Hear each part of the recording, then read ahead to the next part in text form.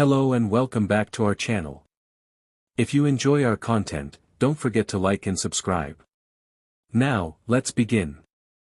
Ash's Just Reward Chapter 1. This story is set before Ash and the Alola crew go off to Kanto, and the events that happen from that episode onwards basically don't happen to allow this story to happen. Instead, Ash is just chilling and enjoying life when a bunch of wacky stuff begins happening to him. Some of it good, some of it bad, all of it meant in good intentions. Expect appearances from old characters, legendaries, mythical Pokémon, Ash getting the recognition he deserves and general hilarity. On Melee Island, in the Alola region, there is currently a trainer who has seen many great things and saved many people and Pokémon. A trainer who is friend to all and a champion for good for as long as he can remember. Someone who helps all he comes across, from the smallest creatures to the ones who are akin to gods. This trainer is Ash Ketchum, and he is currently enjoying having some time to relax. For you see, the usually busy trainer has decided to take it easy, going to the Pokémon school ran by Professor Kukui and Samson Oak, Professor Oak's cousin, to learn about the various Alolan Pokémon. This is considered relaxing for him because for once, he's not traveling the region, battling gyms, aiming to challenge the Pokémon League, and getting into all kinds of trouble involving the various legendary Pokémon of the world. Now, don't get Ash wrong, he enjoys traveling across the various regions, and he enjoys being able to meet several rare Pokémon, but it can be stressful. Being forced into several dangerous situations where his life is at risk, being a champion of the gods, as pretentious though it sounds, it's fairly accurate, and just generally trying to be a good person to everyone he comes across, no matter how much they act like a deech to him, is exhausting. So, this time, in Alola, he's kicking back. He's for the most part staying in one location, he's making friends with nice people who got along with him, he's not aiming to challenge a league and just battling people for fun. And so far, it's been nice.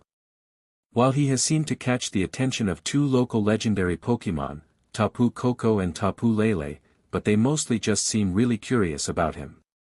Which consider that he's met pretty much every legendary in every region he's been in, he doesn't blame them to be overly curious about him. Apart from that curiousness, nothing had really happened. Team Rocket were still annoying him, but at this point, Ash doubted that would ever change. He was having fun messing around, learning new things, and just generally being a kid for once. He had no real obligations, no real goal, just to have fun with his new friends. And he had made quite a few of them. From the Pokémon school, he's met Lily, someone who was incapable of touching Pokémon but is slowly overcoming her fear, now being able to touch Ash's Pikachu and Snowy, her Alolan Vulpix. He's met Kiawe, an overly serious but pretty cool trainer, who's been helping Ash learn about Z-moves and how to use them, and his Turtonator. He's met Lana, a mischievous prankster who was also a fan of the ocean and water-type Pokémon, much like Ash's old friend Misty, and her partner Poplio. He's met Mallow, an eccentric cook who loved to try new things, and her partner Steenie. And finally, he's met Sophocles, a quirky inventor, and his partner Togedemaru. Ash has also made new friends in the form of Pokémon, as he has caught 3 new Pokémon while in Alola, all of them being valued additions to his team. He caught Rowlet, a grass-flying type starter Pokémon who has a tendency to fall asleep, sometimes even before an important battle. He caught a Rockruff who loved to fight, challenging opponents much stronger than itself in order to get stronger, which was part of the reason why he and Ash got along so well. He later evolved into a dusk-form Lycanroc, one of the first of its kind according to the experts Ash knew, not that it mattered to him, and has now gotten even stronger. And finally, he caught Litten, an outcast who refused to be pushed around. These new friends, plus Ash's longtime best friend Pikachu, have been having a great time at the Pokémon school. And Ash has no interest in getting involved in any large-scale drama, not for at least a couple more months. It's such a shame for him then, that it would seem that Trouble, and several legendaries, were making their way to Alola, with the sole intent of seeking him out. Hall of Origin, Spear Pillar, Sinnoh. Arceus had a hell of a headache. Here she was, hosting a meeting in order to discuss an issue that has been on the minds of several of the legendaries, including herself, for a long time, in what she had hoped was an orderly manner. Oh, what a mistake that train of thought was. Here she was, in the presence of some of the most powerful and ancient creatures in the world after herself, and it was more akin to a bunch of arguing toddlers than wise and knowledgeable beings. Surveying over the scene, Arceus could feel a migraine coming in. All of the world's legendaries were currently present, shouting and threatening one another as they tried to reach a consensus. On her right, Arceus spotted the beast trio, Raikou, Entei, and Suicune, arguing with the bird trio, Articuno, Zapdos, and Moltres. She couldn't quite tell what they were saying, but she got the general gist that they didn't agree. On her left, she spotted the tower duo, Ho-Oh and Lugia, arguing with the Tau trio, Reshiram, Zekrom, and Kyurem, with the two groups threatening to come to blows with one another. Arceus also could have sworn that he saw Kyogre and Groudon on the verge of fighting, but that seemed to happen whenever the two were in the same room as one another. The only legendaries that didn't seem to be causing any trouble was a small group that were residing near where Arceus was currently watching over the proceedings. This group consisted of Mutwo, one of the newer additions to the legendary lineup, and a powerful but reclusive individual, Celebi, the time-traveling guardian of the forest, Latias, the lone protector of Ultimari, and the Soul Dew, Mew, a cheerful and playful Pokémon who was one of the oldest in the room, a young Manaphy, the Prince of the Seas, a shy Shaymin, a traveling protector of nature, and finally Kalido, the youngest member of the Swords of Justice. These legendaries were waiting quietly and patiently for the more abrasive legendaries to settle down, something that Arceus greatly appreciated. They seemed to be the only ones trying to act like the powerful and wise forces of nature that they were. The rest were simply being embarrassing. Deciding enough was enough, Arceus stepped forward, and began taking a deep breath, before unleashing its powerful voice. Enough. And just like that, the rest of the legendaries seemed to remember just who they were in the presence of, and began calming down to allow Arceus to talk. She was the one who summoned them after all. I understand that many of you are very passionate about this issue, but we must deal with this properly. That means that we must take into account everything that they've done, and decide what the proper course of action is. This earned her a number of nods from the various legendaries, most of them agreeing outright with this statement. So, the question remains, how shall we reward Ash Ketchum for the deeds he has done, not only for many of us in this room, but for the Pokémon world? Arceus questioned, bringing everyone's attention to the main reason for why they were here in the first place. Yes, after 5 years of traveling the world and saving pretty much everyone and everything he came across, the legendaries of the world had seen it fit to reward Ash for everything he had done.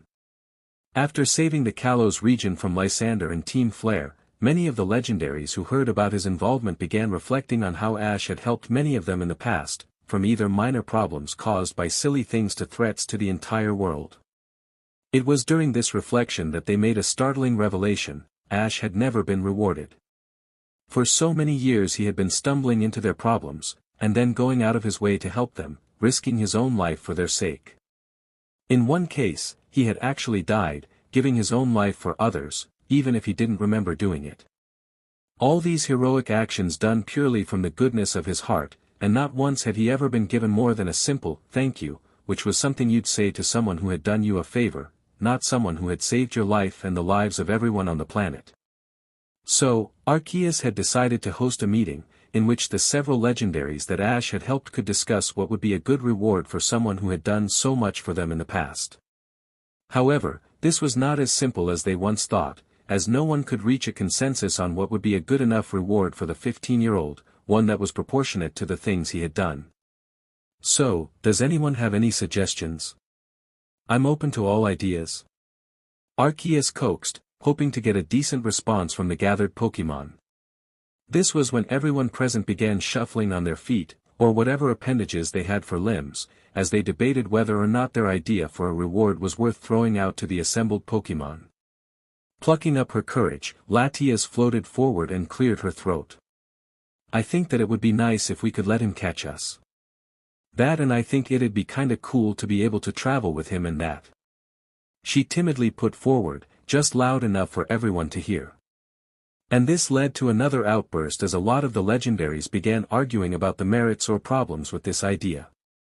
Those in favor tried arguing that Ash wouldn't abuse their power and would make a good companion, while those against began arguing how they had too many obligations to be tied down to a trainer, no matter what he had done for them. Sighing again, Arceus slammed her hoof into the floor to silence everyone. Enough. Thank you Latias for the suggestion, that's certainly something to keep in circulation. Does anyone else have any ideas? Nodding her thanks, Latias shirked back, allowing someone else to step up and try to suggest an idea of a suitable reward. The assembled legendaries began internally debating what would be a suitable reward, and what would be too much. Surprisingly, Zekrom stepped forth, with the intent of putting forward an idea. We could teach his Pokémon the ancient techniques of the legendaries. His partner Pikachu would be a most worthy recipient of the knowledge for Fusion Bolt. And that caused another uproar between the legendaries that had such moves, with many of them demanding to know why Zekrom thought that the sharing of such knowledge could ever be allowed. Clearly, we're not going to reach a mutual understanding today, are we? Arceus thought to herself as she watched another argument break out. And that was when she had an idea. Silence. Arceus boomed out, stopping the arguments again before they escalated. Now with everyone's attention on her, Arceus gave her decree. Since we clearly cannot reach a common consensus of what we're to do, here is what I'm going to do. I am giving all of you free rein to reward Ash as you please. If you feel that the suitable reward for him is to pass on your ancient knowledge, then pass it on as you please.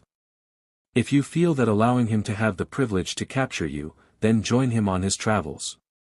If you feel there is some other reward you can give him, then that is what you will do. This meeting is adjourned. And just like that, an agreement was reached.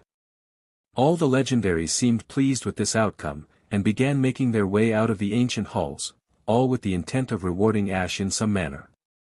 Arceus almost felt sorry, since she now knew that all of the legendaries of the world would now be descending on the Alola region, the current location of the young hero. This was not going to end well.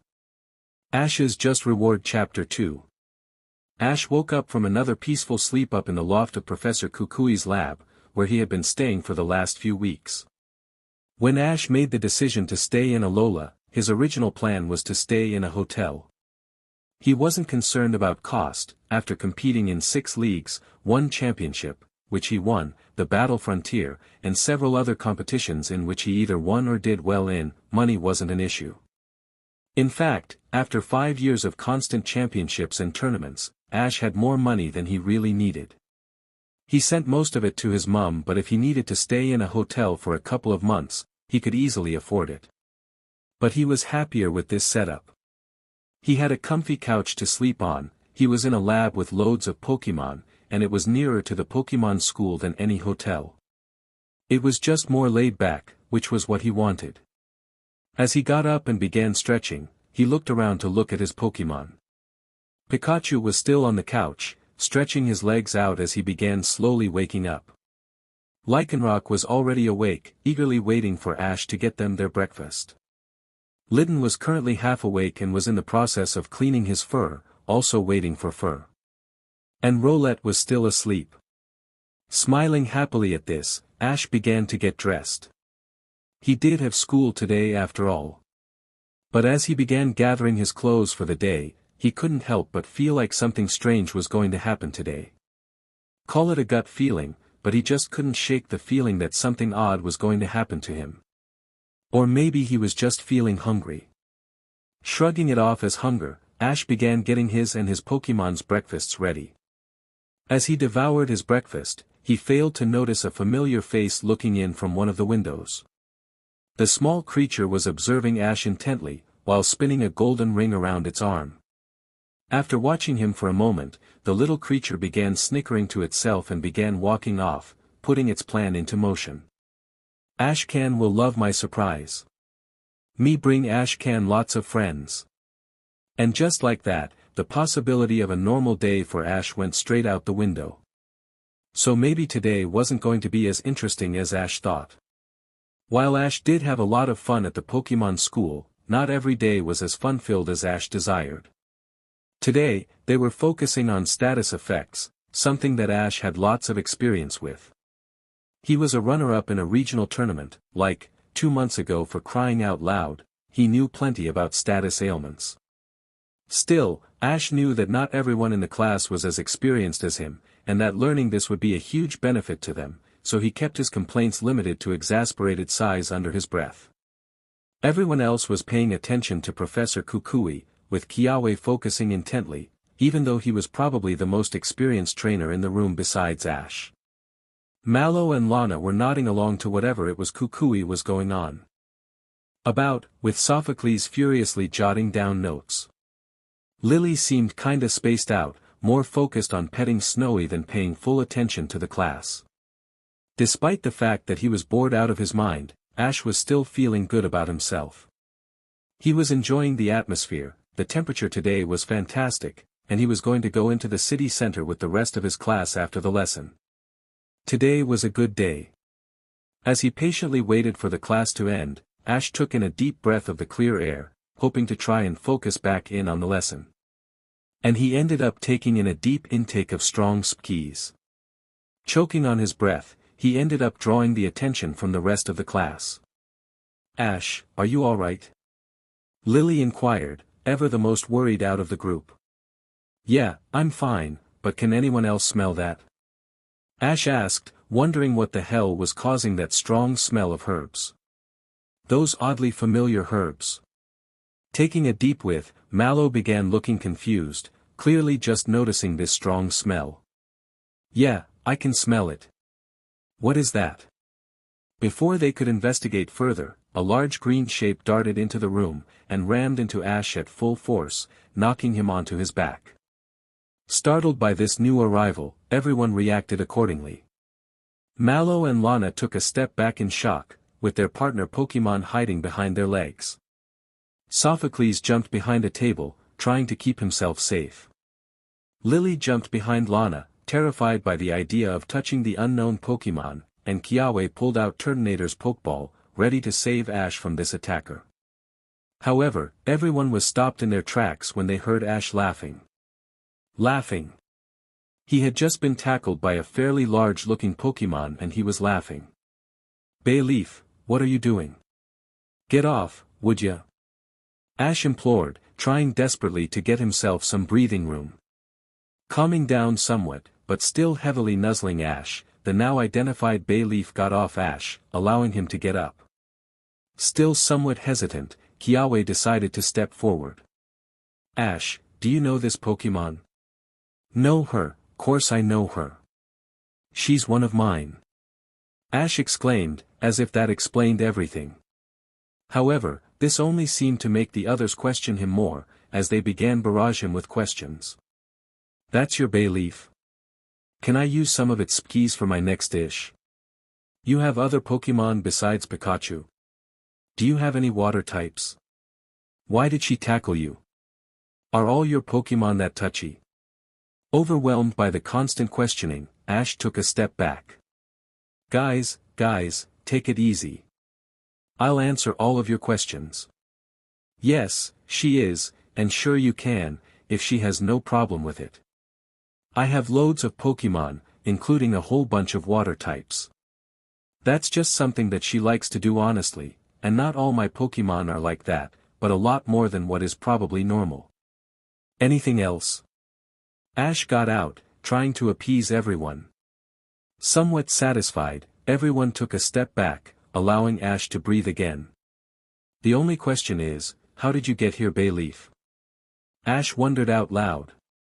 "What do you mean, Ash?" Lana cautiously asked, confused by what Ash meant. "Surely Bayleef was here because of him, right?" "Well, Bayleef should be in Kanto along with the rest of my Pokémon. And I didn't ask for her to be sent over, so I'm a bit lost on how she got here." Upon hearing this, Bayleef began making lots of movements, using exaggerated body gestures to try and tell Ash something. "What is it, Bayleef? Bayleef." Bayleef shouted at Ash, not that it made any sense to him. Bayleef then made a circle-like motion with her herd, and then walked slightly to the left. She was trying to show Ash how she got to this foreign region. What? Unfortunately, no matter how much she loved her trainer, Bayleef had an idiot for a trainer. A well-meaning and noble idiot, but an idiot nonetheless. Fortunately, she was in the presence of people who did possess some deductive skills, including a very lively Rotom Dex. This looks like a job for Detective Rotom. Rotom Dex then began playing back the motions that Bayleef made, making several noises to show how deep in thought it was. After a brief moment, it made a sound of realization. I have deduced that Bayleef missed Ash, and has spent the last few weeks swimming across the ocean to see him again. Everyone's sweat dropped at this, not seeing how it got to that conclusion. Where did you get swimming from? If it was swimming, why isn't she tired? She would have had to have swam hundreds of miles. And how would she have known Ash was here? While everyone was picking apart Rotom's idea, Ash bent down and began stroking Bayleef, who seemed to be somewhat nervous around all these new people. As he was stroking her neck, Ash noticed that there was something tied to her neck. When he looked closer, Ash realized that it was Bayleef's Pokeball. Taking it off her neck, Ash decided to test it to make sure he was right. So, he returned her. When it worked without an issue, it confirmed that it was her Pokeball.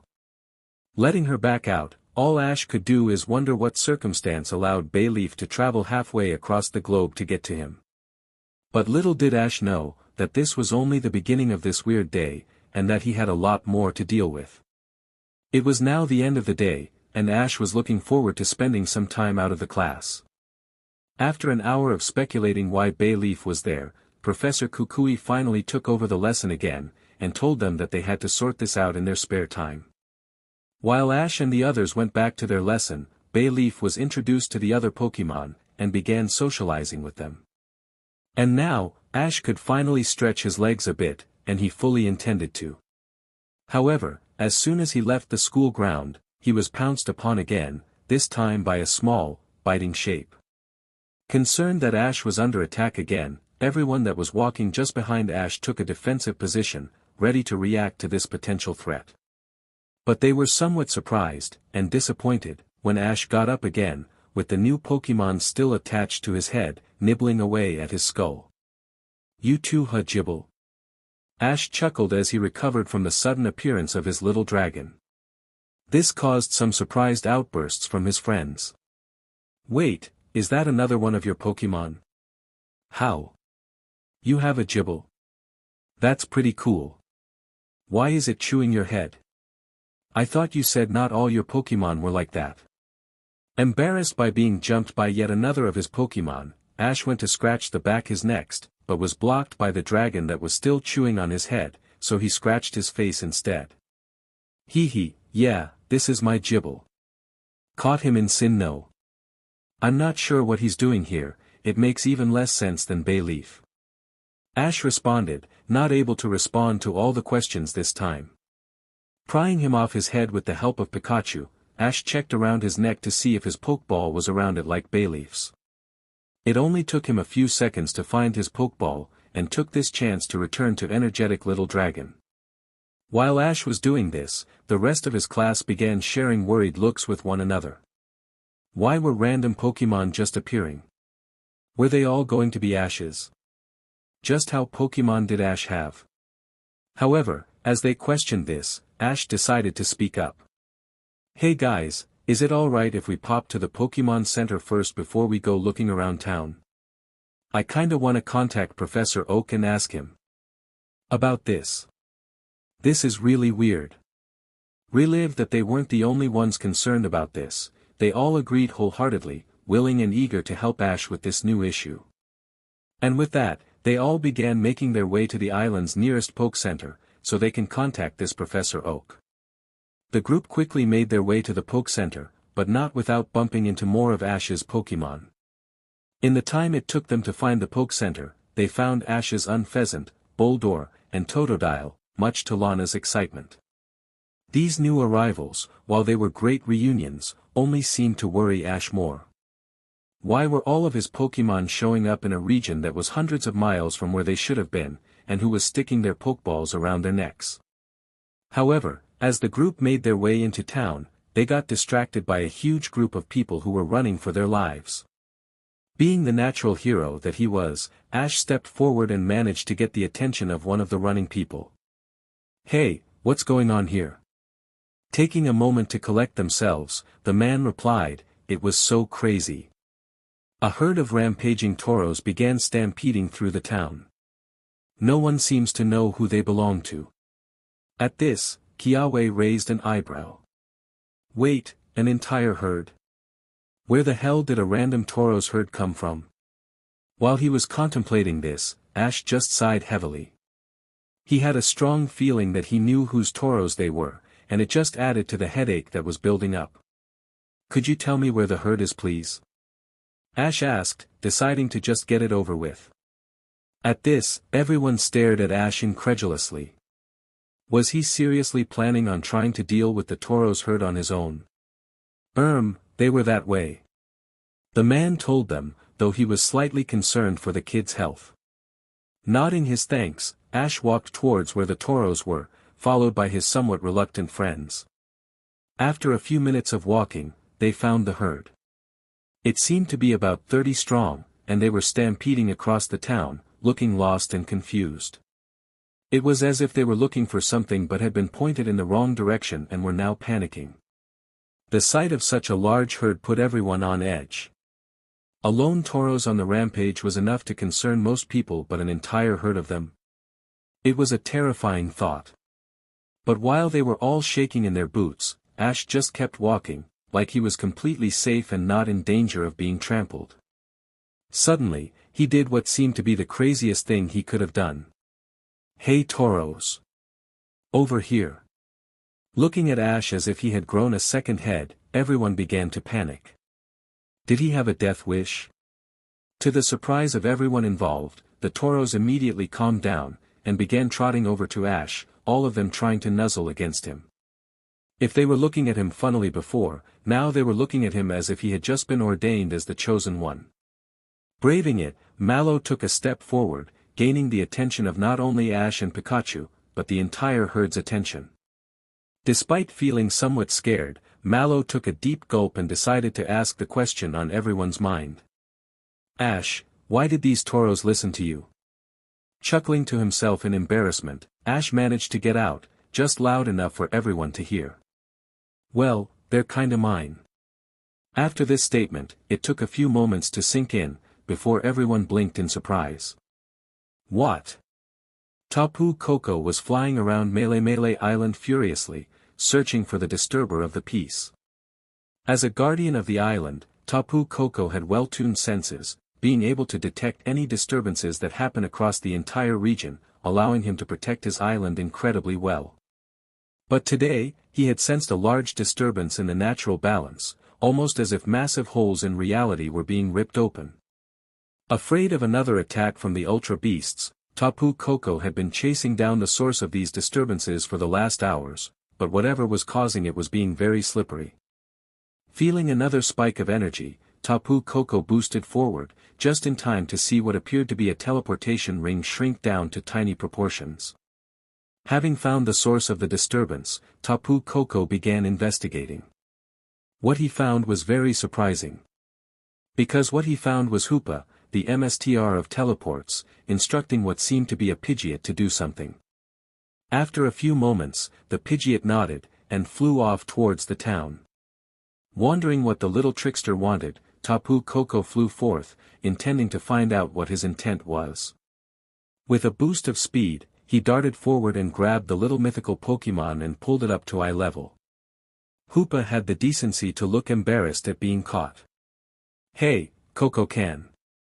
How you doing? Are you surprised to see me?" Hoopa inquired, with a nervous tone to his voice. Not in the mood for his games, Tapu Koko ignored his question. "What are you doing here, Hoopa? What trickery do you have planned?" At this, Hoopa's mood shifted from nervous to annoyed. Hoopa not playing tricks. Hoopa surprising Ashcan. Bring Ashcan his friends. At this, Tapu Koko let go of Hoopa's horn, allowing him to float freely as he wondered about what he meant by that. Ash, as in Ash Ketchum, the chosen one? What interest do you have in him? Upon being asked, Hoopa perked up again, like he had just been given a candy bar. Hoopa been helped by Ashcan in the past, so Hoopa wanted to do something for Ashcan. So, Hoopa brought him his friends. Hoopa thought that was a good idea. Not seeing any malice or lies in his words, Tapu Koko pressed on. And why are you doing this now? Could this not have waited? Well, Hoopa wanted to do something for Ashcan before the others get here. Hoopa wanted to be first, because Hoopa is the best. This caused Tapu Koko to blanch. Others? As in more legendaries? What others? Who is coming to Alola? The panic in Tapu Koko's voice apparent. All the ones Ashcan has helped. Arceus herself said it okay. Lots makes their way here, and soon. This was bad news for Tapu Koko. The last time the legendaries of other regions showed up in Alola, they had been fighting some kind of war of gods, something Tapu Koko had no interest in. He needed to keep a lid on this, and he had to start with Hoopa. Hoopa, I know you like being dramatic and surprising, but whatever you've got planned, get it done quickly. No more messing around. Hoopa made a face that looked like he wanted to argue, but decided against it. Okay, Hoopa do. And with that, Hoopa made a ring and went through it, intending to finish off his plan quickly before he annoyed Tapu Koko. He was no fun. Happy with that outcome, Tapu Koko turned and zoomed off to the other islands, planning on seeing the Tapus. If the various legends of the Pokémon world were coming to Alola, they'd need to work together. Ash was exhausted. He had spent all day trying to round up his Pokémon. It would seem that they were all showing up, and not just the ones he had caught as well.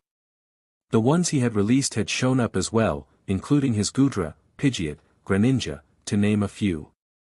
While not all of his Pokémon had shown up, enough had shown up for it to be concerning. He currently had over half of his captured Pokémon on his person, and they were now occupying Professor Kukui's lab, leaving it to be packed to the brim with various Pokémon. He had been so busy, he didn't even get the chance to contact Professor Oak. Ash decided he would do it in the morning. It was Saturday tomorrow, which means he had time to do that, providing nothing else weird happened. Suddenly, there was a loud knock on the door, which Ash knew he had to answer.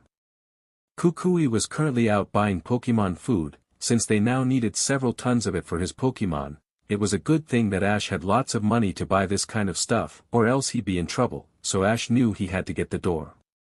Getting up from his sofa bed, he began stepping over the several bodies of his Pokémon, being careful not to wake them up. Last thing he needed was them getting all excited. Soon, he reached the front door, and opened it to see who was knocking. Only to get covered by his mook, as he began to hug Ash. And behind him were all of Ash's other Pokémon, who all seemed happy to see him. Oh, what is this? Ash muttered to himself, too tired to be dealing with this. Pikachu, who was awake, looked down at Ash in pity, before shrugging it off and going to sleep. He was just as exhausted, and he figured that Ash could deal with by himself. Ash was exhausted, with this being an extremely tiring day. Little did he realize that it was only going to get worse. Ash's Just Reward Chapter 3. Can you believe how many Pokémon Ash actually has? I know he said he had caught more Pokémon from other regions, but I weren't expecting so many. Mallow questioned offhandedly, simply conversation to the others, who were nodding along. Mallow, Lily, and the others were currently making their way to Professor Kukui to go and see Ash and give him a hand with all of his Pokémon. The day before had been manic for him, as he spent most of the day discovering that various Pokémon of his had been appearing across Melee Island and causing trouble. As it turned out, a lot of Ash's Pokémon were just as bizarre as he was.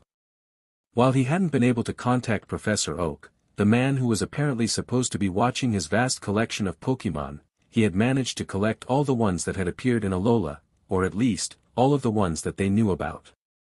When Ash had decided to call it a day, he had asked if they were capable of helping him, which they gladly agreed to. It was a Saturday today, and as was common in Alola, the weather was sublime. And everyone was looking forward to getting to know Ash's Pokémon better, as he had Pokémon from all across the Pokémon world. And while they knew it was much too early for Ash to be up yet, they had decided to go early. However, as they approached Professor Kukui's beach house, they were in for a few surprises. 1. The amount of Pokémon that were there that clearly weren't Professor Kukui's had nearly doubled, making the normally quiet and relaxing part of the beach a war zone. 2. Ash was actually up and active, going around giving the correct types of food to the correct Pokémon, with Pikachu and some small grass type helping him out. As they approached, they were caught off guard as a random water type suddenly appeared out of nowhere and stuck its arms out to the sides as it attempted to prevent them from entering the populated area. "Boy, boy, boy!" he yelped, clearly not impressed with these intruders. Hearing this, Ash looked up from what he was doing and saw what was happening, and jumped to intervene. "Bayleef, wait! They're my friends, it's okay," he shouted, clearly trying to stop Bayleef from doing something he'll regret. When Bayleef heard this, he dropped his arms, looked over the Alolan crew, and then nodded his approval, before walking off in a confident manner, satisfied that he had done his self-appointed job. Ash quickly ran over, glad to see his friends but wanting to apologize. "Sorry about that, Bayleef means well but he can be a bit standoffish with people he doesn't know," Ash explained, somewhat embarrassed by the ordeal. The others could only nod along dumbly, as they were still in amazement of the vast array of Pokémon. There were so many. All across the small property were Pokémon of many shapes and sizes, and all of them were incredibly different from one another. In the ocean there were a few water types racing each other, trying to determine which of them was the fastest. There was a small blue turtle, a little blue crocodile, 2 different species of bright red crabs, and, to their surprise, a Lapras. Weren't they really hard to catch? That's why they had to rent out ride Lapras to use after all. Under the shade of a palm tree were a few Pokémon who were simply lazing about, yet seemed to exert pure, controlled power. There was a large grass-type Pokémon that had a twig in its mouth, leaning against the tree as it relaxed. Next to him was a Snorlax, doing what Snorlax do best, which was sleep. On top of his belly, was a blue frog-like Pokémon with its tongue wrapped around its neck like a scarf, which seemed to be meditating. There was a large green turtle with a tree sticking out of its back, who was simply relaxing and watching some of the smaller Pokémon race about fondly. And finally, they spotted a Charizard, but this one was different. While all Charizard were strong, this one seemed to radiate power, making them feel somewhat nervous around the sleeping powerhouse. They also noticed that Bayleef had made his way over to this tree, before plopping down and closing his eyes in relaxation. On the roof of the building there were several flying types, who seemed to be interacting with one another animatedly. There was a large bat-like Pokémon, who despite its size seemed to be rather nervous around the other Pokémon, which suggested that it was very young and inexperienced, despite its natural power. There was a bird Pokémon which seemed to be moving its wings like it was punching, the red streak of feathers in front of its face waving about wildly. There was also a much smaller Pokémon which looked somewhat like a Lucador, who seemed to be assessing the punching movements and nodding along, as if it were assessing the attack. There were also several other flying types, one of which was Shiny, who seemed to be acquainting themselves with Rowlet, the small bird gladly soaking up the attention. Running in circles around the house was a group of highly energetic Pokémon, one of which was Lycanroc, who seemed to be playing a high-speed game of tag. There was one Pokémon which was rolled up into a ball, the only discernible feature being the tusks pointing out of its side. There was another bat-like Pokémon who seemed to be bouncing along on its tail, only to occasionally spring up and glide a couple of meters when whatever Pokémon was tagged got close. There was an ape Pokémon who was sprinting quickly, keeping up with the others despite only using one pair of limbs, who also seemed to be on fire, which none of them seemed surprised by, given that a lot of Pokémon were like that. They were all being chased by a rolling ball of fire, which right now was the only noticeable feature. And there were still more Pokémon. Noticing that their gazes were on his Pokémon, Ash couldn't help but feel pride swell up in his chest. "These are my Pokémon, they're great, aren't they?" He asked excitedly, eager to hear their opinions on his makeshift family. Ash. Where did they come from? There wasn't this many here yesterday. Mallow questioned, struggling to believe that Ash had this many Pokémon. There must have been at least 60, maybe even 70 Pokémon here. At this, Ash deflated somewhat, a little annoyed that that was what they focused on. Honestly, I don't know. Just. Before I went to sleep the rest had appeared at the door. I'm just glad that the professor had gotten enough food, these lot are a very difficult bunch when they're hungry. But what about Professor Kukui, what does he think about this? Lana questioned. Well, he was surprised at first, just like I was, but he seemed happy to see so many Pokémon. When a few of them began showing off their moves he got really happy. The main one I'm concerned about is Rotom Dex. I haven't seen him all morning, as he seemed obsessed with documenting all of my Pokémon. Ash reflected, somehow at peace with the strange situation. Just then, the little grass-type Pokémon walked up and grabbed Ash's arm with a vine, motioning back towards the bags of food. Remembering what he was doing, Ash began to panic, the idea of several hungry, and powerful, Pokémon rampaging plaguing his mind. Right. Breakfast. On it. Hey, can you guys give me a hand, I've got a lot of Pokémon to feed. Ash implored, the idea of extra help being very welcome. Nodding gladly, they all walked with Ash to the various bags of Pokémon food, pouring it out into several bowls for the several different types of Pokémon. With the extra help, Ash, Pikachu, and the others managed to get all the food ready rather quickly. Satisfied with this, Ash told everyone to stand back, before cupping his hands around his mouth. Breakfast is ready. And just like that, several dozen Pokémon stampeded towards them, all of them rushing to get their food. And once they descended on it like a horde of angry barbarians, they began devouring it, not unlike how Ash eat. It was true what they said, like trainer like Pokémon. Happy with their work, Kiawe decided to ask something that had been on his mind ever since Bayleef's appearance yesterday. So Ash, what regions have you been to?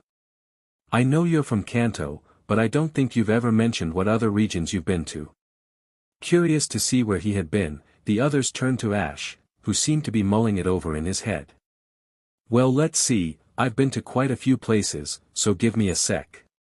He said, thinking through all the places he had been. It was surprisingly hard when so much had happened to him in the past 5 years. Well, I've traveled across Kanto twice, once for a league, once for the battle frontier. I traveled the Orange Islands while on an errand for Professor Oak. I then went to Johto, followed by Hoenn, and then Sinnoh.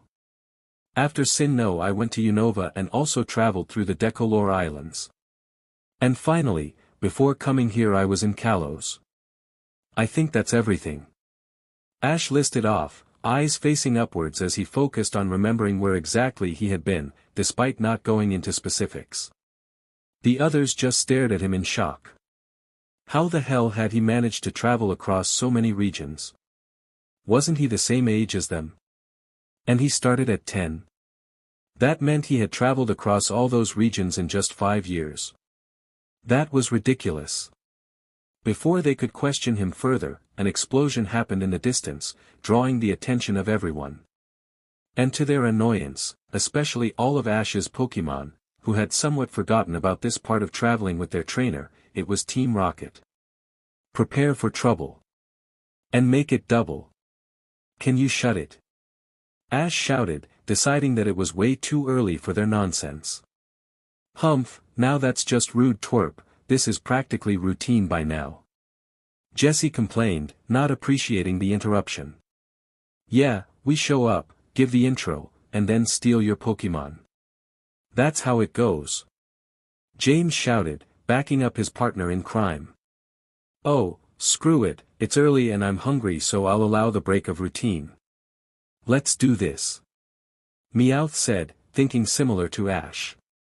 Reluctantly agreeing, Jessie started out the fight by letting Mimikyu out of its ball, sending it to potentially kill Pikachu. Answering the challenge, Ash let Pikachu go, starting off the fight with a powerful thunderbolt. Not being caught off guard that easily, Mimikyu responded with a Shadow Ball, before lunging in with a Shadow Claw.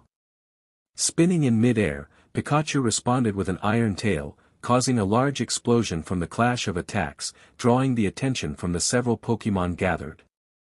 Not wanting to give Ash an opportunity to let another Pokémon out of their ball, having somehow not noticed the large horde not 20 meters behind the Alolan crew, James sent out Reuniting, planning on backing up Jessie and overwhelming Ash. But before she could intervene in the battle, Mimikyu lunged again at Ash, only to be batted away by a surprise leaf blade. What? Jessie screeched, not expecting the random attack. Who dared attack her Pokémon like that? Surprise then turned to shock, which then evolved into fear when they saw Ash's, very powerful, Sceptile standing beside Pikachu, intending to back the little mouse up against the tricky opponent. A few seconds later, more of Ash's Pokémon had taken arms and were now backing Pikachu, most notably being Ash's powerhouses such as Charizard, Snorlax, Heracross, Infernape, Primeape, Crocodile, Goodra, and Greninja. But nearly all of Ash's Pokémon were now staring down Team Rocket, clearing very angry at the fact that their breakfast had been rudely interrupted. Pikachu, glad for the support and now feeling very confident, squeaked out a challenge to the Mimikyu, taking on a "come get me if you dare" approach. And Team Rocket were shaking in their boots. They hadn't foreseen this. I thought the twerp only had his Alolan Pokémon. Jessie muttered, her gaze nervously shifting from Pokémon to Pokémon, struggling to comprehend why Ash had all of his Pokémon. I thought so too, it's so weird. James agreed, looking up at the small flock of flying types who were just waiting for the order to attack so they could dive down. Maybe it was for all the fans who wanted to see his old Pokémon. Meowth speculated, the fourth wall break going over the head of most of the people present. Apparently not bothered by the small army of powerful Pokémon, Mimikyu lunged at Pikachu again, only to be met with several dozen attacks, of varying types and effects. The resulting explosion was so great, that everyone was knocked off their feet and Team Rocket were sent soaring into the air. Oh well, at least this time the odds were against us. We have an excuse. Yeah, there's no way the boss will be angry at us for this. One thing's for sure though. We're blasting off again. But before they could, Beware suddenly caught them and landed in front of the large horde of Pokémon, but before it could jump away, the Pokémon simply blasted it as well, sending it, and Team Rocket, flying into the distance. Getting up onto their feet, the Alolan crew were still trying to process the fact that Ash's Pokémon had just rushed Team Rocket and crushed them with ease. Why didn't they do that before? But as they were dusting themselves off, a figure appeared from the path to Professor Kukui's house, walking towards them in search of something, or someone.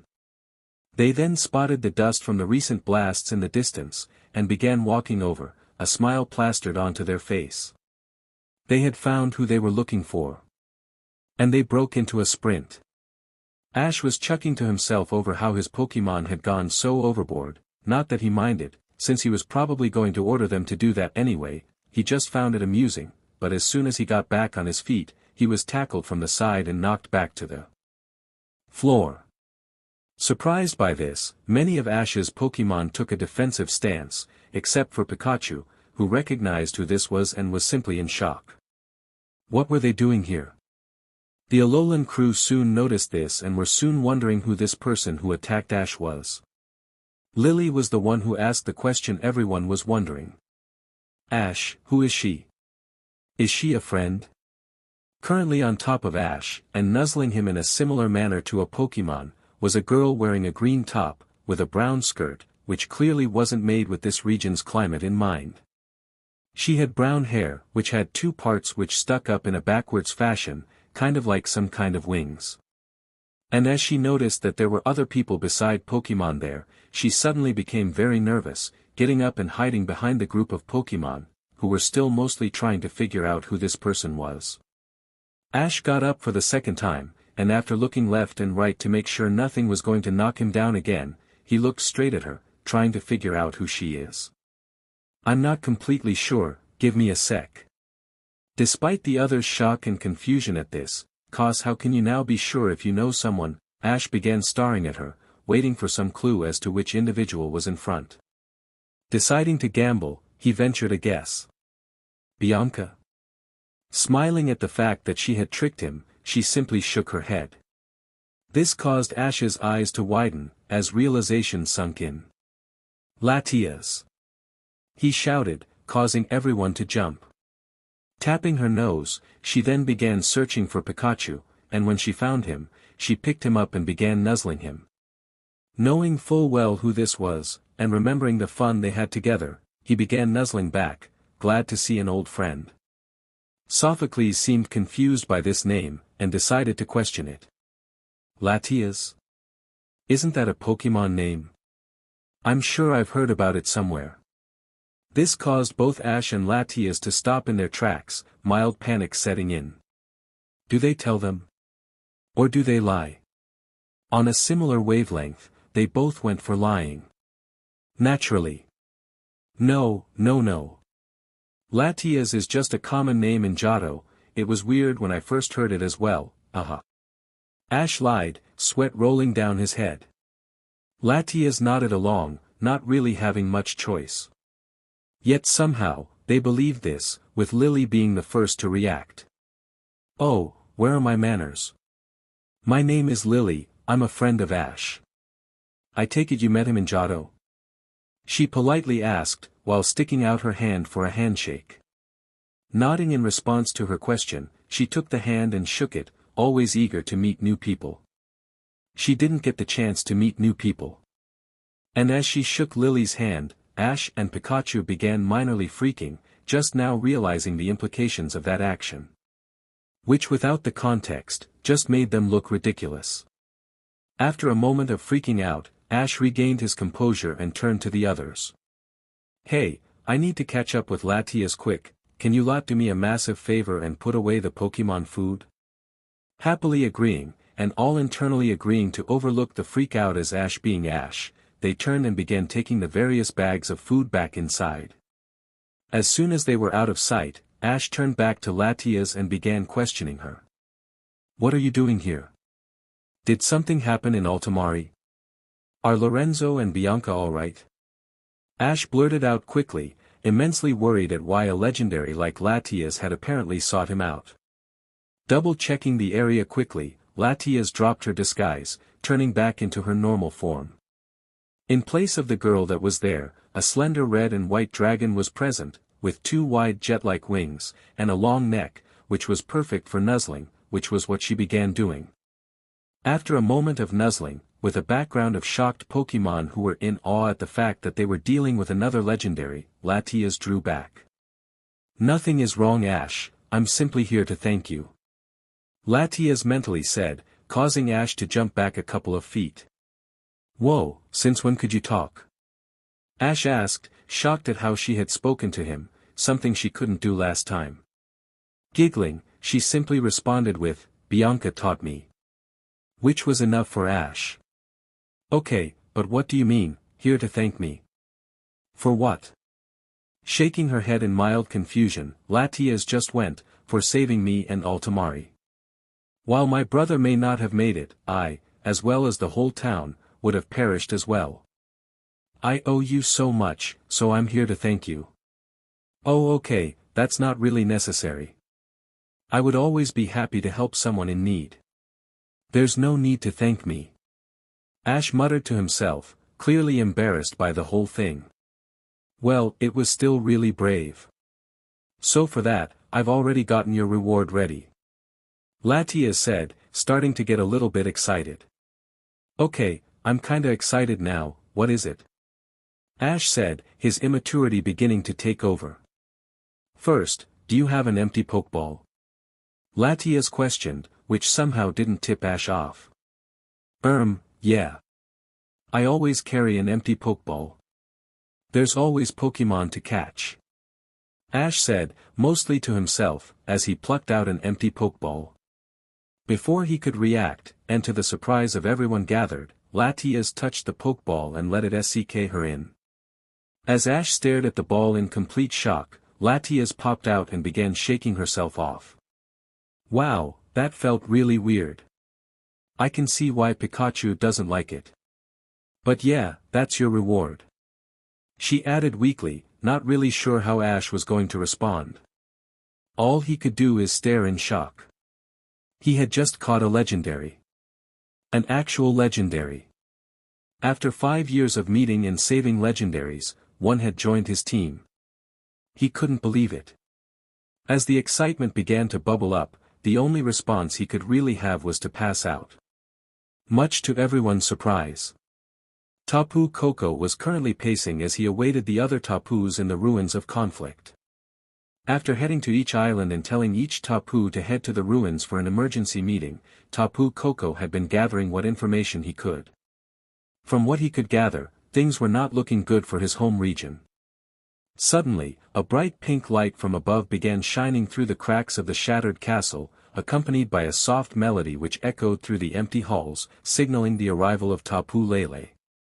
As she entered the space of which Tapu Koko had made his home, the water which formed a rudimentary moat began to ripple and distort, before erupting upwards, before falling back down while leaving a distinct shape still floating there, which was Tapu Fini. And while this was happening, a loud and powerful roar occurred, drawing the attention of the already gathered Tapus and drowning out the soft singing of Tapu Lele, causing her eye to twitch violently. Almost as soon as the battle cry was over, the east wall suddenly exploded, and barreling through the dust came Tapu Bulu. Bulu. What have I said about tearing down walls every time you come here? Tapu Koko yelled, annoyed about how he had to deal with another busted wall. Bulu had the decency to feel embarrassed, rubbing the back of its neck while looking down. Sorry Koko, you just had me all pumped up when you said we had a legendary problem. I've always wanted to fight one of the greater legendaries. Rolling her eyes, Tapu Lele floated over to Tapu Bulu.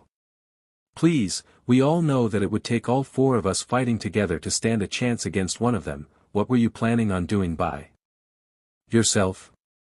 Muttering to himself, Tapu Bulu simply sulked as Tapu Lele simply smirked at him. Deciding to be the one to focus them back on the problem at hand, Tapu Fini turned to Tapu Koko. So what did you mean when you said we had a legendary problem? What kind of problem? She questioned, still very much in the dark on the whole situation. Taking a moment to reflect on the situation they were in, Tapu Koko turned back to his fellow Tapus. The problem is we're going to have potentially over 3 dozen legendaries of various power coming to Alola. He stated calmly, probably more calmly than he felt. This caused all the Tapus to do a double take, as they could not have expected something of this scale. What do you mean we're gonna have 3 dozen legendaries in Alola? How is that even possible? What could possibly motivate them to come here? Tapu Lele questioned in hysteria, dropping her regal attitude due to her shock. Tapu Bulu took it even worse, not even getting any intelligent words out and simply started smashing several pillars in an attempt to calm himself down.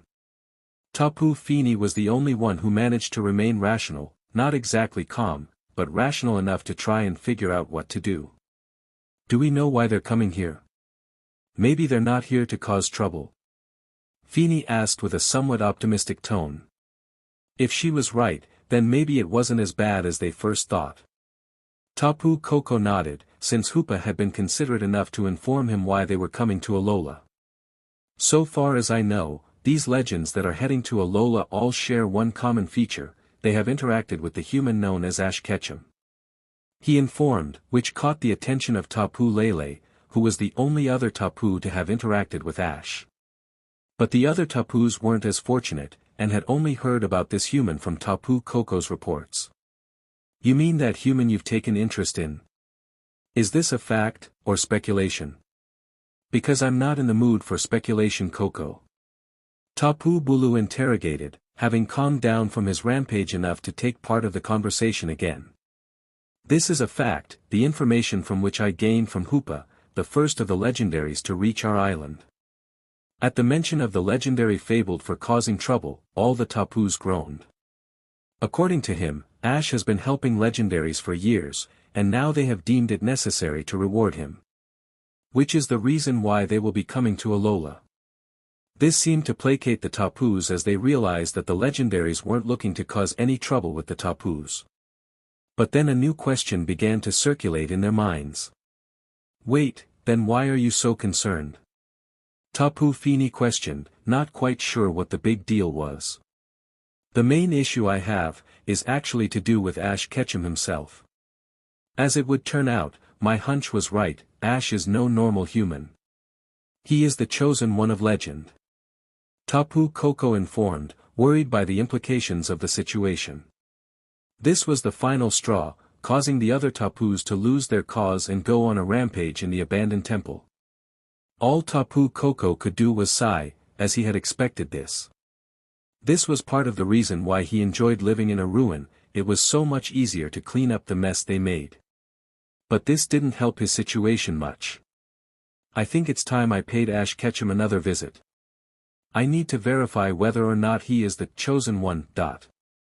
The first thing that Ash saw when he came to was all his friends from Alola crowding around him, as well as Pikachu and Latias, in her human form he noticed. He was also no longer outside, but on his couch that he normally slept on. He couldn't help but notice that several of his Pokémon were swarming behind them in a panic as they worried about his well-being. Still somewhat groggy from passing out, Ash struggled to pull himself up, but soon found that he was being helped up by his concerned friends who were all wondering what the hell happened to him. Kiawe was the first to ask the question on everyone's mind. Ash, just what the hell happened? Why did you pass out? Ash went to answer, but stopped himself before he said anything, as he was drawing a blank as to what happened. You know, I can't remember. 1 minute we were dealing with Team Rocket, the next I was talking to Latias, and then. And that was when he remembered. Which caused him to practically launch himself off the couch into the wall, smacking his head and almost knocking himself out again. This caused the others to panic, as they lunged forward to inspect Ash's injury. Are you alright, Ash? I can call my butler if you need first aid. What the hell caused you to do that, you loon? I'm gonna hazard a guess and say that he remembered what happened. And when that was thrown out, everyone stopped, realizing that there was some truth in that statement, so they stopped so that Ash could talk. After a moment of rubbing his head, Ash simply looked at Latias, who was looking very worried and unsure of what to do. Pikachu was sat on her shoulder, and was currently shaking his head violently, trying to tell Ash not to even attempt to explain what happened. In a total panic, Ash said the first thing that popped into his mind. Oh, nothing happened. I just tripped on my feet, and when I remembered I got really embarrassed, he. Ash stammered, barely managing to get it out in a legible manner. This caused everyone to sweat drop, as they struggled to believe the story that Ash was telling them. While everyone was standing there in shock, Latias stood forward and tapped Lily on the shoulder, getting her attention. As soon as she did, she began miming a drinking gesture, trying to indicate that she was thirsty. And while this was happening, Pikachu was again freaking out over the contact between Latias and Lily. Oh, you want a drink? Sure, I can get you one. Satisfied that she had been understood, Latias nodded happily and then followed her to the kitchen. As this happened, Kiawe was looking over the exchange with interest, trying to figure out this Latias that Ash knew. Now, he was no expert, but he was sure that he had heard about a Pokémon called Latias before. Something about them being guardian Pokémon, not unlike the Tapus of Alola. He decided to question Ash a bit more about it. Hey Ash, why doesn't your friend talk? And why did she keep nuzzling you? That's something only Pokémon do in my experience. This made Ash begin to sweat intensely, as he was now in a tricky situation. He then began looking around to check what everyone was doing. Sophocles had gotten bored and was now looking at some of Ash's cooler Pokémon, marveling at how they seemed to radiate power. Professor Kukui was currently outside with Ash's Totodile, trying to figure out how the small Pokémon had managed to learn Hydro Pump without evolving, something that had apparently never happened before. Rotom Dex was with him documenting the entire thing, shouting something along the lines of groundbreaking research material. Mallow and Lana had followed Lily and Latias to the kitchen, both to quench their thirst and to talk to Ash's friend a bit more to find out more about her. They were now all conversing in the kitchen, out of earshot of Ash. Sighing, Ash looked up at Kiawe. Kiawe was the only other person he knew who was around his age who had been entrusted with a Zering, and he was a pretty trustworthy person. Ash decided there and then that he could trust Kiawe with the secret. He would tell the others based on how Kiawe reacted. Okay, here's the deal, you can't tell anyone what I'm about to tell you. I'm still deciding whether to tell the others. Right? Kiawe drew his head back, not expecting that as an answer. However, he did want to know, so he nodded his agreement. Satisfied with this, Ash took a deep breath. Right. Well, you see, when I said that Latias wasn't a Pokémon name? Yeah. I was kinda lying about that. It is the name of a Pokémon, and Latias is a Pokémon. She's capable of disguising herself as a human, which was actually part of how I met her. Kiawe didn't react at first, simply nodding along. But after a moment, he finally blinked. What? That drew the attention of everyone in the house, causing them to come running to where they were talking to one another. Mallow was the first one there. Kiawe, what's wrong? Did something happen? She asked in a concerned manner, since Kiawe did just scream bloody murder. Kiawe was just standing there in shock, looking between Ash and Latias rapidly, not really sure how to react to the information he had just gotten. He then ran over to Latias and then began observing her, much to everyone's confusion. Latias seemed really confused by this, while Pikachu was glaring daggers at his trainer.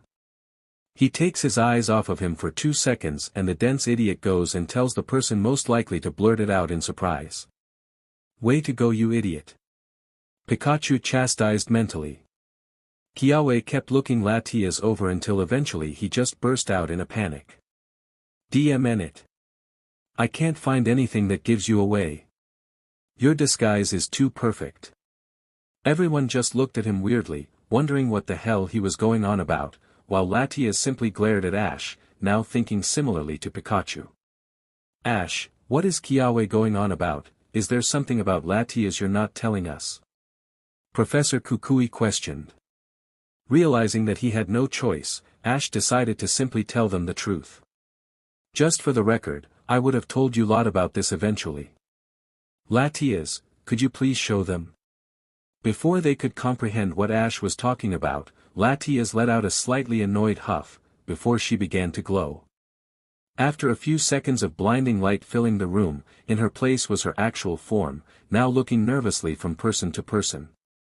The resulting chaos was something that the group wouldn't forget for the rest of their lives. Sophocles began screaming, not for any real reason, just because he wasn't sure what else to do. Someone that he thought was a perfectly normal human had turned out to be a Pokémon, and a dragon type from the looks of it.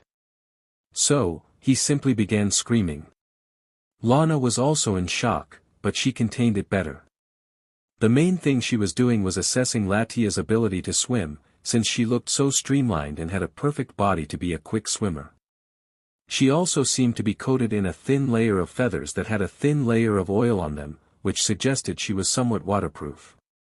Mallow was now trying to understand how the hell she had managed to hide her draconic features in a human form. Was it an actual transformation? Was it an illusion?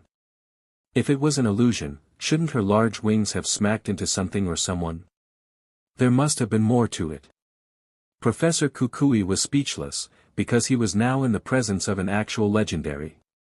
Being a Pokémon professor meant that he had to be at least somewhat familiar with the legendaries of the world, and this was the one of the few legendaries who possessed a unique move to their species, something he took extra interest in. Though how did Ash know this legendary? Lily was confused. She didn't have a single issue with touching Latias when she was in her human form, but now that she knew she was a Pokémon, Lily's brain didn't know how to process it. Did she treat her like a Pokémon, or like a person? And then she realized that she was never actually a human, and was simply hiding her true form, and her brain made the connection to every time she touched Latias. This then led to Lily having a minor freak out. The one who was having the biggest freak-out was Rotom Dex, who was in complete shock. The chances of Ash even seeing a legendary were slim, even with Rotom Dex factoring in the fascination that Tapu Koko seemed to have in Ash, but he had no idea how wrong that estimate was. Yet not only was there one here, but the legend seemed to be genuinely interested in Ash as a friend, something which shouldn't have been possible. Rotom Dex's figures state that Ash is a rather plain individual and is only capable of making friends under special circumstances like at school, so he should be the last person to befriend a legend. And Ash was now regretting telling them anything, especially since Pikachu was now slapping him around the head with his tail. The rest of Ash's Pokémon were now just observing keenly, having gotten over the fact that Ash had caught Latias and were now simply curious to see how his human friends would react. Latias was hovering there with a strong blush on her cheeks. After spending most of her life hidden away from large crowds, to be the center of attention was something she wasn't used to, and now she was squirming under the various gazes. "Hey Ash, next time, please warn me before you do something like this. I'm not used to being spontaneous like you." Latias asked quietly, too embarrassed to raise her voice any higher. As it turns out, even speaking was a mistake, as it gave everyone another reason to freak out. She can talk. And this caused another round of various degrees of freaking out, much to the embarrassment of Ash and Latias, and to the amusement of all of Ash's Pokémon. It was actually funny watching people freak out over a legend when it wasn't them freaking out. But before the questioning could continue, the sky outside turned dark, despite it still being incredibly early in the morning, and thunder rumbled, heralding the coming of a storm. While everyone was wondering what was with the sudden storm appearance, especially since they hadn't had a heavy storm in Alola in years, Latias was now slightly worried. Zekrom. This pulled Ash and Pikachu from their thoughts on the storm, as they were now incredibly concerned, Pikachu being especially concerned. He still hadn't gotten over their first meeting when he lost all of his electrical abilities and had been practically reset by the powerful electric dragon. It was so embarrassing for someone of his experience to be beaten by a rookie Snivy that had never been in battle before, and despite having regained most of his strength since then, he had never felt 100% since then. And although Zekrom did help Ash save Victini, Pikachu had never fully trusted the legendary after that first experience. He did not want to go through that again. However, it looked like he had no choice, since it seemed that Zekrom had other plans for his poor trainer. With the potential threat fast approaching, Ash and Latias then rushed outside, followed shortly after by the Alolan crew and Ash's horde of Pokémon. As they got outside, they all noticed the unnatural nature of the storm. It was clearly a powerful storm, but it was moving too quickly for it to be natural, and only seemed to be a few miles wide, clearly something that wasn't created naturally. And the fact that it seemed to have a focal point in the middle, spinning around a globe of pure energy. As they observed this globe, it suddenly split from the storm, dive-bombing towards the ground towards them. Within the span of a few seconds, it had crashed into the ground just in front of them, causing a large dust cloud to brush over them. After a few seconds of coughing and spluttering, the dust cloud had cleared, and in the crater stood Zekrom, and the Alolan crew were in complete shock. If the appearance of Latias had sent them into shock, Zekrom's appearance could have sent them into a coma. Zekrom towered over them, standing at over 20 feet tall and with a wingspan of several meters in each direction. Its tail was still humming with power, the bright blue glow it had being the only indication that it had any power stored up and ready for use. And its eyes were a piercing red, almost as if it were capable of judging each of their souls. But for some reason, it was focused on Pikachu, which was making the small mouse very nervous. Zekrom remembered this Pikachu well, and the memories he had made him feel guilty. He had stripped the small yellow mouse of its electrical abilities when he had attacked Zekrom, which he considered an insult.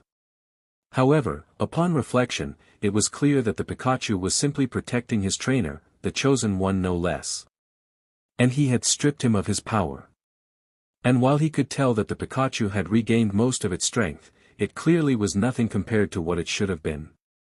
So, in order to repay the Pikachu for this misdeed, and as a reward for the chosen one, he had decided to give this Pikachu considerable power. He was going to not only return his power to its natural level, he was going to up it to levels way beyond even the most powerful of electric types, with the only Pokémon being able to outpower this new level of electrical power being the legendaries themselves. At first, Zekrom had thought that this would be overkill for a single Pokémon, especially since this was the only Pokémon of the Chosen One that Zekrom was capable of giving such abilities to. However, considering the next part of his reward, Zekrom had decided that this kind of power was necessary if he didn't want to kill the Pikachu. After all, he was going to teach him Fusion Bolt. Yes, Zekrom was going to go through with it. This would be the first Pokémon that wasn't a legendary to perform the ancient move, and Zekrom couldn't think of a better Pokémon to use it. With all the times when the Chosen One has been the one that various legendary Pokémon has relied on for survival, the idea of his main partner having the power to obliterate his opponents could be a huge help.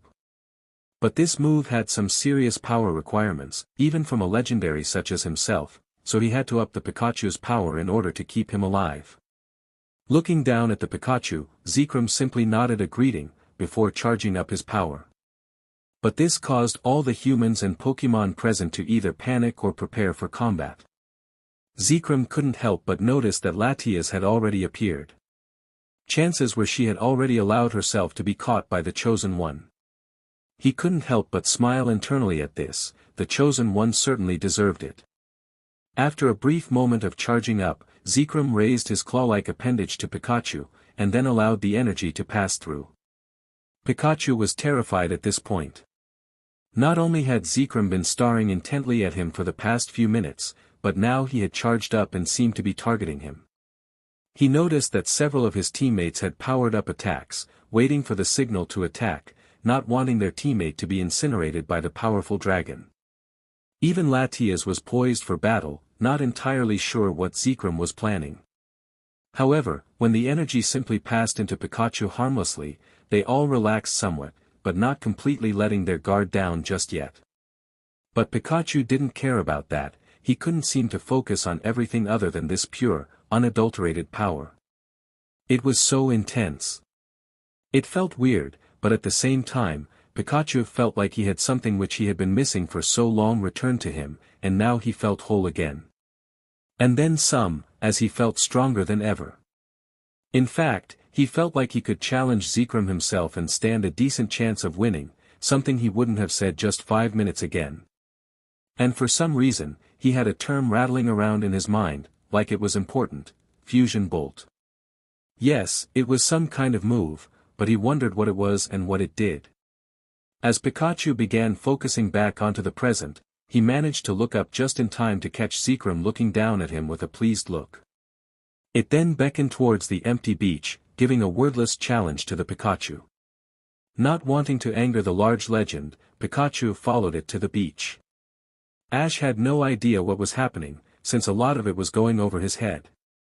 But then he remembered that he had someone who could translate for him, so he turned to Latias looking for an explanation. Noticing his look, Latias began explaining what she had realized was going on. It would seem that Zekrom has blessed Pikachu with the power of Fusion Bolt, and is now teaching him on how to use it. Wait, does that mean a battle? When Latias nodded, a large smile broke out on Ash's face, and then he broke out into a sprint to catch up with Pikachu, not wanting to miss the opportunity for a battle. When he caught up with them, he took up position behind Pikachu, which Zekrom approved of. When Ash had caught his breath, he took his basic battle stance. Okay Pikachu, let's do this. Start off with a thunderbolt. Ash commanded, with Pikachu responding with great fervor. However, when Pikachu let loose his signature thunderbolt, it caused the very ground beneath it to heave and buckle under the sheer power of the move. And when it hit Zekrom, the resulting explosion caused the ground to shake and knocked everyone backwards.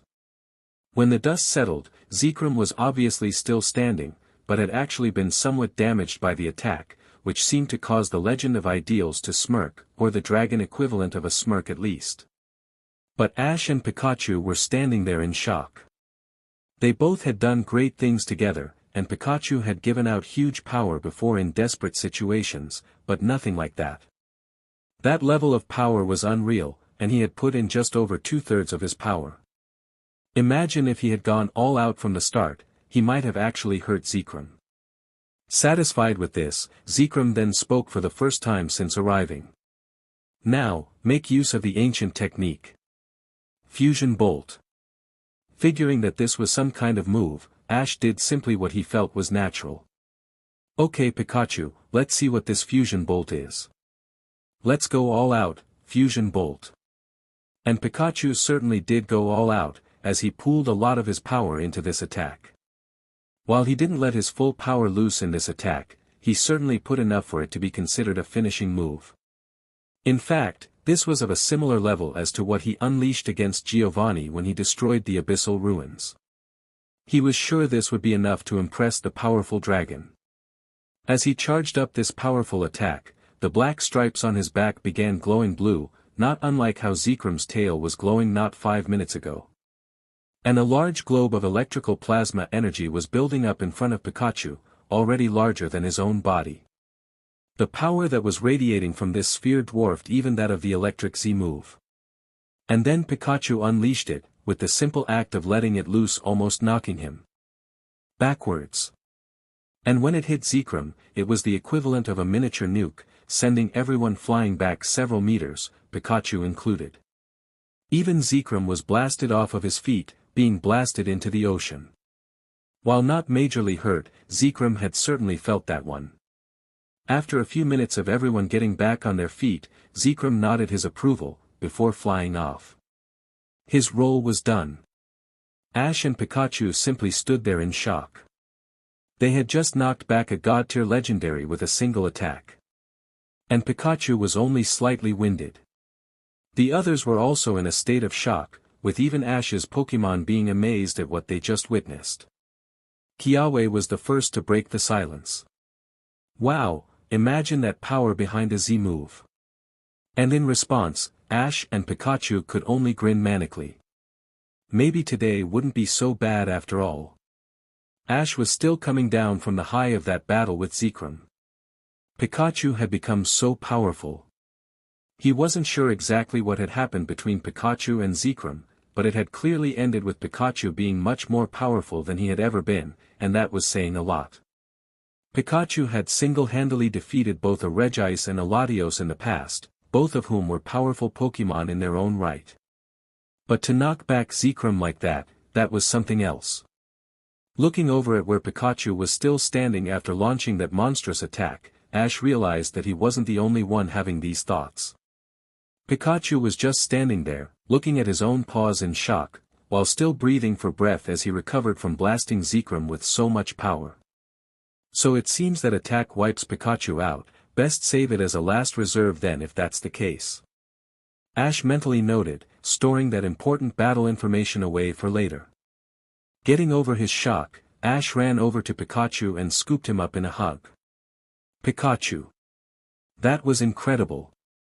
I've never seen you blast someone so hard before. With that kind of power, we're sure to win in the next league we do. It took Pikachu a minute to get over the shock as well, but once he did he was soon joining in with Ash's cheering, squeaking in excitement while nuzzling up against Ash's cheek. He was right after all, with that kind of power, he'd never be beaten again. Not by Gary's Umbreon, not by Trip's Superior, not even by Paul's annoying Electivire. Upon thinking of that last one though, Pikachu stopped short, as he remembered that Electivire had Volt Drive. Okay, still need a way to beat Electivire, but it's a start. However, his and Ash's celebrations were cut short by the confused shouting of one of the Alolan crew, who they had both forgotten about after getting caught up in the whole Zekrom business. They probably had some explaining to do. Having both stopped their celebrations, Ash, with Pikachu now resting on his shoulder, turned to see Kyogre and Professor Kukui shouting in shock, something about legendaries and godly moves or something of the like. The others were simply standing there in total shock, trying to form words but instead just standing there with their jaws moving repeatedly up and down. The rest of Ash's Pokémon were also in shock, but there was a slight jealous look in their eyes, as they felt annoyed that they hadn't received a power-up as well. And Latias was simply hovering there, with a look of admiration and glee sparkling in her eyes. Deciding that she was probably the best to ask, Ash approached her, intent on figuring out why this weird stuff was happening to him. "Hey Latias, do you happen to know why Zekrom just so happened to randomly show up and give Pikachu a power-up?" Ash questioned, an inquisitive look in his eyes. Switching from her admirative look to a nervous one, Latias simply nodded, clearly too shy to actually answer him. "Alright. Would you also happen to know why all my Pokémon randomly show up in the same country as me, halfway across the globe from where they should be, Ash questioned again, now getting uncomfortably close to Latias. Now visibly sweating, Latias nodded again, but not before looking away in embarrassment. "Right then, let's head inside. You have some explaining to do." And with that, he turned and began making his way to the, somehow still intact, house that belonged to the professor. Making his way to the Alolan crew, Ash simply raised his hand before they bombarded him with questions. "Look, I don't really know what's going on either, but Latias does. She's gonna explain it to me now, so if you want to find out, then follow me." Content with this, the others simply nodded and followed Ash inside, followed by Latias and the rest of Ash's large group of Pokémon. Once they had gotten inside, everyone took a seat and waited for Latias to take her place in the front. After a few minutes of breathing to clear her nerves, Latias eventually took her spot in front of everyone. "Okay, I'm going to keep this short because if I don't I'm going to pass out due to nerves." Basically, this is all a culmination of what Ash has done in the past, and him getting what's rightfully his. This caused up a stir with the Alolan crew, as they bombarded her with questions. What Ash has done? What could he have done? Did he PSS off a legendary? That sounds like something Ash would do. Does it tie into why you're here? Why are you here? Wait, I just realized, you were a Pokémon the whole time. Raising her claw to silence everyone, Latias waited a moment before carrying on. Ash isn't in any trouble, in fact it's the total opposite. He's being rewarded. This left everyone, including Ash, in a stunned silence. For a few minutes, everyone just stared at Latias while they slowly processed her words. Mallow was the first to recover, and she decided to ask a question that was lingering in her mind. "What for?"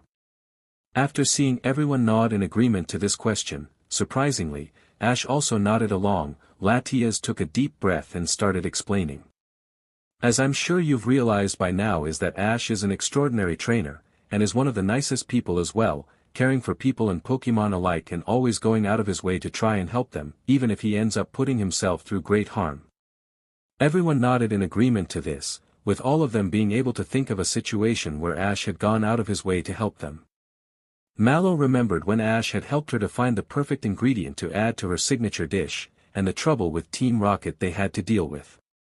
Lily recalled all the times Ash had tried to help her overcome her fear of touching Pokémon, with her ability to touch Snowy and Pikachu being, in part, thanks to him. Lana thought back to when he had joined her in her fishing trip and helped her battle the Totem Wishiwashi and earn the Waterium Z, which she wore proudly on her wrist. Kiawe reminisced about when Ash had helped him train Turtonator and come up with the Shell Smash strategy that allowed him to defeat Marowak and reclaim the Wella crown. Sophocles fondly recalled when Ash had helped him and Charjabug win the Charjabug race not too long ago, and how much effort he had put in to help secure that victory.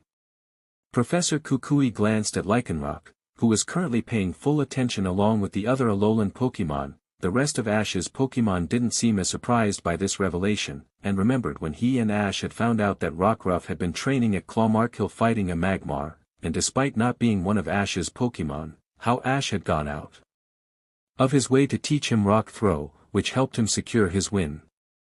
As this revelation spread throughout the Alolan crew, Latias continued. Ash has always been like this, helping anyone he comes across, no matter who they are or what it is they ask of him. And that includes the legendaries of the world. This broke everyone from their recollections, their attention now solely on Latias. Over the past 5 years, Ash has traveled across the globe in his personal quest to become a Pokémon MSTR. However, he seems to have an uncanny ability to stumble into trouble. Rather than run from it, Ash always jumped in and did what he could to help. And over the last 5 years, the legendaries have needed help more than ever. Everyone was leaning in close now, hanging off of Latias' every word. They wanted to know more about Ash's involvement with the legendaries. Since starting his journey, Ash has helped the legendaries of Kanto, Johto, Hoenn, Sinnoh, Unova, and Kalos, including myself, Zekrom, and even Arceus herself. This caused everyone's eyes to bug out of their heads. Ash had met Arceus. Not only that, he had saved Arceus, the creator of all things Pokémon, the ultimate being. As they looked over at Ash, he and Pikachu were simply sitting there with a small smile on their face as their eyes were slightly glazed over, clearly reminiscing over the events in his mind. So how many legendaries have you met, Ash? Professor Kukui questioned, his curiosity demanding that he ask. A few. I can really remember the order, and some I've seen more than once. So I've seen Latias, Zekrom, Mew, Mutwo, Lugia, Celebi, Suicune, Shaymin, Groudon, Kyogre, Diancie, there are more but I can't think of them right now.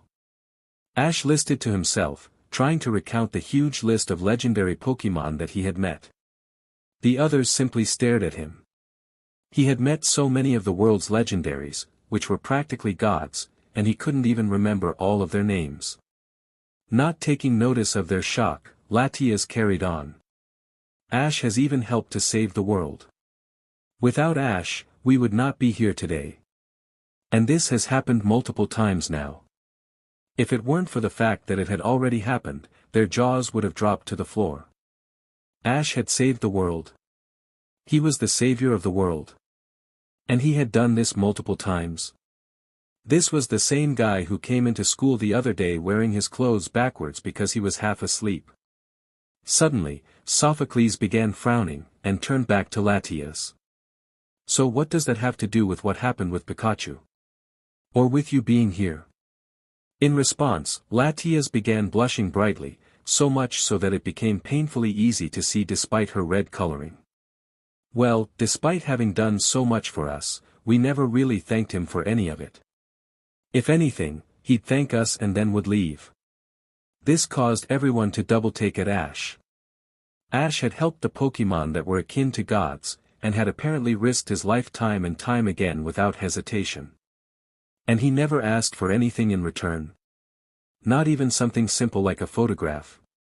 Ash had lots of photos of his various Pokémon, the friends he had met while traveling, and occasions that were important to him.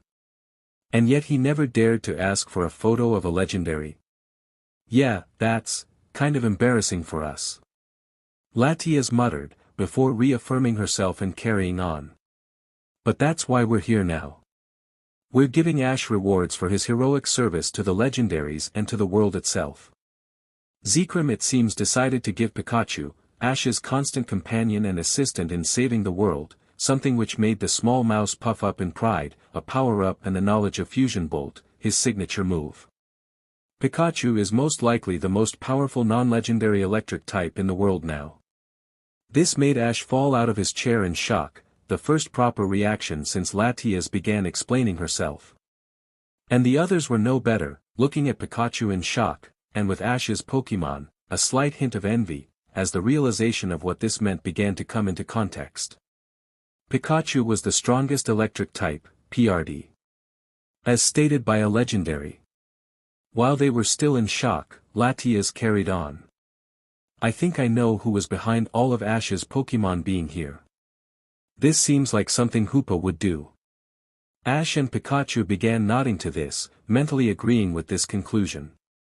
This did seem like something he'd do as part of a prank.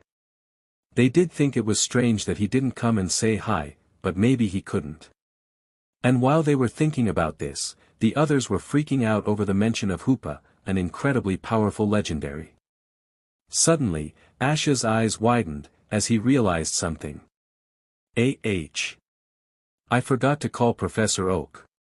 Everyone's sweat dropped at this, especially after being praised so highly by a legendary Pokémon. After a few moments to collect herself, Kiawe then realized something. Wait a minute, if legendaries are rewarding Ash, and you're a legendary, then what is your reward? This caught everyone's attention, as it did bring forward an interesting question. What was Latias going to reward Ash with? Hoopa had brought Ash his Pokémon, and Zekrom had given Pikachu a power-up and a powerful move. What could this legendary in front of them give Ash? Latias' face then lit up, and she quickly flew over to where Ash had been put down when he had fainted earlier. She remained up there for a moment, searching for something. She then flew down after finding it, now clutching something in her claw. She then presented it to everyone, showing a solitary Pokeball.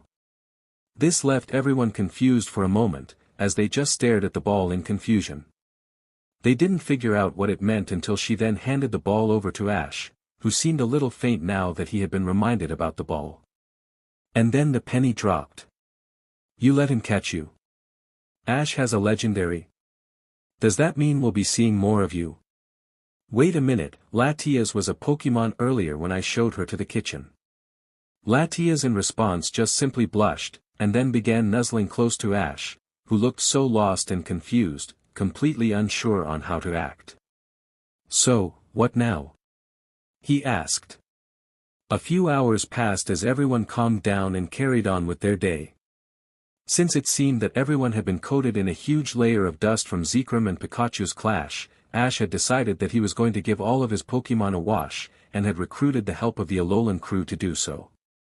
While they were still in shock over the information that Latias had revealed to them, they happily agreed, eager to see all of Ash's Pokémon. To help divide up the work, Ash had divided up the group, so they were washing certain types. Mallow was washing the grass types, Lana was washing the water types, Kiawe was washing the fire types, who seemed very against the idea but reluctantly agreed anyway, Sophocles was washing the flying types, and Ash was washing the rest. Halfway through though, he stopped briefly to call Professor Oak and tell him that all of his Pokémon were fine. While he was doing this, Latias had practically been attached to Ash at the hip, barely leaving his side, constantly nuzzling him. Now that she didn't have to hide herself as a human, she could be herself, and she wanted to be affectionate to Ash. But she felt like someone was staring at her and she couldn't figure out who. The only time she had left his side was while he called Professor Oak, Ash. Didn't want Oak knowing that he had caught a legendary yet, until he felt that the attention from the legendaries had passed, during which she had recounted the tale of how she and Ash had met. This had left the Alola crew with teary eyes as she told them the tragic tale of how her brother had perished, but despite that she had remained optimistic. While she was sad about losing her brother, Ash had saved her, something that she wasn't sure would have happened if he hadn't have been there. He had also been a good friend, being the first friend she had who she hadn't known her own life, like her brother and Bianca. The fact she could travel with him as she pleased now made her incredibly happy, especially in this lovely region. Soon, all of Ash's Pokémon had been washed, including Latias, which had been 20 minutes of Ash trying to scrub Latias while she nuzzled him, and they were all lazing about. However, as they were relaxing, they were interrupted by the sudden appearance of a not very happy Tapu Koko. And he wasn't alone. With him was a trio of other Tapus, only one of which Ash recognized, Tapu Lele. With her was two other Tapus, one who looked somewhat like a bull and one who looked somewhat like a water type. And they all looked angry. Sensing that they were here for her, Latias suddenly floated up to Tapu Koko, and began squeaking at him. Soon, the two of them were caught in a heated argument, leaving the other three Tapus to their own devices. The bull-like Tapu seemed to be observing Ash's Pokémon, locking eyes with the more powerful ones like Charizard and Sceptile, all of whom were getting ready for a fight to break out. The water-type Tapu was much more relaxed, calmly floating between the Pokémon present as she mentally assessed them, lingering around Ash's cuter Pokémon. The final Tapu, Tapu Lele, was much more friendly, actively seeking out Lycanroc and nuzzling against him, much to his discomfort and the amusement of Glisker who was loitering just behind him. Everyone was on edge as the Tapus did as they pleased, when suddenly Tapu Koko floated down and took up a battle stance. Latias came down as well, floating to Ash's side. Right, here's the situation. I've told Tapu Koko what I know and what's happened, and now he wants a battle. I don't know if that's a good thing or not. Latias explained, a thoughtful look on her face. However, Ash simply smiled. Don't worry Latias, Tapu Koko has battled us a few times now. He seems to enjoy testing us, not that we don't enjoy the challenge as well. Pikachu, let's do this. And just like that, Ash stepped forward with Pikachu jumping forward to answer Tapu Koko's challenge. Everyone soon got into a position to watch, as the battle of the century was currently brewing. The electric-type guardian of Melee Island, versus, the strongest non-legendary electric type in the world and main Pokémon of the Chosen One. The two Pokémon were staring each other down, both waiting for the other to make the first move. Suddenly, Tapu Koko blurred out of sight, preparing to make a strafing run on the little mouse. Before he could land the attack, Ash had already reacted. Pikachu, he's on the left, get out of the way.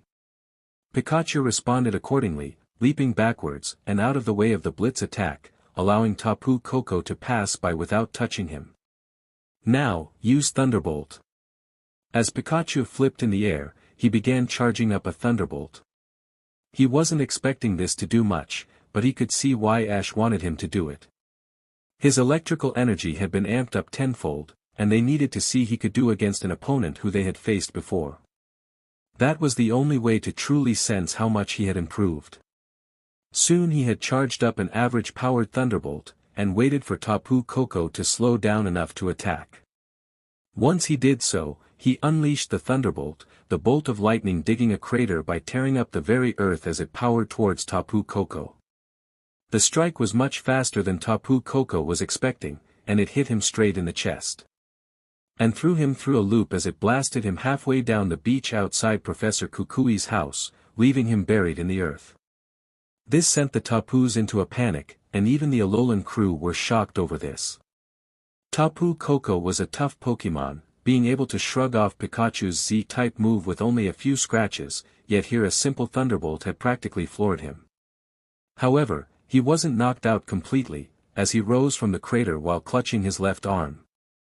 Having lost his drive for the fight, he floated off, followed shortly behind by the other Tapus, with Bulu making threatening gestures towards Ash's Pokémon and Lele quickly planting a kiss on Lycanroc before leaving. As they left, Ash and Pikachu looked at each other as something dawned on them. So far, they had been given gifts from 3 legendaries, and had ended up with a new team member. All of their previous team members had shown up, and Pikachu had been given huge power. That was just 3 legendaries. They had helped at least a few dozen. What else could possibly happen? Little did Ash know, this was barely the beginning. Meanwhile, somewhere on Ulaula Island, reality began to ripple as something tried to rip through into our world. For the briefest of seconds, a jellyfish-like shape appeared, trying to force itself through the hole. It tried again for a few minutes, before the ripple stopped and any trace of the distortion disappeared. It would seem that Ash's gifts were well timed, as there seemed to be a new threat around the corner, and he would need all the tools he can get his hand on to get through it. Or the world would be in danger of an invasion. As Tapu Koko flew back to his isolated home in the ruins of conflict, he was replaying everything that just happened again in his mind. And when it got to the part where the little Pikachu, who admittedly did have a lot of potential, blasted him aside like he was a simple flying type instead of a legendary guardian whose job it was to protect the Alola region from any threats, he replayed the memory again. How the hell did he manage that? Tapu Koko raged to himself in his mind, refusing to accept the outcome of what just happened. He knew that the Chosen One's Pokémon was all naturally strong, it was a requirement. Since he ended up being responsible for saving the Pokémon world and the legendaries that guard it repeatedly, to the point where he could probably count it as a profession, all of his Pokémon were naturally stronger. Not to the point of being overpowered, but so that they had the potential to beat any potential threats he came across. But this was way beyond that. Latias had explained to him that Zekrom had come and given the Pikachu an immense power-up, which is part of the reason why he and the other Tapus had rushed to the area. They were still freaking out over the revelation of Ash being the Chosen One that all legendaries had heard of when they sensed Zekrom's arrival. A legendary of his magnitude being in Alola was a huge deal, so they snapped out of their minor freak-out and had rushed off to investigate. By the time they had arrived, they had missed Zekrom, but had found the so-called Chosen One and his friends relaxing with their Pokémon, and Tapu Koko couldn't help but notice that the number of Pokémon present had practically quadrupled. So they approached the Chosen One, each of the Tapus having their own goal when dealing with the Chosen One. Tapu Koko, ever the practical one, decided to try and figure out what the hell was going on. And the fact that Latias, another legendary was there, was present. That needed sorting out as well. So he waited for Latias to approach him, and then began relentless throwing questions at her, which to her credit, she did answer. Tapu Lele had decided to seek out the cute Lycanroc that she had dealt with in the past, not really caring about the fact that there were other legendaries showing up in their region. Once she had found him in the horde of Pokémon, she began nuzzling against him, waiting for the other Tapus to do what they needed to do. Tapu Fini had decided to simply float through the amassed Pokémon, seeing what kind of Pokémon the Chosen One had in his team, which was a vast group. She hadn't seen such a large collection of Pokémon under a single trainer in years, and the fact that they all radiated strength was intriguing. She was surprised, however, by the fact that there were so many cute Pokémon under his ownership. And despite how much she simply wanted to pick some of them up and nuzzle against them, she could tell that they all had the same strength and potential as Ash's bigger Pokémon. It was simply incredible. Tapu Bulu had been much more aggressive, and had sought out the Pokémon that seemed like the Chosen One's strongest Pokémon and had stared them down. He focused mainly on the Charizard, Sceptile, Greninja, Infernape, and Crocodile, and a few other Pokémon who seemed strong as well, all of whom simply radiated pure strength. What was surprising to Tapu Bulu was the fact that they had stared back. They weren't intimidated by the fact that he, a legendary Pokémon, was staring them down. It was amazing that these Pokémon were so gutsy. After this, the fight between Tapu Koko and Pikachu happened, where Tapu Koko got easily bested. And then they made a tactical retreat. And now that they had returned to the sanctuary that was Tapu Koko's home, they could reflect on what had happened. Which was basically them freaking out. Tapu Bulu decided to vent some steam, not appreciating how the Chosen One's Pokémon had dismissed his threat, getting ready to actually challenge him. The worst part was that, deep down, Bulu didn't know if he could beat all of them. Some of the smaller ones he could beat with ease, but some of them looked like they could actually beat him. He was especially weary of the Charizard, who had actually looked down at him. And the worst part was he felt that arrogance was well-founded. So he went to go and find some pillars to smash. Tapu Fini had decided to go and cool off in a nearby lake, the stress of the day just being too much and warranting a good, long rest. This discovery had been a lot to take in, and as such, she needed time to adjust. So she went to take a nap. Tapu Koko, still wounded from the brief clash with Pikachu, went to rest as well. He went to where he would normally rest and began to get comfortable, and began munching on some berries to help speed up his recovery. And Tapu Lele began bothering Tapu Koko. Well, that was interesting. I'm assuming that the Pikachu wasn't that strong before, based on what you told us earlier. Glaring at Tapu Lele, Tapu Koko shook his head. No, it would seem that Zekrom has made that Pikachu a walking apocalypse. Gave him power considerate to ours, and on top of that, taught him the most powerful electric-type move there is. He's practically a minor legendary. Tapu Lele's eyes widened at this, having missed this when she was cozying up to Lycanroc. Wait, so you're saying that the Chosen One has a Pokémon who could solo us in one-on-one combat? Tapu Lele questioned, now very curious as to the potential of this weaponized Pikachu. Surprisingly, Tapu Koko shook his head.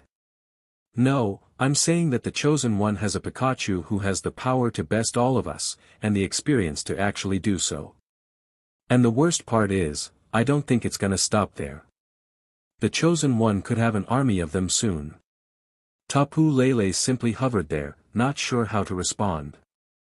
So what do we do? If it was anyone else, I would suggest taking this to Arceus herself, because no human can be trusted with this kind of power, normally.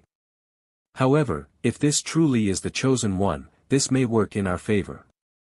We should stand back for now, and make sure that none of the other legendaries which are sure to show up don't cause too much trouble. That's all we can do. Nodding in agreement, Tapu Lele looked out of the small window near Tapu Koko's bed, the one which gave him a clear view of the entirety of Melee Island. And she began to wonder, just what would happen next.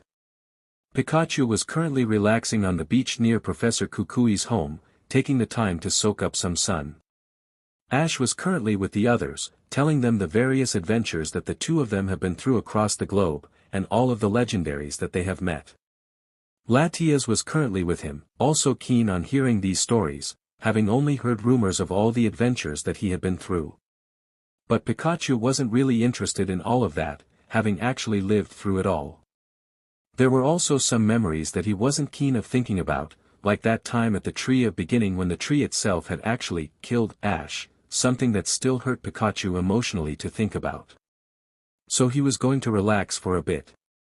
But while he was on his own for a little bit, some of the other Pokémon in Ash's extended family decided to come and keep him company. Joining him was Butterfree, whose family was currently enticed by Ash's story, Gible, Infernape, Lycanroc, Bayleef, who looked extremely agitated by something, and surprisingly Charizard. The group of Pokémon approached Pikachu and sat down around him, before engaging Pikachu with a few questions. So this is what you lot have been up to since letting me go. Must be exciting. Butterfree mentioned casually, looking out over the expansive ocean in front of them. Catching Pikachu's attention, he looked towards the bug type who had been there at the start of Ash's journey. That reminds me, Butterfree, I was meant to ask, are you okay with this? I mean, I couldn't help but notice that when you showed up, you and your entire family had Pokeballs, obviously for Ash. Are you okay with being Ash's Pokémon again? Pikachu questioned, concerned for his old friend. However, Butterfree shrugged, or attempted to, since he didn't have any discernible shoulders, not looking particularly bothered. Of course, if I'm honest, I've been missing this. It's not like I've been taken away from my family, and now I get to go on adventures again, and my family get to meet the most important human I know. It's a win-win. Butterfree stated, clearly quite happy with the situation. Happy that this issue had been addressed, Pikachu relaxed again, before being questioned by the usual strong but silent type. So how do you think we'd fare in a fight? Charizard questioned, being the ever-constant battle-driven egomaniac that he typically was. It didn't surprise Pikachu, but it did beg the question, who was stronger now? Charizard was typically considered the powerhouse of powerhouses in Ash's extended family, something that Pikachu had come to accept, but now it seemed like he had been knocked off his throne, something that was sure to anger him. And Pikachu wasn't going to humble about it either. Charizard wasn't the only one who was obsessed with battle. Honestly, I reckon if we both went at full strength, your only hope would be to try and knock me out before I get a solid hit on you. Pikachu answered honestly, with a hint of arrogance laced into the words, because he was going to enjoy this for as long as he could. This seemed to agitate the powerful fire type, but he said nothing, simply huffing and nodding to signify that he had heard. Much to the amusement of the others, who simply chuckled at Charizard's haughty attitude. However, Lycanroc, who was still new to all of this, simply stared at them in shock. Wait, so this isn't that surprising to you? We've dealt with 3 legendaries, not including the ones native to Alola, one of whom has joined our team, and chances are we are going to deal with a few dozen more according to you lot, and you're acting like this is just another day. The others chuckled at this, with Infernape leaning over to wrap his arm around Lycanroc's neck. You're still new to this, aren't you? Infernape questioned kindly, recognizing the sheer shock that was in the young Pokémon's voice. He once had that same tone in his voice when he traveled with Ash. When Lycanroc nodded gingerly, Infernape simply patted him on the back a few times. You'll get used to it, it's a part of being one of Ash's Pokémon. Hell, I've only traveled with Ash for half a region, and I've seen about a dozen legendaries, some of whom are responsible for managing the very fabric of reality. Hell, we've befriended some of them. Ash is just that kind of person. I mean, you've already seen that with the way that pink legendary was nuzzling up to you. At the mention of Tapu Lele's affectionate nuzzling that she had done when the Tapus had shown up, causing the other Pokémon present to laugh, much to Lycanroc's embarrassment, who could only blush in response. Surprisingly again, Charizard spoke up. With how many of them we've come across, it was only a matter of time until one of them joined us. I'm actually surprised that it took this long. This caused everyone apart from the shocked Lycanroc to nod in agreement, seeing the truth in his words. But then Lycanroc had another question to ask the more experienced Pokémon. Wait, so does that mean you've battled legendaries as well? To Lycanroc's surprise, Charizard, Pikachu, and Gible, who had been quietly sitting there, simply enjoying hanging out with the bigger and older Pokémon, all raised an arm to signify that they had fought a legendary.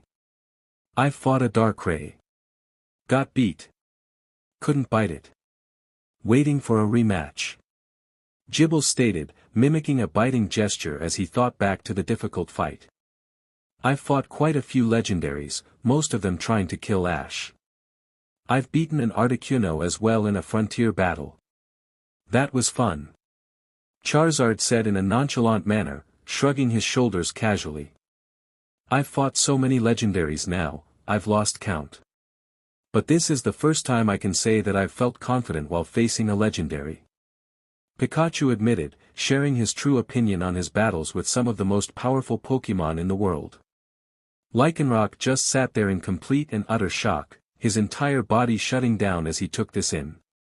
Apparently, he was going to be regularly interacting with gods. Fantastic.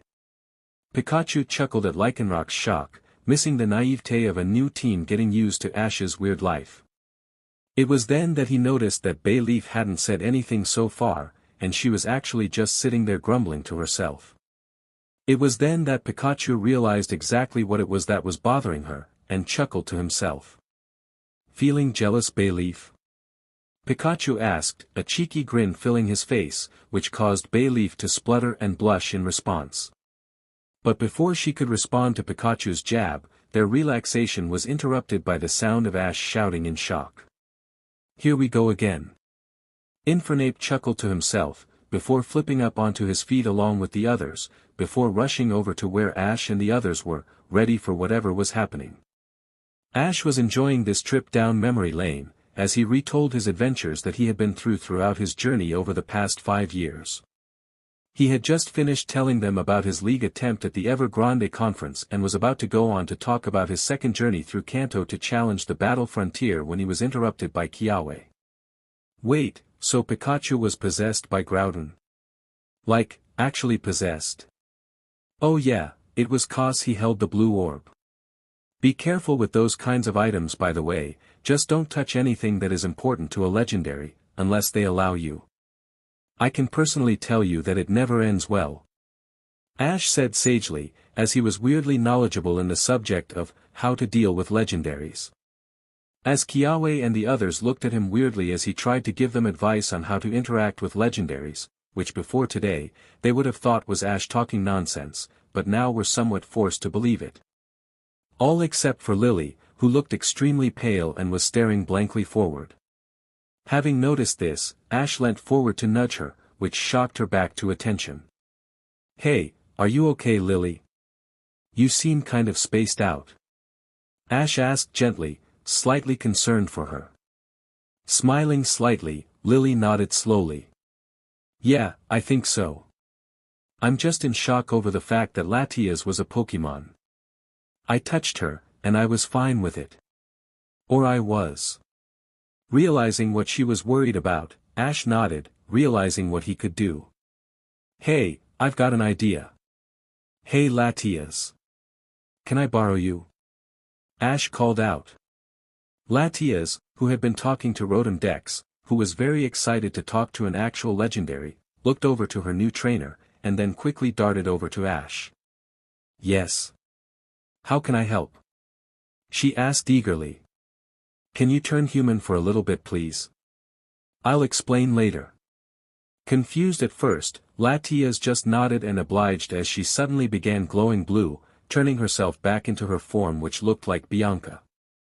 Smiling, Ash turned back to Lily. "So, how does this make you feel, Lily?" Ash asked, wondering if this was the potential cure to Lily's Pokémon phobia that they had been looking for. Lily, however, was simply shaking, muttering to herself that she was simply another person as she stuck her hand out towards the transformed Latias. But before she could actually touch Latias, a pink shape darted across her vision, causing her to jump back in surprise. Ash, however, had it much worse, as the pink shape speared into his stomach, knocking him off his feet and causing him to shout in surprise, catching the attention of everyone in the area.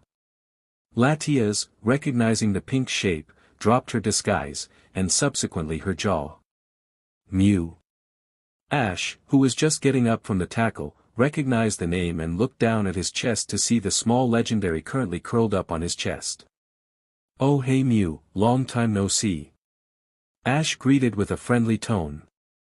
He was glad to see the pink cat-like legendary again, even if the last time he saw her wasn't that great. That near-death experience he had at the Tree of Beginning wasn't one of the highlights of his life.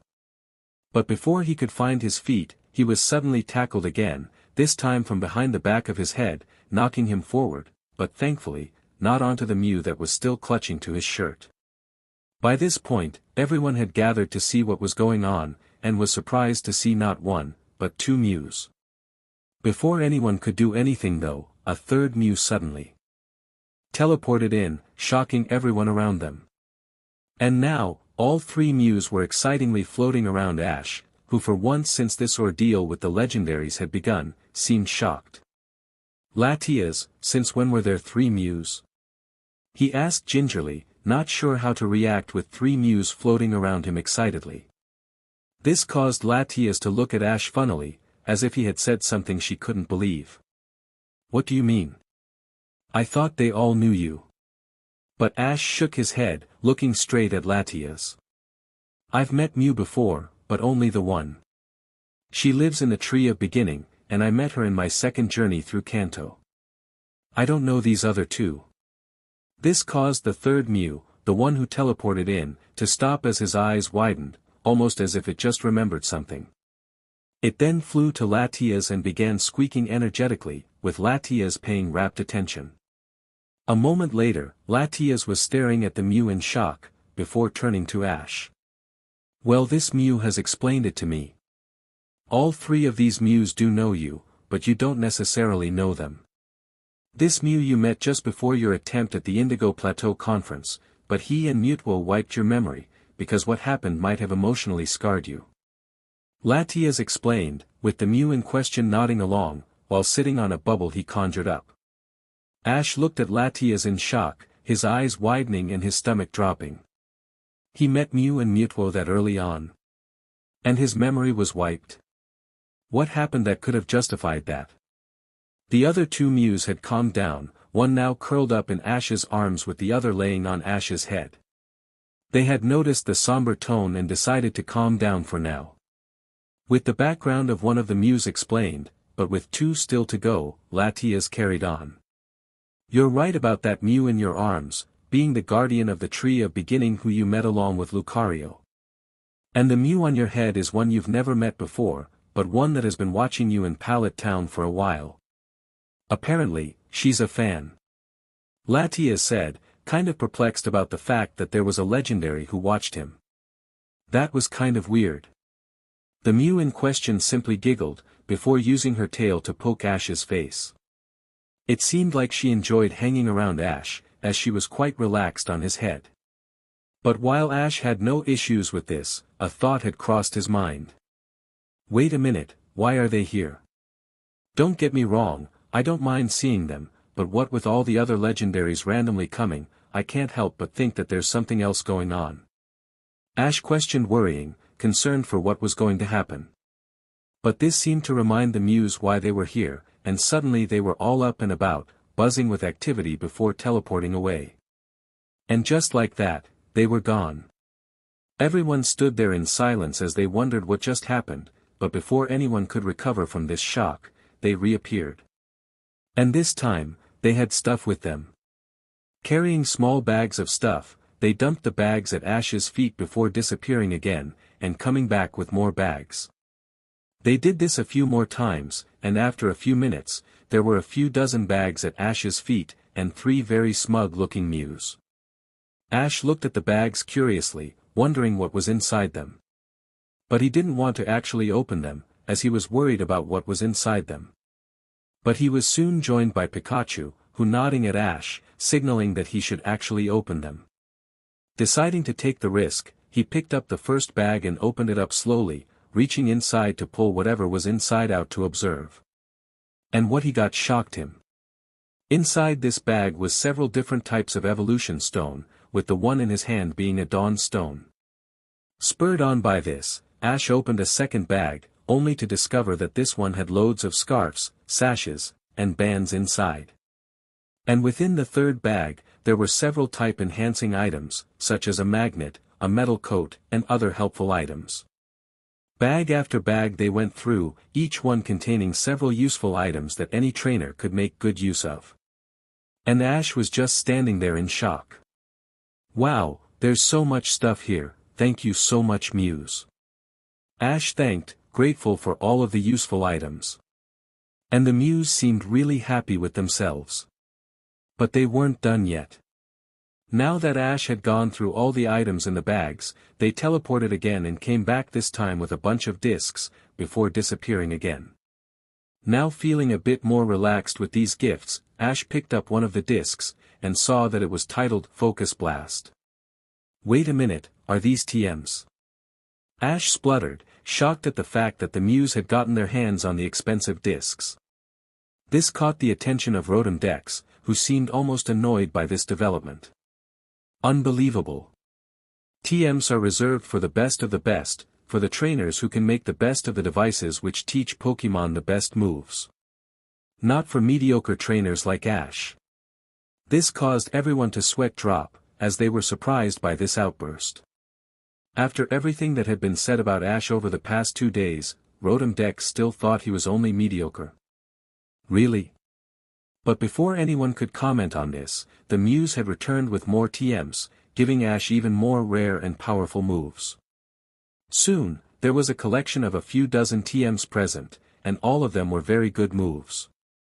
This is incredible, I haven't even heard of some of these moves. What kind of move is Aurora Veil? Latias questioned, as she shifted through the TMs. But the Mews weren't done yet, far from it. With small grins on their faces, they disappeared again, only to come back with a small collection of orbs, all of which bearing a recognizable DNA symbol on it. Something which Ash recognized from his time in Kalos. Those are Mega Stones. Where did you get Mega Stones from? Ash questioned, well aware of the rarity of these stones. The Mews in response simply shrugged, and to Ash's surprise began flying off to his Pokémon. One Mew went to Sceptile, and gave him a stone. The second Mew went to Charizard, and gave him a stone which had an X on it. The third Mew went to Pidgeot, and gave her a stone which was attached to a strap. The first Mew then flew to Heracross, and gave the stocky bug type a stone as well. The second Mew flipped backwards and then gave Glalie a stone. Finally, the third Mew, the one from the Tree of Beginning, dropped down to the small dragon, Gible. But before she gave him the stone, she hesitated, realizing that Gible wasn't far enough in his evolutionary chain to make use of the stone. The Mew hovered there for a moment, before her eyes lit up as an idea sparked in them. Nodding in agreement with herself, the Mew closed her eyes and then touched Gible on his forehead, causing him to glow brightly. Moments later, instead of a small Gible, there was now a Gabite, who seemed shocked over the sudden evolution, as was everyone else, as they had no idea that Mews could do that. But Mew wasn't done yet, as she shook her head and touched his forehead again, causing Gabite to glow again. Now, Gabite grew, growing to a height that made him taller than even Charizard. A few moments later, there was now a towering Garchomp. Ash's eyes were incredibly wide at this point, as his small yet powerful Gible had just evolved twice in as many minutes, and was now a Garchomp. A Garchomp who was running towards him, oh my god. Before Ash could even run, Garchomp had dashed towards him, and was now latched onto Ash as he excitedly chewed on his head. which considering the new size difference, looked like a half-hearted attempt to eat him. The other Mews, not happy with being upstaged, suddenly dashed off. The Mew that Ash had met on New Island, but couldn't remember, dashed to Ash's Boldore and Palpitoad, picking them to receive the evolution. Soon, they were both glowing, growing in size as Ash looked on in wonder. Ash, not really sure what was going on, turned to Latias. "Hey Latias, what are they doing and how are they doing it?" Latias, who had been watching the older legendaries and their madness, turned to Ash. "Well, the Mew who met you first said that they had gathered a bunch of rare items for you to use, saying that it'd make a good gift. This included the Mega Stones."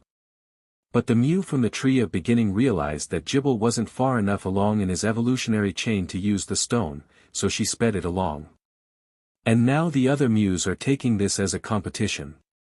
Ash just looked on in near horror as his new Seismitoad and Gigalith stood before him, looking confused as they took in their new forms. The Pallet Town Mew had finally picked out two Pokémon, going for Bayleef and Snivy, causing both of them to glow before they could register that they had been chosen. Soon, two of Ash's grass types had evolved, leaving a startled Meganium and Servine in their place. But soon Meganium was leaping for joy, before running to Ash in celebration. But she forgot that she had grown considerably, and practically flattened him. Satisfied with this collection of evolutions, the Mews gathered together one last time before disappearing again, and reappearing in front of the now flattened Ash with a bracelet and a last Mega Stone, the Z-Ring to go with them. To the surprise of everyone, they presented the stone to Latias, who floated backward slightly in shock. "Wait, I can Mega Evolve!" Latias exclaimed, surprised by the revelation. Ash however, was not. "Yeah, I met a different Latias who could Mega Evolve as well. She was nice." Ash reflected, dusting himself off. Now with their gifts handed out, the Mews happily floated in a circle. Satisfied with their work, they flew off, going to do whatever it was Mews did. All except one. The Mew who lived in Pallet Town didn't want to leave. She was having fun. So instead, she flew back down to Ash and nestled on top of his head. Ash, who was exhausted by the shenanigans, just shook his head tiredly. "So I guess this is a thing now," he muttered, much to the amusement of Pikachu, who was sitting on Ash's shoulder again now that he was no longer in any danger from his overly affectionate Pokémon. This had been an interesting hour to say the least. And now they had lots to do today as they'll have to slog through the vast collection of items, TMs and Mega Stones. Looks like they had a lot of work ahead of them. Luzaman was impatiently waiting for the report to get back to her. They had detected an Ultra Beast incursion earlier, or something similar at least, and now she was waiting for someone to get back to her to tell her what had happened. Suddenly, Faba stormed into the room, datapad in hand. "President Luzaman, I have the report you wanted." "Well, don't just stand there, tell me." Swallowing deeply, Faba looked at the datapad. The spike we detected earlier was linked to an Ultra Beast, but it was an unsuccessful attempt at entering our universe. "Not an incursion, I'm afraid." Luzaman nodded slowly, taking this in. "But they are trying to come here on their own." "That's interesting." She stood up and walked to the back of her office, looking out the window which had a clear view of the ocean. "I want a team ready to go the second we get another spike like that. If they try to come through again, I want someone who can capture them nearby. That is all." Nodding in SBMSN, Faba left the room, clutching his datapad tightly, leaving Luzaman to her thoughts. "Soon my pretties, I will have you." Professor Kukui was having the time of his life. The last few days had been absolutely chaotic, with things that he could have never imagined happening right in front of him. And the worst part was, to the person who seemed to be at the epicenter of this craziness, was treating it like it was just another weekend. Probably because to him, it was, based on what he had told them. So Kukui was now helping him deal with the aftermath of what had just happened, as the trainer in question now had a huge collection of some of the rarest items in the world, and he needed help sorting all of them out. Kukui had personally volunteered to sort out the TMs, as he was eager to look at what moves that Ash now had to make use of. And if he was honest, he was a little bit jealous. Looking at the discs in front of him, he was impressed by the moves that were here. Mega Punch, Dragon Claw, Earthquake, X-Scissor, Fire Blast, Ice Beam, Flash Cannon. This was just some of the moves that Ash now had to add to his arsenal. And these were impressive moves as well, with these being the kind of moves that the Elite Four and champions of other regions would prioritize to be a part of their move set due to how powerful they were. And now they belonged to the same trainer whose starter just floored the region's guardian protector. Kukui looked over to where Ash currently was, as he was dealing with the fallout from the triple Muse, something else that Kukui was having trouble wrapping his head around. Somehow Ash had gained the attention of a Pokémon whose existence was heavily disputed amongst the scientific community, and one of them was even some sort of fan. Because apparently, Muse had the ability to make Pokémon evolve, so Ash now had to help a bunch of his Pokémon deal with their new bodies. Kukui admired that about Ash. A lot of Pokémon trainers wouldn't go this far with helping their Pokémon, or at least not at the same level as Ash. When most trainers' Pokémon evolved, they kind of expected the Pokémon to adjust to it on their own. But not Ash. Ash made sure they were comfortable in their bodies. He was currently helping his Seismitoad get used to having arms, and was showing him how to use them. It was then that Kukui spotted the Mew that was still sitting on his head, who was watching Ash and his interactions with his Pokémon very intently. Kukui watched as the Mew giggled to itself as Ash tried to show Seismitoad how to use his thumbs, and failing spectacularly. Chuckling to himself, Kukui turned back to the TMs that were piled in front of him to finish sorting them out. And as he sorted the TMs into types, he couldn't help but wonder what moves that Mew knew and could use. Pikachu was enjoying some lunch, while he watched Ash struggle with the newly evolved members of their family. After the Mews had come and gone, bringing with them a storm of madness and chaos and then disappearing like they had never existed, everyone had taken a break for lunch. With the huge amount of Pokémon present, and with one of the Mews still here and acting like a pseudo-hat for Ash, it took a solid hour, even with the help of Ash's friends, for everyone to get their lunch. And now they were just enjoying some food. Pikachu was just sitting with some of the other members of their extended family enjoying some food when Meganium came over. Pikachu watched as she sat down, and was surprised that he had to crane his neck to look her in the eye now, even when she was seated. That was gonna take some getting used to. "Hey Meganium, how you doing?" Torterra questioned, as he spotted Meganium sitting down. He wanted to make sure that she was comfortable in her new form. He knew that evolution could be tough. Meganium looked over to Torterra, before looking down at herself. I'm alright. It's weird that Mew was able to make me evolve like that, but this isn't too different to what I was when I was Bayleef. I wasn't ever quick, that's for sure.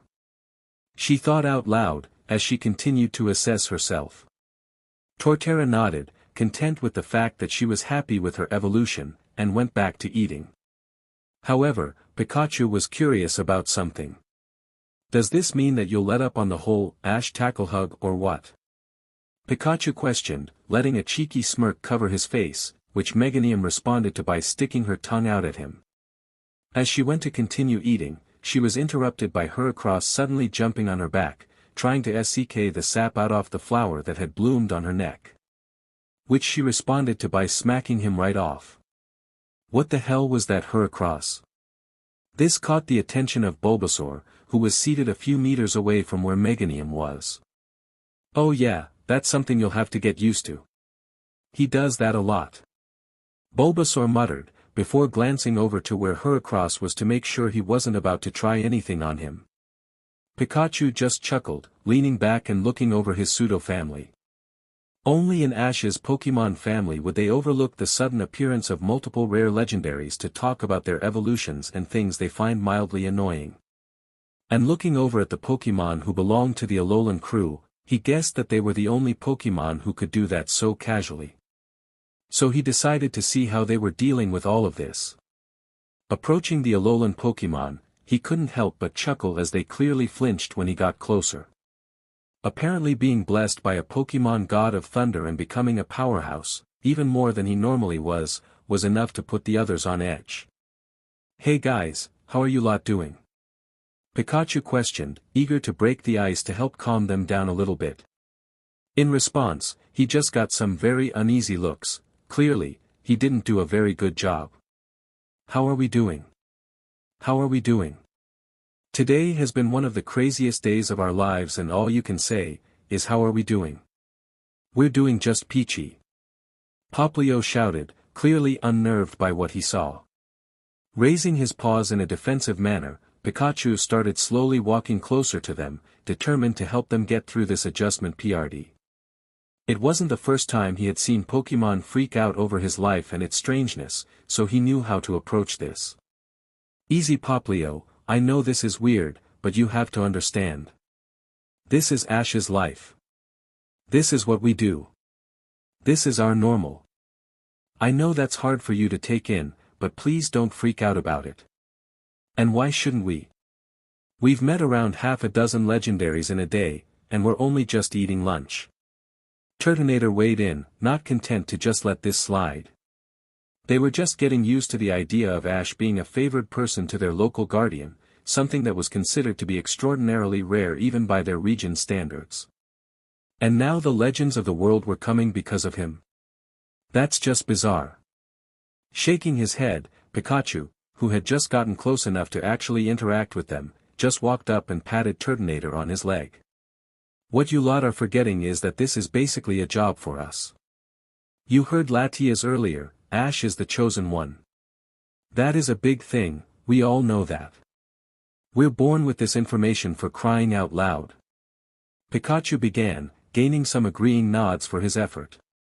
"We found out that Ash was the chosen one during the first year of our adventure, which was about 4 years ago now. And we never really give it much thought, but it's essentially our job to save the world. It's why, even before Zekrom, I was extremely powerful. Because I'm a chosen Pokémon, and I need to be strong to help Ash. That's just how it is." Pikachu carried on, drawing in everyone's full attention as he explained to them how things were. "We've saved the lives of dozens of legendaries over the years, and that's overlooking all the times we've gone out of our way to simply help random people we meet. I mean, the main thing we were worried about a few days ago was finding a way to properly cure Lily of her phobia of us." The mention of Lily caused the young Alolan Vulpix to perk up, as her tails began swaying from side to side. And even now, as legends are coming from across the globe to give Ash gifts that most people would kill to get, he is probably more concerned about the fact that some of us aren't used to their bodies.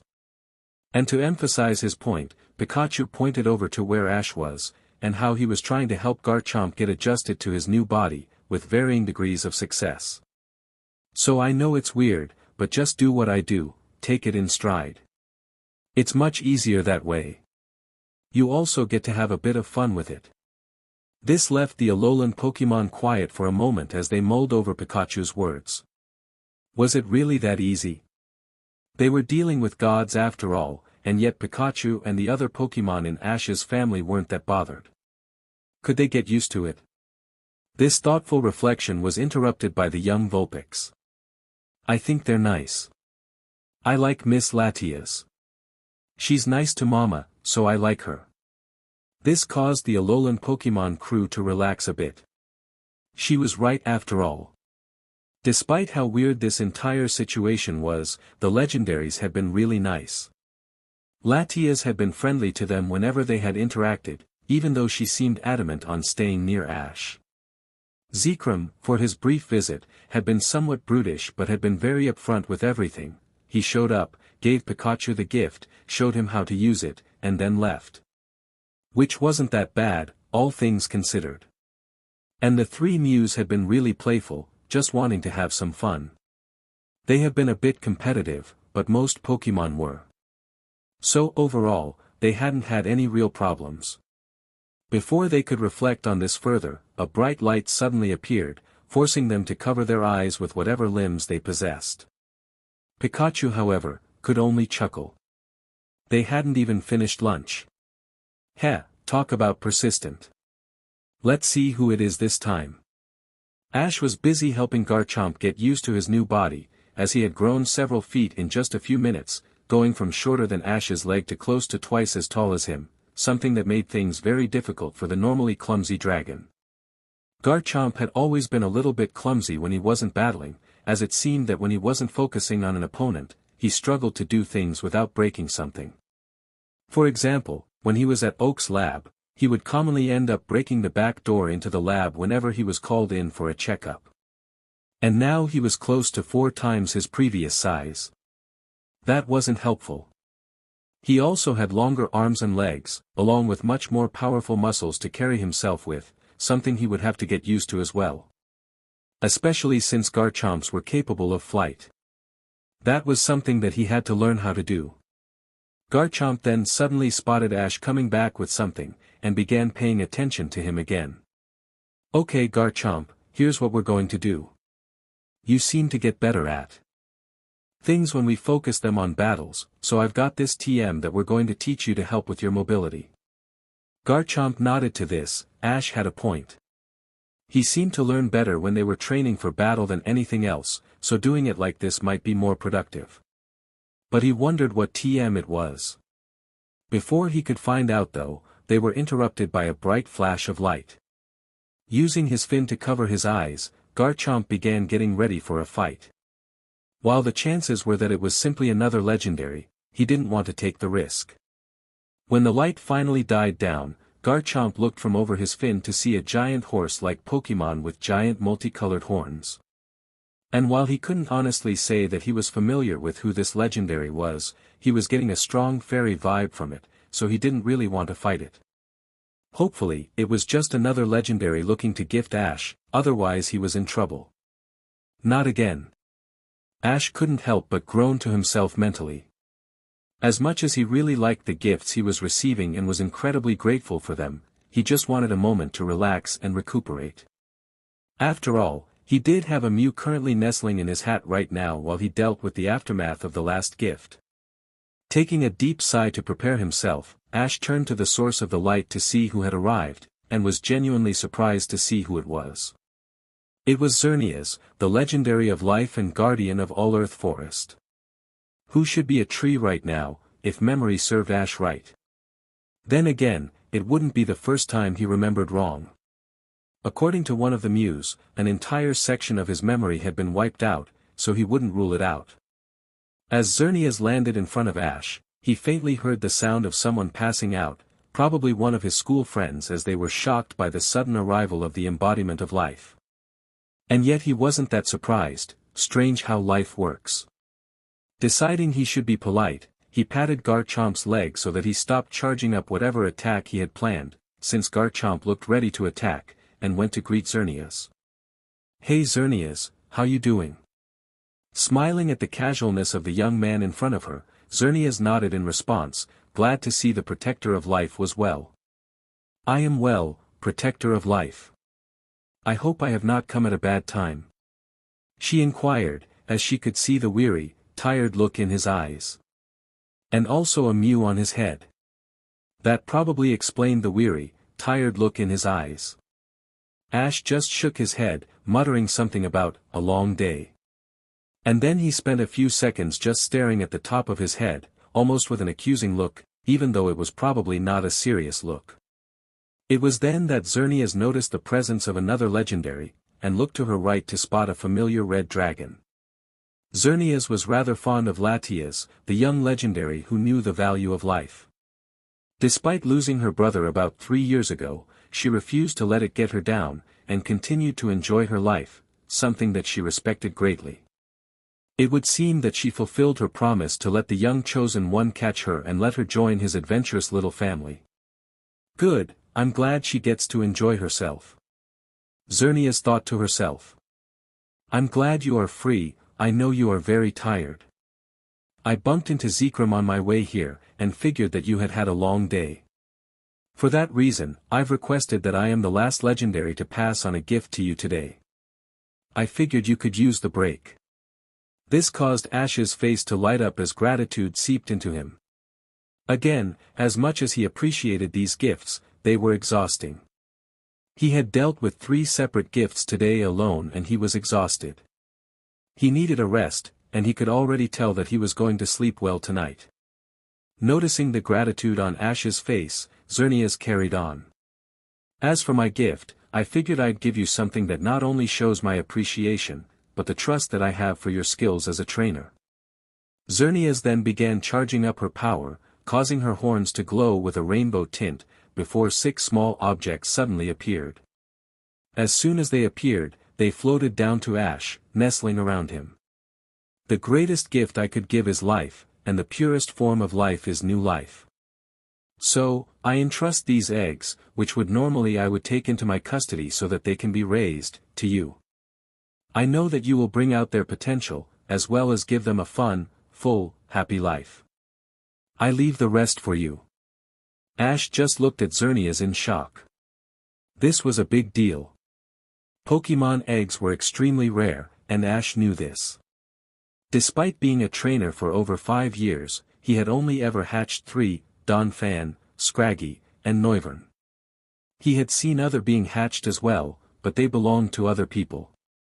So Ash knew how much trust was involved when these eggs were given out.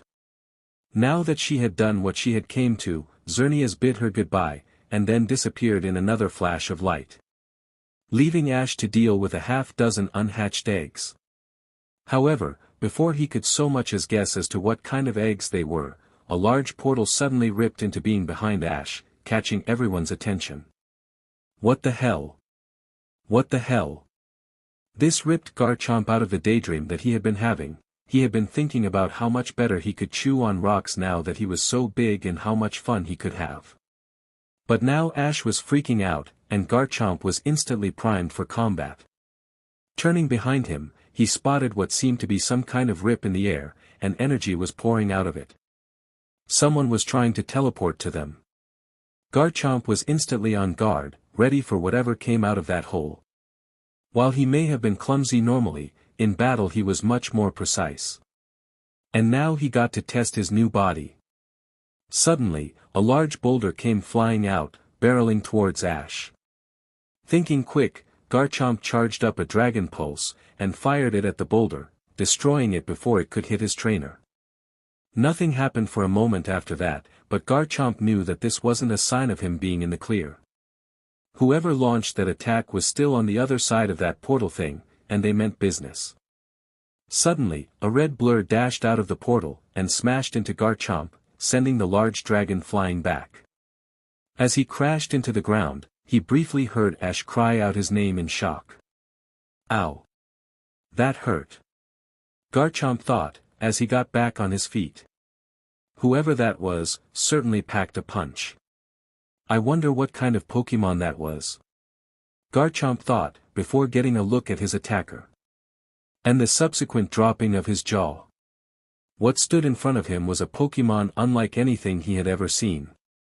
It had 3 legs, 2 arms that was absolutely covered in bulging, red muscles, and had the head of a bug, not unlike that of Beautifly, only more aggressive looking. This wasn't a Pokémon, it was a beast. And clearly, it had no qualms about fighting fairly, as it launched itself forward at Ash, intent on hurting, and possibly even killing him. Not letting the shock of this beast's appearance stop him for long, Garchomp leaped forward and crashed into it with a rock smash. However, this move wasn't that effective, as the beast simply shrugged it off and hit Garchomp back with a mega punch, causing him to dig a trench in the earth with his body as he flew back. I'm so glad I'm tougher now, more than anything really. Garchomp thought to himself as he shook his head to clear the dizziness. If he hadn't have evolved twice into his final evolution, he doubted he could have survived that attack. But then again, he was barely standing as it was now. Looking at the beast again, he weighed his options. Chances were that this was some kind of really powerful Pokémon, so he needed to be careful. At the same time, he couldn't afford to be kept on the back foot. All he had done so far is react, and each time he had been beaten into the ground. Which wasn't good. However, Garchomp's spirits were reaffirmed when he heard a familiar force in the background, one that had a confident and competitive tone to it. Alright then Garchomp, if this Pokémon wants a battle, then a battle it will get. Use Draco Meteor. Ash was up and ready for a battle, now it was on. Smirking, Garchomp charged up the powerful attack, before launching it into the sky.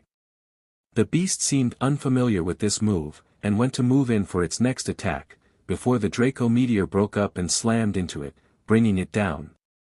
However, it didn't work for long, as the giant beast suddenly launched up and dashed into Garchomp. "Quick, dodge it!" Ash yelled, trying to help Garchomp against the insanely powerful foe. But Garchomp wasn't used to his new body, so he wasn't able to properly make use of his new speed, and was still hit by the beast, sending him flying back. "I'm in trouble, I'm in real trouble," Garchomp thought. He now had black of the edge of his vision, and was having trouble focusing. If he didn't sort himself out, he was going to get KO'd. And quickly. Suddenly, he heard Ash yelling something, before he heard something plop next to him as Ash chucked something to him. Looking down, he saw that it was the TM from earlier. "Garchomp. Use the TM. It'll help you get the edge on him." "Right, of course. Mobility training.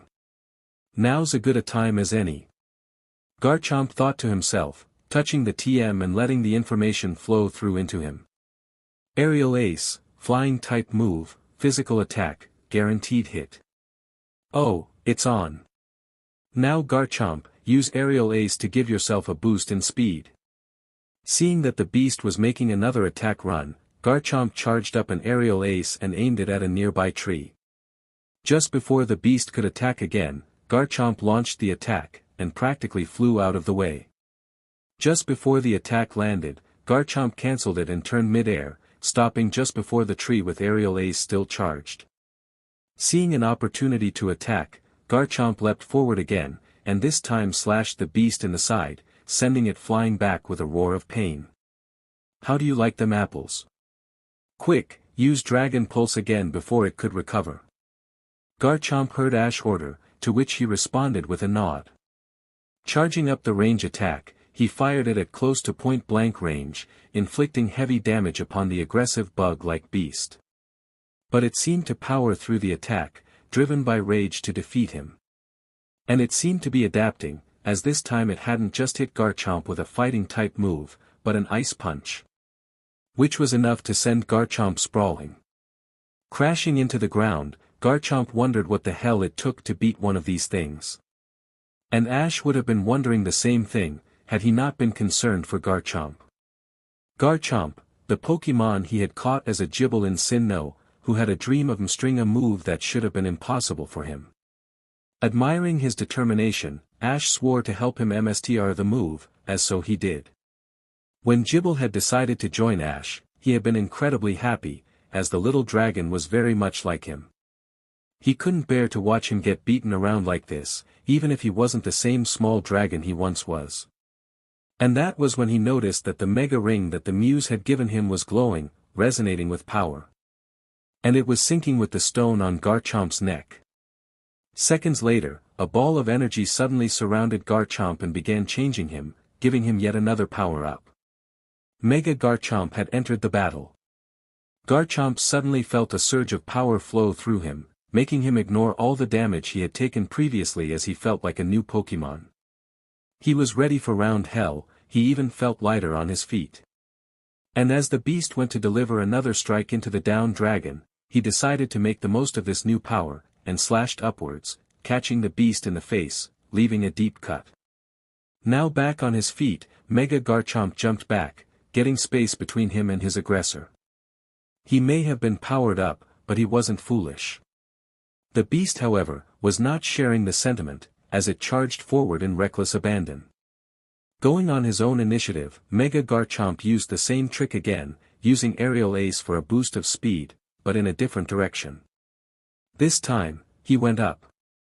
Launching himself into the air as the beast planted its fist into the ground where he stood seconds ago, Mega Garchomp thought that now was a good time to use a move he had learned upon evolving. Earthquake. Coming down with enough force to shake the very earth itself, he crushed the beast underneath his own weight, and hit it with enough force to bury it deep into the ground, accompanied by a powerful shock wave. A few seconds later, the dust cleared, and the beast seemed down for the count. Still somewhat conscious, but no longer capable of fighting back. Not trusting this, Mega Garchomp charged up another aerial ace, planning on knocking him out for good. Wait! The sound of his trainer snapped him from his attack. Wait? Why wait? Garchomp, you won. There's no need to attack a downed Pokémon. Ash said, trying to rein in the dragon. Mega Garchomp slowly came to the realization that he had almost attacked a defenseless Pokémon, something that he normally would never do. Realizing that he had been caught up in the battle, he nodded slowly and backed off from the beast, much to the beast's surprise. But before either of them could react, another boulder smashed into Garchomp, sending him flying. It would seem that in all the chaos, they had forgotten that there was still a massive portal just a few meters away. And now there were more of the bug-like beasts coming out of it.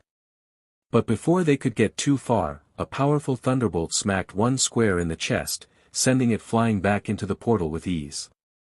It was followed shortly by a flamethrower, hitting another one and causing it to slowly get pushed back to the portal. Soon, dozens of attacks were being launched at the attackers, keeping them on the back foot. The original beast had gotten up by now, and was staring at both Mega Garchomp and Ash, almost as if it was confused. After a few seconds of reflection, the beast turned and flew back to the portal, causing its brethren to join it in its hasty retreat.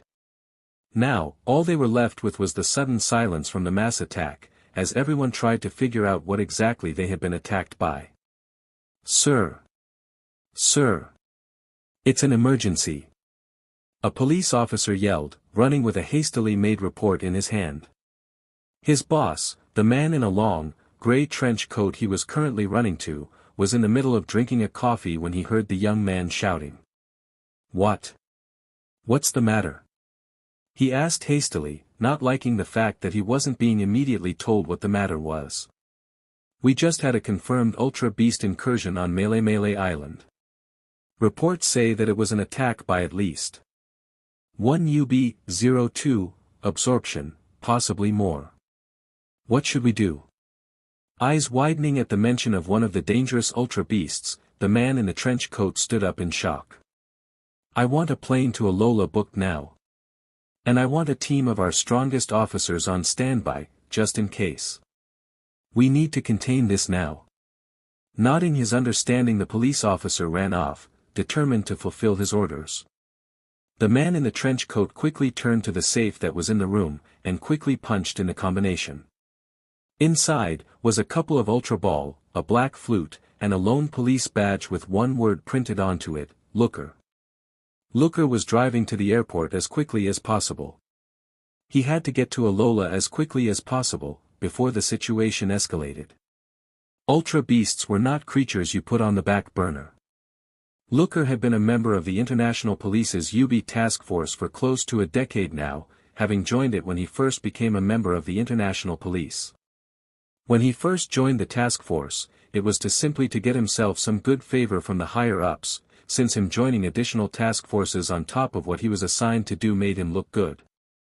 He chose this department since it had never actually seen much action since its creation, with most of it being paperwork and the occasional visit to research facilities that had looked into the Ultra Beasts and where they came from, such as the Dimensional Research Lab and the Ether Foundation in Alola, both facilities which had a heavy focus on something related to the Ultra Beasts, directly or indirectly. However, that had changed roughly 2 years ago, a few months after successfully stopping and arresting Team Galactic, and saving the Sinnoh region. He had just been doing paperwork when he got a call saying that an Ultra wormhole had opened, the very thing that the Ultra Beasts were said to come through. Having rushed to the location, he was shocked to find an Ultra Beast, later classified as UB-01, symbiont, and the unconscious form of a young woman. After a difficult battle, they managed to drive the creature back and rescued the girl, recruiting her to the UB task force in the process. Having arrived at the airport, Looker drove up to the specialized plane they had for missions related to Ultra Beast issues. The attack on the woman had caused the task force to get a much larger budget, something that Looker definitely didn't abuse. He would swear to the day he died that the coffee maker in his office he had brought with his own money. Speaking of the woman who was attacked, there she was. Standing on the ramp leading into the plane, was a young woman with long, flowing blue hair, wearing a black, two-piece suit. She was currently inspecting one of her Pokeballs, while absent-mindedly stroking her Espion. Hearing his car drive up to the plane, she proceeded to put her Pokeball away and walked up to Looker's car. Sighing heavily, Looker prepared himself for yet another grueling mission with her. She was such a hard case, even by his standards. "Looker, you're late. We're running out of time here, and we need to get going and ensure those beasts didn't do too much damage," she said somewhat coldly, clearly annoyed by the police officer's lateness. "Sorry ma'am, I was in the office doing paperwork when I got the call. Came here as quickly as I could," Looker responded, trying to keep a professional tone even though he personally despised the woman in front of him.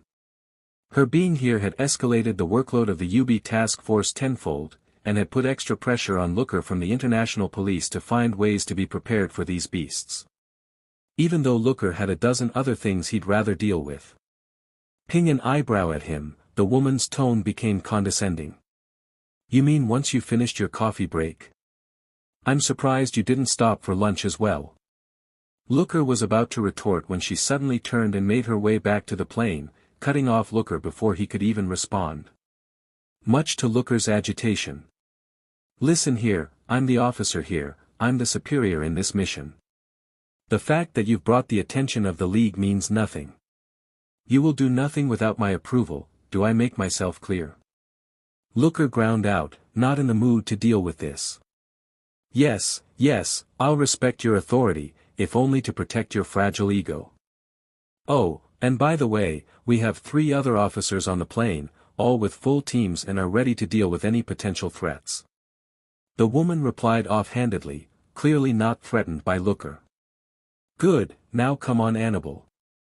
We have to do," Looker stated, his composure back.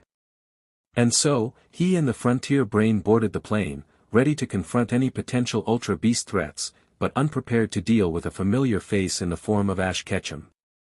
Charizard was, unsurprisingly and understandably, on edge. His trainer, after being visited by the God of Life, which for them wasn't too surprising, but still, had just been attacked by some massive bug-like creature, which he wasn't even sure was a Pokémon in all honesty. It certainly didn't act like any Pokémon he had met, and he had met a lot of strange Pokémon in his time. If it weren't for Garchomp being there and holding the creature back, Ash could have very well been killed. And on top of that, more had shown up, all clearly very dangerous and gunning for Ash. Which was typical, honestly. Now, he, along with about a dozen of Ash's strongest Pokémon, were now forming a protective circle around him while he and the blonde girl in the white dress, Pikachu had said her name was Lily or something, but Charizard couldn't remember, while they healed up Garchomp's wounds. Charizard couldn't help but smile as he replayed the fight in his mind. The young dragon had done well, holding off a Pokémon. Charizard was just going to assume they were Pokémon until he was told otherwise, which was clearly on the level of legendaries and actually besting it, even if he had to use the power of Mega Evolution to do so. Not bad at all. Charizard thought proudly to himself. Hey Charizard, you alright? The sound of Ash's oldest companion, and the new strongest Pokémon in his team, as much as Charizard hated to admit it, broke Charizard's train of thought and brought his attention to the small mouse. Yeah, I'm fine. I just don't like this. Those things came out of nowhere, and we were blindsided. Had Garchomp not been nearby, we might not have been able to help. Charizard stated slowly, not liking to admit that he couldn't do anything to change the fact. Pikachu said nothing at first, simply nodding in response, clearly feeling the same annoyance at the fact that they couldn't predict the attack, and likely wouldn't be able to again in the future. Ash was in massive danger, and there was nothing they could do, despite all of their strength, to protect him. We may not be able to predict when they attack, but we do know one thing. We can beat them. Sceptile threw in, almost causing Charizard to jump as he wasn't expecting the grass type to contribute. But he did make a valid point. Garchomp had won them, and he wasn't even one of the more experienced battlers in Ash's family. Someone like him, Sceptile, Pikachu, or any of Ash's more experienced battlers could have easily bested one of these things, and with all of their family here and ready to fight, it would take an army to get through them. And Charizard almost wanted them to try and get past him. He'd burn them all to a crisp if they went after Ash again. I'll give you that, we know they're beatable in one-on-one. Imagine if they tried now. Meganium calmly said, confirming it more for her benefit than the others. If they could protect Ash at least, it was a job well done. Hey guys, can you come here for a minute? I need some help. The sound of their trainer ended their conversation, their attention now fully on him. Charizard, for all his strength and power, knew that Ash was better at strategy than he was, at least in battling. He wasn't exactly the smartest cookie outside of the battlefield. So, they were going to listen to what he had to say, and they were going to ensure that this boy was protected. That was what families did, they looked out for each other. Okay, so that should do it, Garchomp, you're as good as new. Ash proudly proclaimed, as he finished bandaging Garchomp's chest where he had been repeatedly struck by the strange Pokémon that had attacked them. Passing back the remaining equipment to Lily, who had been helping Ash by telling him what to do and what equipment to use, Ash began reflecting on what had just happened.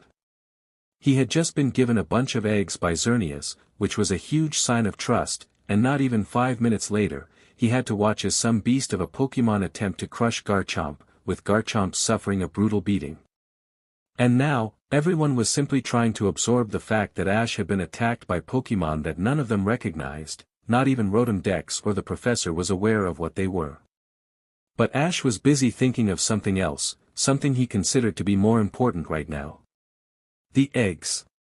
Ash had 6 eggs to watch over, and he knew that he couldn't do this by himself. His first thought was to ask for help from his classmates, but they would only be able to help him a little bit. They'd be able to help him during the day with stuff like making sure that they were well looked after, but they couldn't dedicate their full time to helping Ash raise them, which was the most difficult part. Having raised some eggs himself in the past, he knew that when they hatched, they needed someone there constantly to act like a surrogate parent. While they would most likely imprint onto him no matter what, due to the fact that he was going to be their trainer, that didn't mean the baby Pokémon could only imprint onto one person. Or one Pokémon, for that matter. Which is when Ash had a brainwave, one which would greatly help him with the egg issue. Hey guys, can you come here for a moment? I need some help. Ash called out, gaining the attention of all of his Pokémon, as well as some of his human companions as well. This drew the attention of all of his Pokémon, who seemed to be on edge after the recent attack. Which made Ash even more certain about his little plan. What better way to calm everyone down than with a team-building exercise? Ash thought to himself, feeling more and more confident with his plan. Alright everyone, I need your help. Ash shouted out, leaving his Pokémon to prime themselves. It seems like they're expecting a fight. They need to unwind. Ash noted, as he saw his Pokémon take battle stances around him. I know that was all a bit hectic, but we can deal with that later, for now we need to sort out this other problem. And to illustrate his point, Ash raised one of the eggs. This gained the attention of all of his Pokémon, including Latias and Mew, who had been conversing quietly to themselves out of ear's reach, obviously concerned about the fact that they didn't recognize the strange aggressors either. We have 6 eggs to raise, and I can't raise them by myself. I need some of you to help me by volunteering to take an egg and to help raise it. That way, this can be much easier for all of us. Ash announced, eagerly sharing his plan with his Pokémon. He had the greatest amount of trust in his Pokémon family, and he knew that they could help him raise these Pokémon right. They had been trusted to him, and Ash wanted to do the best he could, which meant getting all of his Pokémon involved and helping him. That's how he solved most of his problems, with his family, so that was how he was going to solve this one. Ash could see that this had caught the attention of quite a few of his Pokémon, but he knew that he had to clarify something first. While I do want all of you to help and be involved with these younger Pokémon, I only need a few of you to look after the eggs. Once they hatch, I want everyone to be involved, but for now, I need 4 volunteers. I'll take 2 eggs, and each volunteer can take an egg. Everyone else can help them as much as they can. So, do I have any volunteers? Ash stated, clarifying his plan to everyone present. This made some of his Pokémon more hesitant, as they realized that Ash would be putting a huge amount of trust in whoever volunteered, and they didn't know if they were capable of dealing with such responsibility. Deciding to be the first to take the leap, Pikachu stepped forward and raised his paw.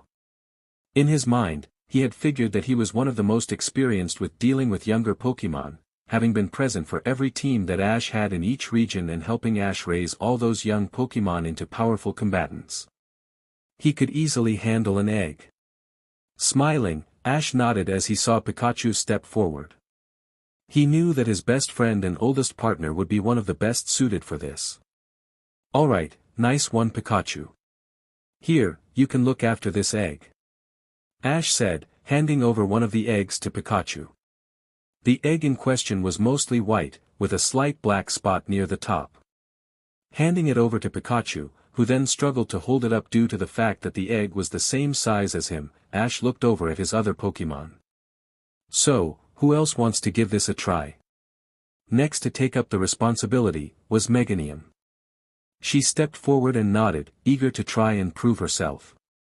Meganium thought of herself as quite caring, and even though she could be a bit brash at times, she was eager to try and be motherly to a young hatchling.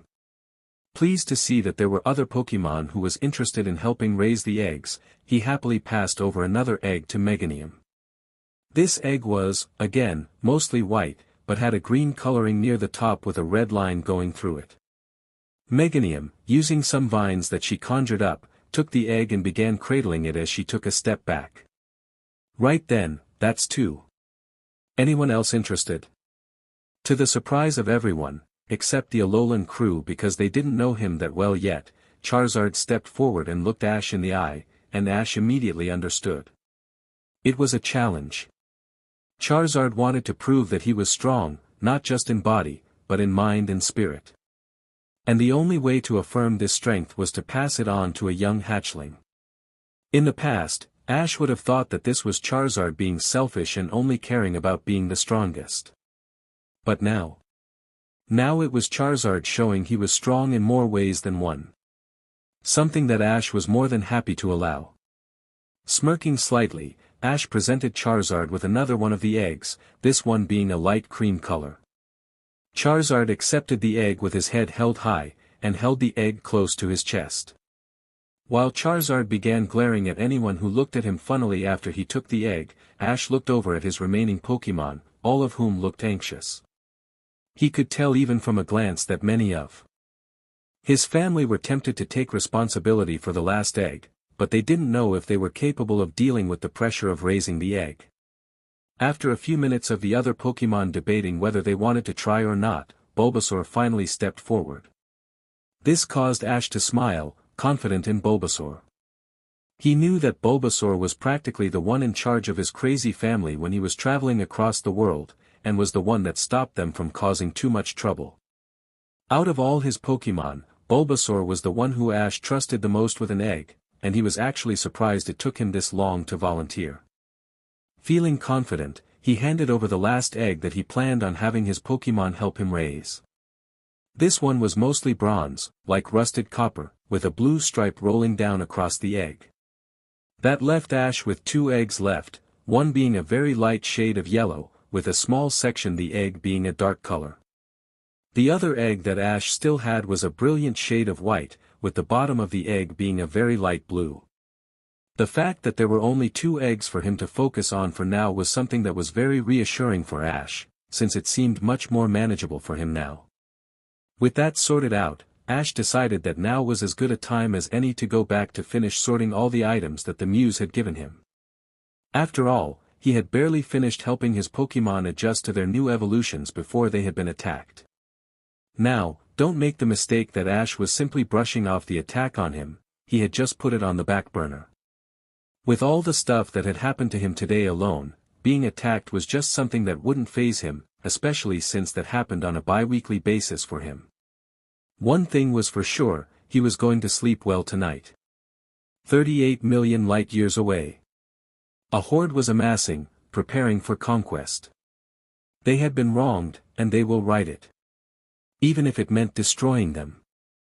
Their first attack had failed, but they will have more opportunities. And they will destroy. The Buzzwoles had returned, battered and scarred, from their mission to take their great defender out. The leader of the attack force was particularly scarred, with a deep gash running across their face. Yet another grievance that will be sorted in the future. It would seem that their defender was more powerful than they could have predicted, but no matter. They now knew not to underestimate him, and to prepare a proper attack force to take them out. Because they had been wronged, and the ones who were guilty will suffer. Their world was threatened, and they would destroy the aggressors with deadly force. For they will protect themselves, from the ones who would pillage and burn their lands. And they will show no mercy. Pikachu adjusted his egg for the 20th time that night, trying to find the optimal position to place the egg for the night. Ash was currently putting everyone to bed, and with the large amount of Pokémon in their family, it took a while for Ash to check in on everyone.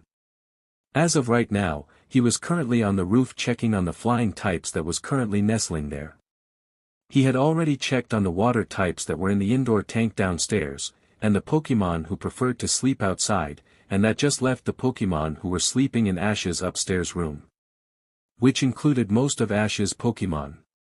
Meganium and a bunch of the more maternal Pokémon like Levany, Servine, and Butterfree's mate were currently inspecting her egg, making sure it was fine as they tucked it away in its incubator. They had already done the same to Bulbasaur's egg and had tried to do it to Charizard's, but were shooed away by the temperamental fire type, much to Pikachu's amusement. Which drew Pikachu back to his egg. Pikachu had met loads of Pokémon over his years of traveling with Ash, from the common, to the rare, to the mythical, and yet he couldn't figure out what Pokémon was in his egg. All he had to go off was the basic coloring, which was black and white. But then again, there were quite a few Pokémon which could have fallen under this category.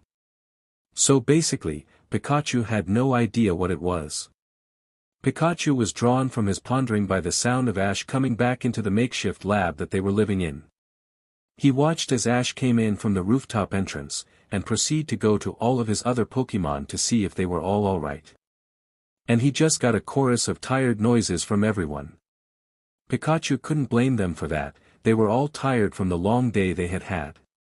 From multiple legendary appearances, some bizarre gifts, and an attack by Pokémon that they weren't even sure were Pokémon, today had certainly been one to remember. Speaking of legendaries, Pikachu looked over and watched as Latias, the newest member of their team, was hovering slightly behind Ash and was following him as he made his rounds. Her affection for him was so blatantly obvious, it was funny. While Pikachu chuckled to himself, he failed to notice Lycanroc approach him from behind. So this kind of stuff really is normal for you lot then? Despite nearly jumping out of skin, Pikachu recovered well and turned to address Lycanroc. Heh, yeah, I guess it is. What about you? You dealing with this alright? While Lycanroc began curling up beside Pikachu, he thought about it for a moment before shrugging in indifference. I guess. It's still a bit of a shock, but nothing that I can't get used to. And I feel like I will have to get used to this, if the fact that Xerneas said she had to stop more legendaries from appearing today. He muttered plainly, trying to sound unbothered by the strange events. That reminder caused Pikachu to groan to himself, not liking where this was going. Lycanroc was perfectly right, they may have dealt with a whole bunch of legendaries today, but they still had at least another dozen or two to go before they could continue their relaxing holiday, a distant dream at the moment. But nevertheless, they would endure, they always did. As Ash was checking the bigger Pokémon that were already deeply asleep, Pikachu's egg suddenly began glowing. It was hatching. Now with the attention of everyone currently still awake on the egg, Pikachu watched with awe as the egg glowed a bright white, slowly morphing into a more recognizable shape. It started growing larger at first, easily the same size as Lycanroc, if not slightly larger. It then grew 2 pairs of legs, very similar to the ones that Lycanroc possessed. And as the head began to form, a horn and tail began forming on either end. And with that, the glow began dying down, to reveal the Pokémon that had just been born. It was an Absol, and a rather large one at that. Ash was in shock, he had only ever seen an Absol a couple of times in the past. And here was one that was going to join the family. The Absol in question finally began to wake up, blinking heavily a few times before finally opening them and looking directly at Ash. Right before having a minor panic attack. Yelping in fear, the Absol darted behind Pikachu, considering him to be the safest Pokémon to hide behind, and began quivering in fear in the presence of Ash. Much to his and Pikachu's confusion. Why is Absol so afraid of me? Ash questioned, not quite sure how to react to this massive display of fear. That might be because of their ability to sense disasters. Kukui weighed in, as he appeared from the kitchen with a smoothie in his hand. But this answer just left Ash as confused as he was a second ago. What does that have to do with me? Ash inquired, trying to figure out why a disaster-sensing Pokémon would be afraid of him. However, that seemed to cause nearly every awake Pokémon to burst out laughing, with the loud cackling even waking up some of the other Pokémon.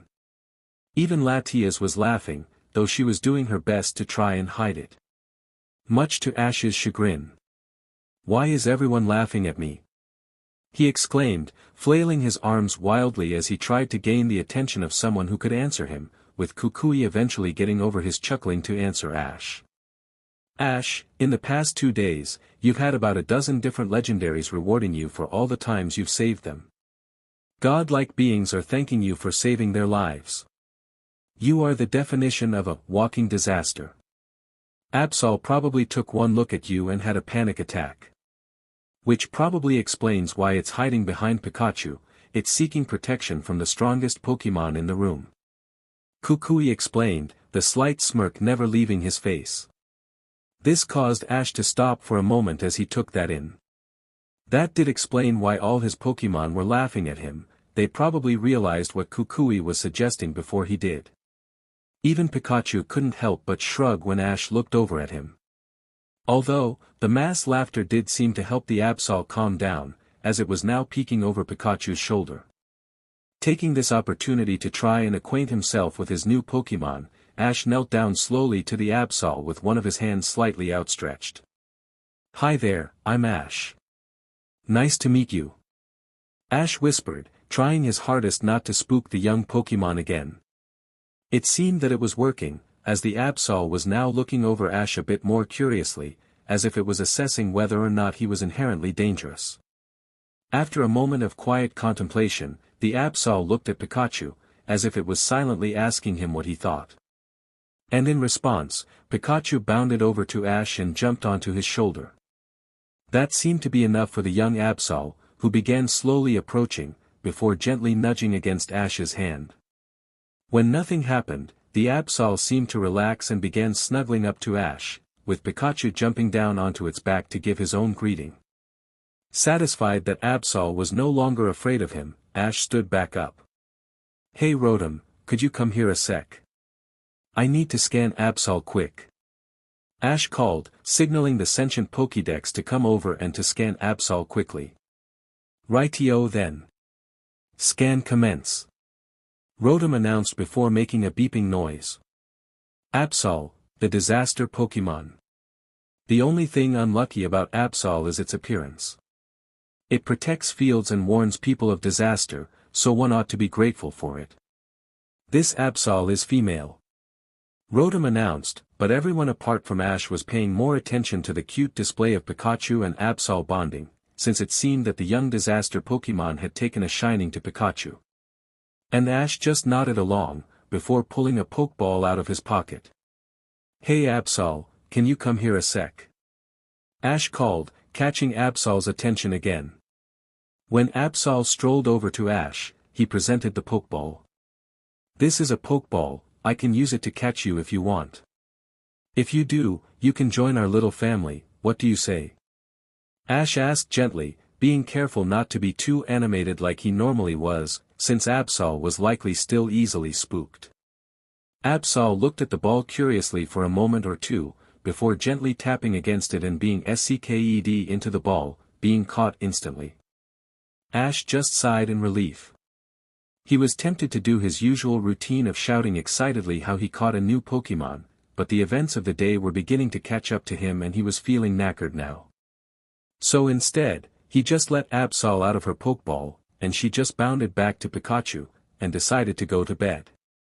As he went to his couch bed, he was suddenly surprised by Latias zooming past him onto his bed, before beckoning Ash to lie down as well, with the intent of making Ash lie on her like she was some kind of pillow. Too tired to question it, Ash just lied down and got comfortable, while Latias did the same. But although he was tired, there was something that was on his mind that he had to ask before he dozed off. "Hey Latias, where did Mew go? She just disappeared after I handed out the eggs to the others."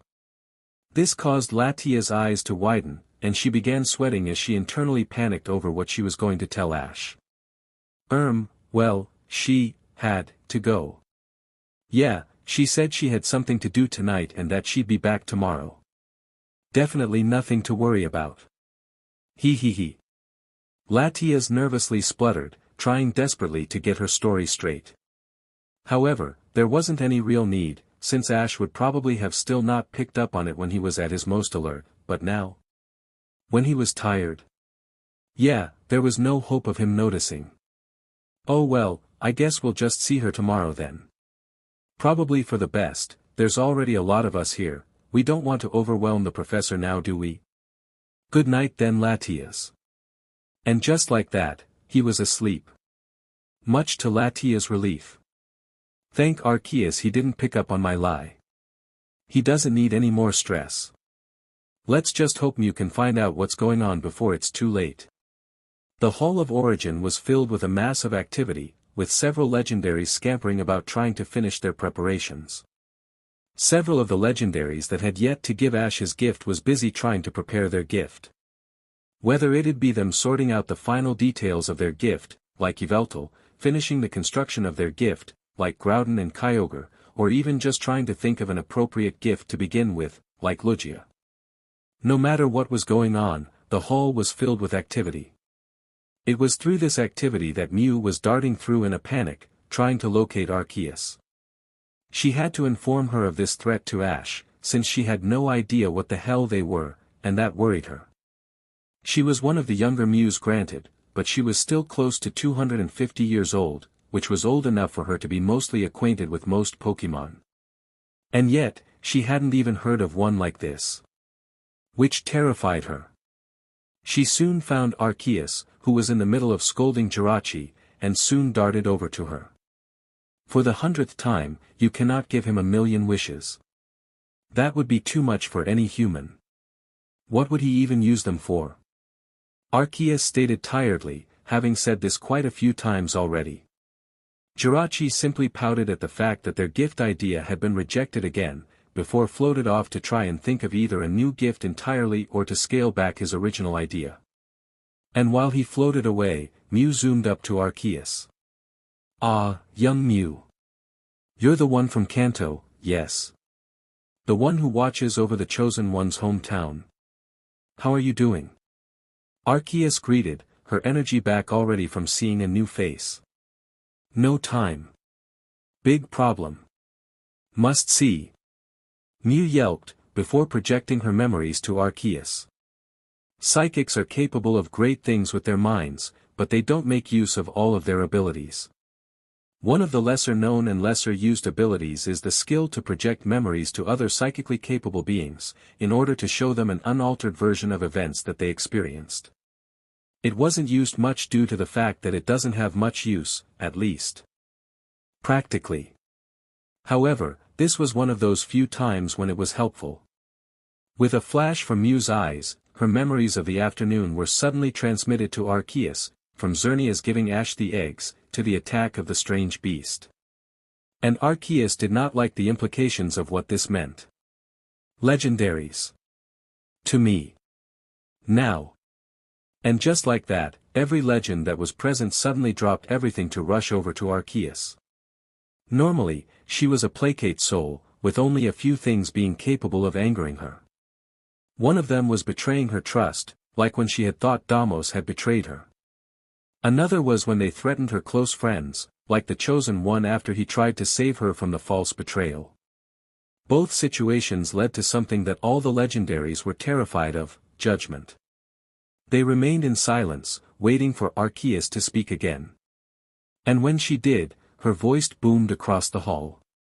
"Hear me now, for I bring grave news. We are in grave danger." That got everyone's attention, as all the legendaries began priming themselves for combat almost instantly. "I do not know when, I do not know how, but soon, we will be attacked. And we must prepare. Finish your gifts. Prepare all you can. The chosen one must be ready. Our hopes now lie with him." And with that, the legendaries rushed back to what they were doing, knowing now that their gifts were all the more important.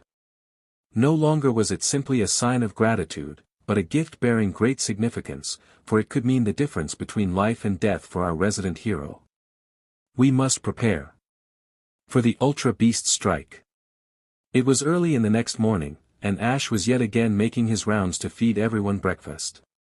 After all the excitement from the previous day, including the several legendary visits and the BRTH of their latest family member, everyone had gotten a solid night's sleep, and were now raring to go again.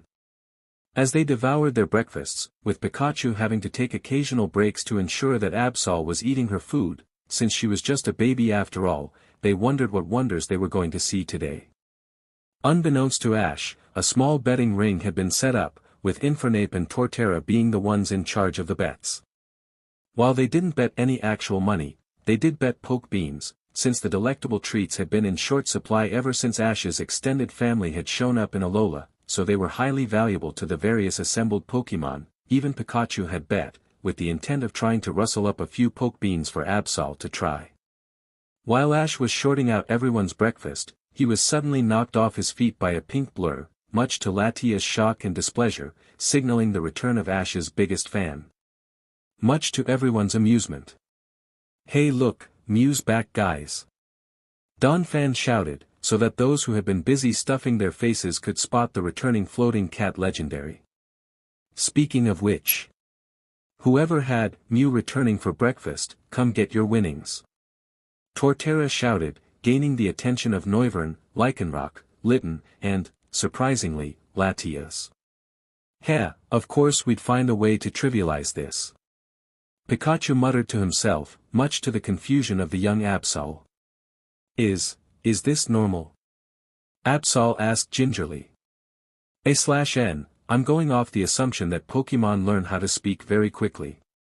"Yeah it is, don't worry. You'll get used to it. We all did." Pikachu said casually while munching on another food pellet, causing the color to drain from Absol's face. However, it wasn't that much later when 3 beams of light appeared from the horizon, darting towards the amassed Pokémon at great speeds. Because of the fact that Ash's Pokémon were now more prepared for sudden appearances, a few of Ash's Pokémon decided to fly out and greet the approaching legendaries, or what they assumed was legendaries, but let's be real, what else could it have been?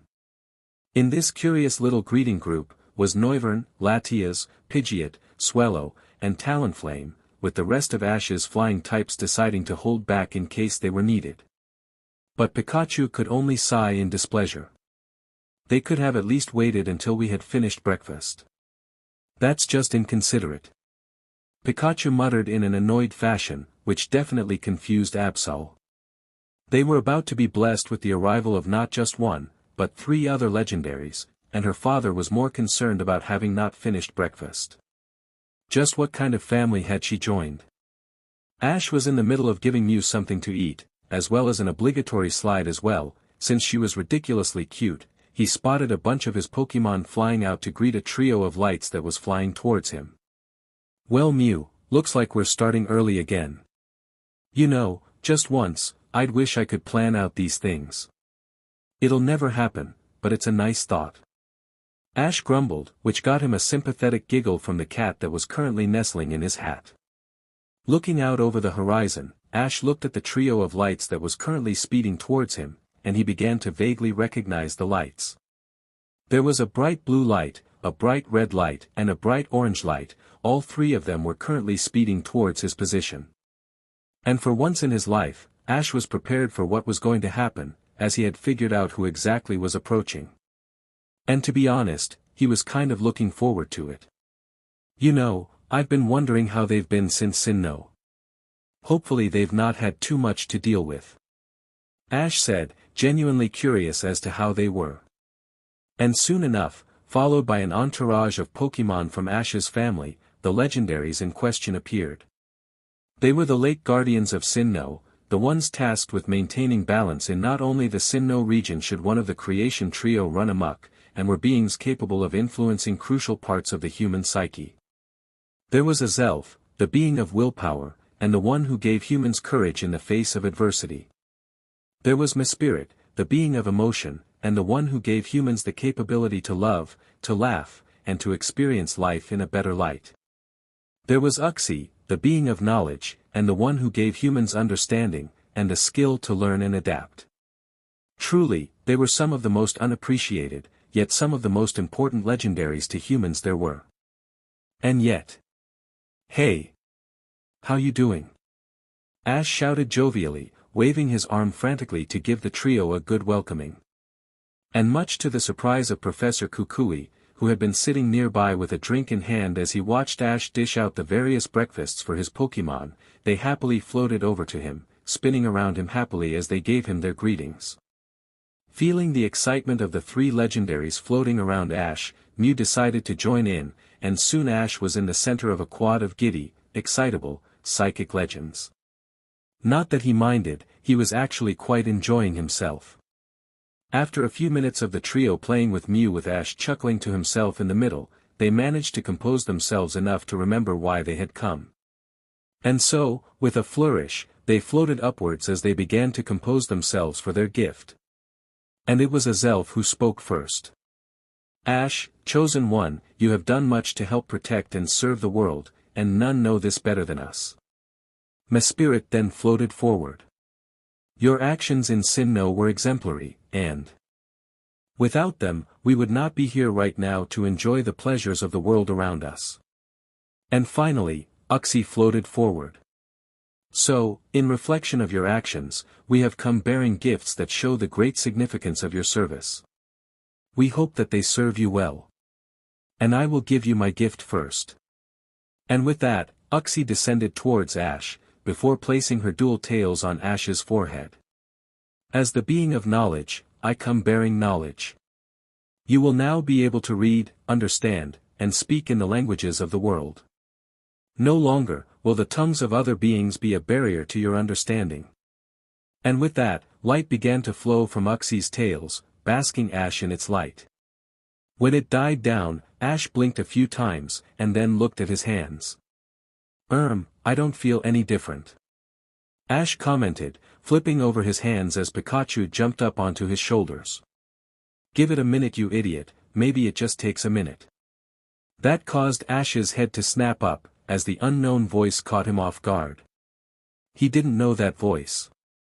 Who was that? Reveal yourself. Ash shouted, as he began panicking. Someone had managed to sneak up on him while in the presence of legendaries. What is it, Ash? What did you hear? There's the voice again. Ash internally panicked, much to the entertainment of the legendary who was floating in front of him. Wait a minute.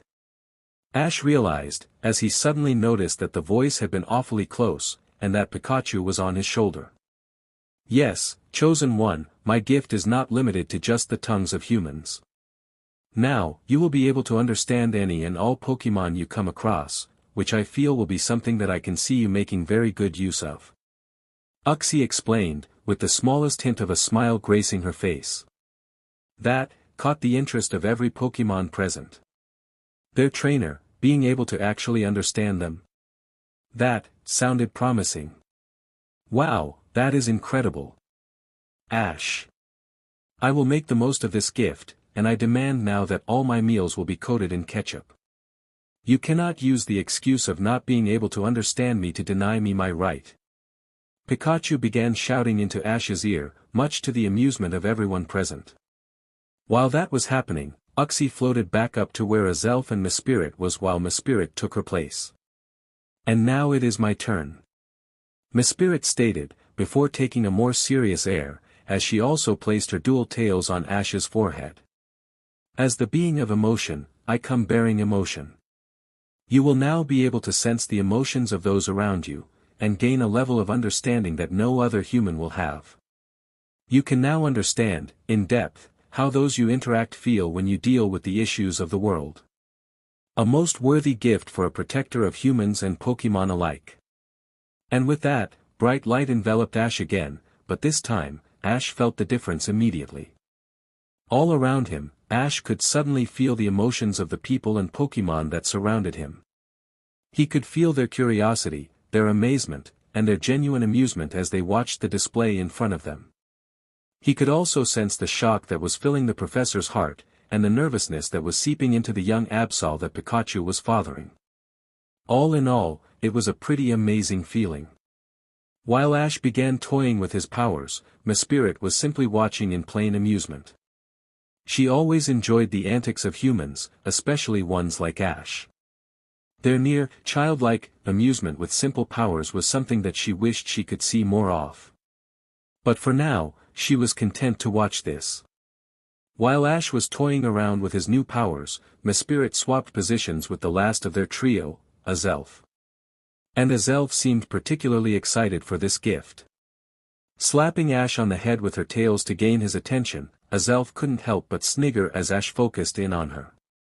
Okay then, it's my turn. And with that, Azelf placed her tails on Ash's head like the others had. As the being of willpower, I come bearing willpower.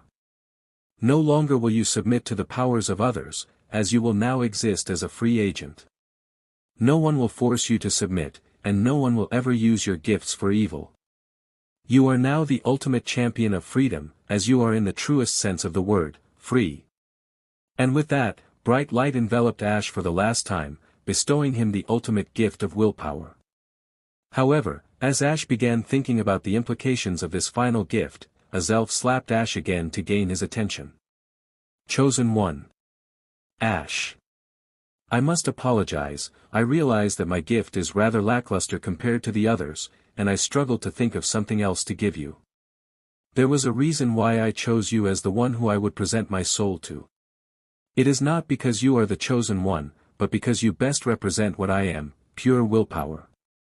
Even in the face of impossible odds, you stand tall, and refuse to give in to your adversaries, to protect people and Pokémon you don't even know. There is no one I would trust in this world, more than you. Which is why this next part of my gift is very crucial. And with that, Azelf suddenly darted to Ash's belt and tapped a Pokeball, being SCKED inside it before Ash could react. With only the dings signaling her capture to signify to Ash what had just happened, Azelf popped out of the Pokeball again. And that is why I have decided to join your team. The human embodiment of will deserves the power of willpower personified, so I pledge myself to you.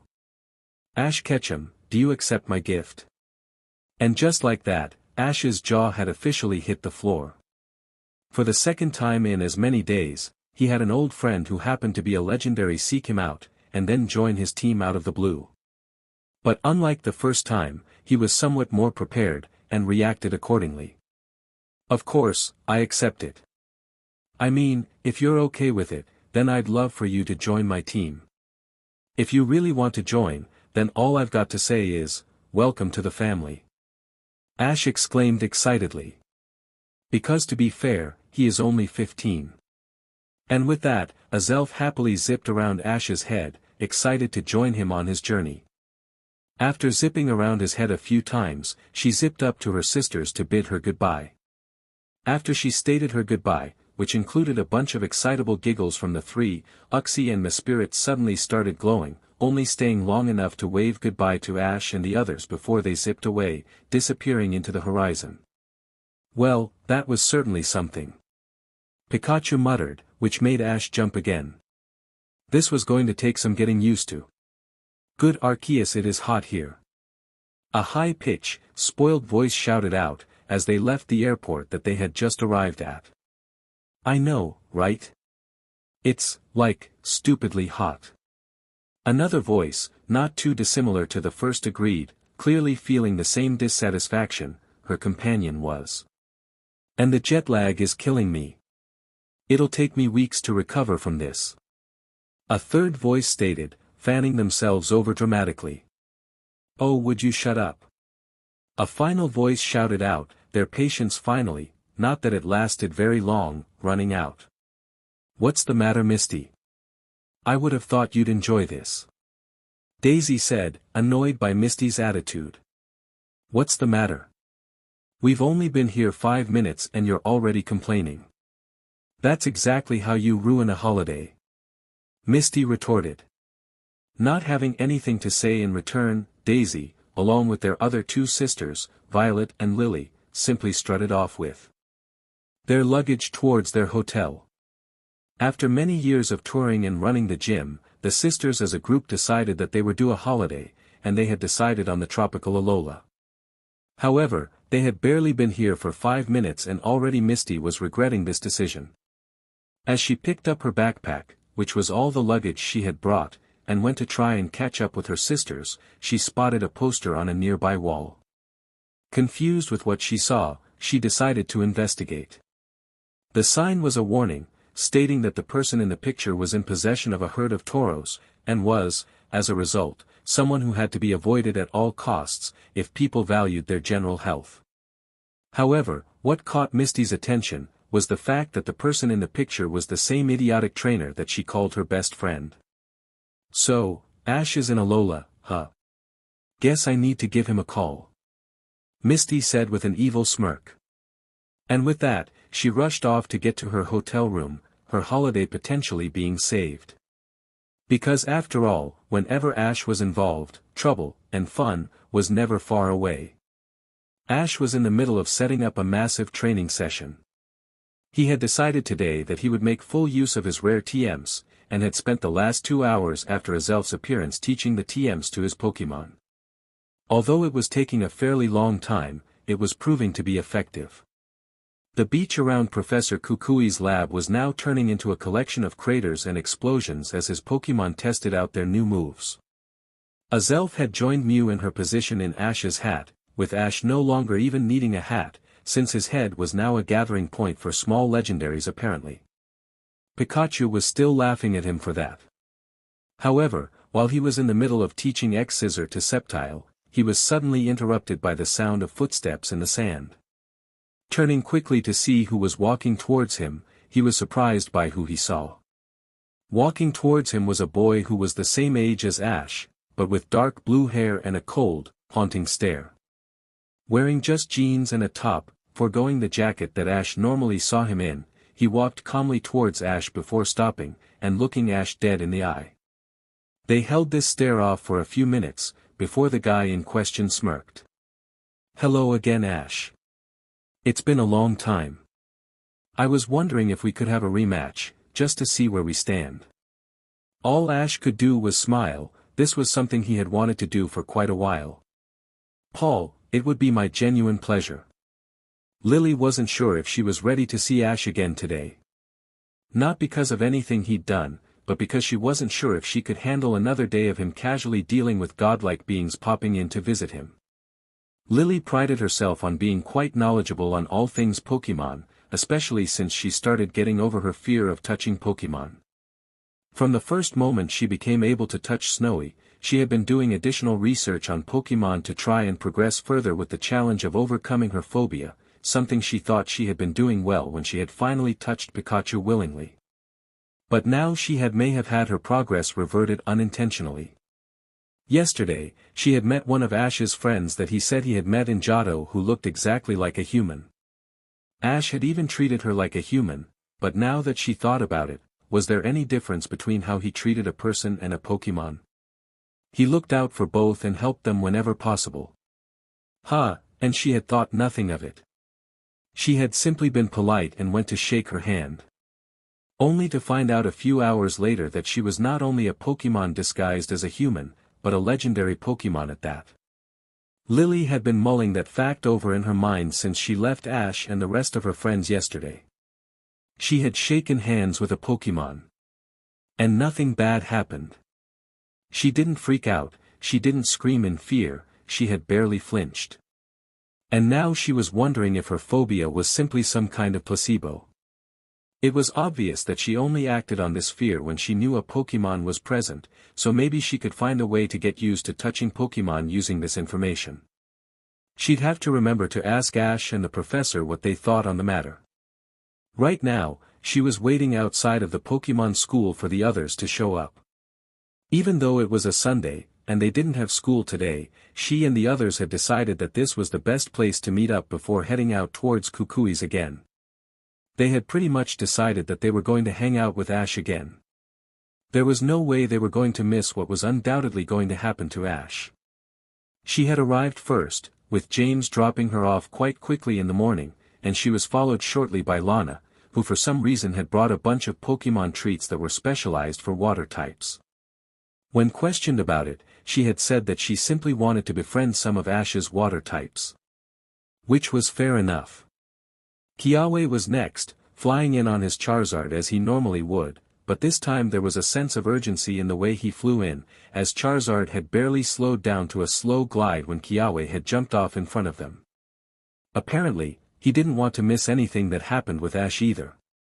Next was Sophocles, who came sprinting to the school with his Togedemaru running by his side excitedly.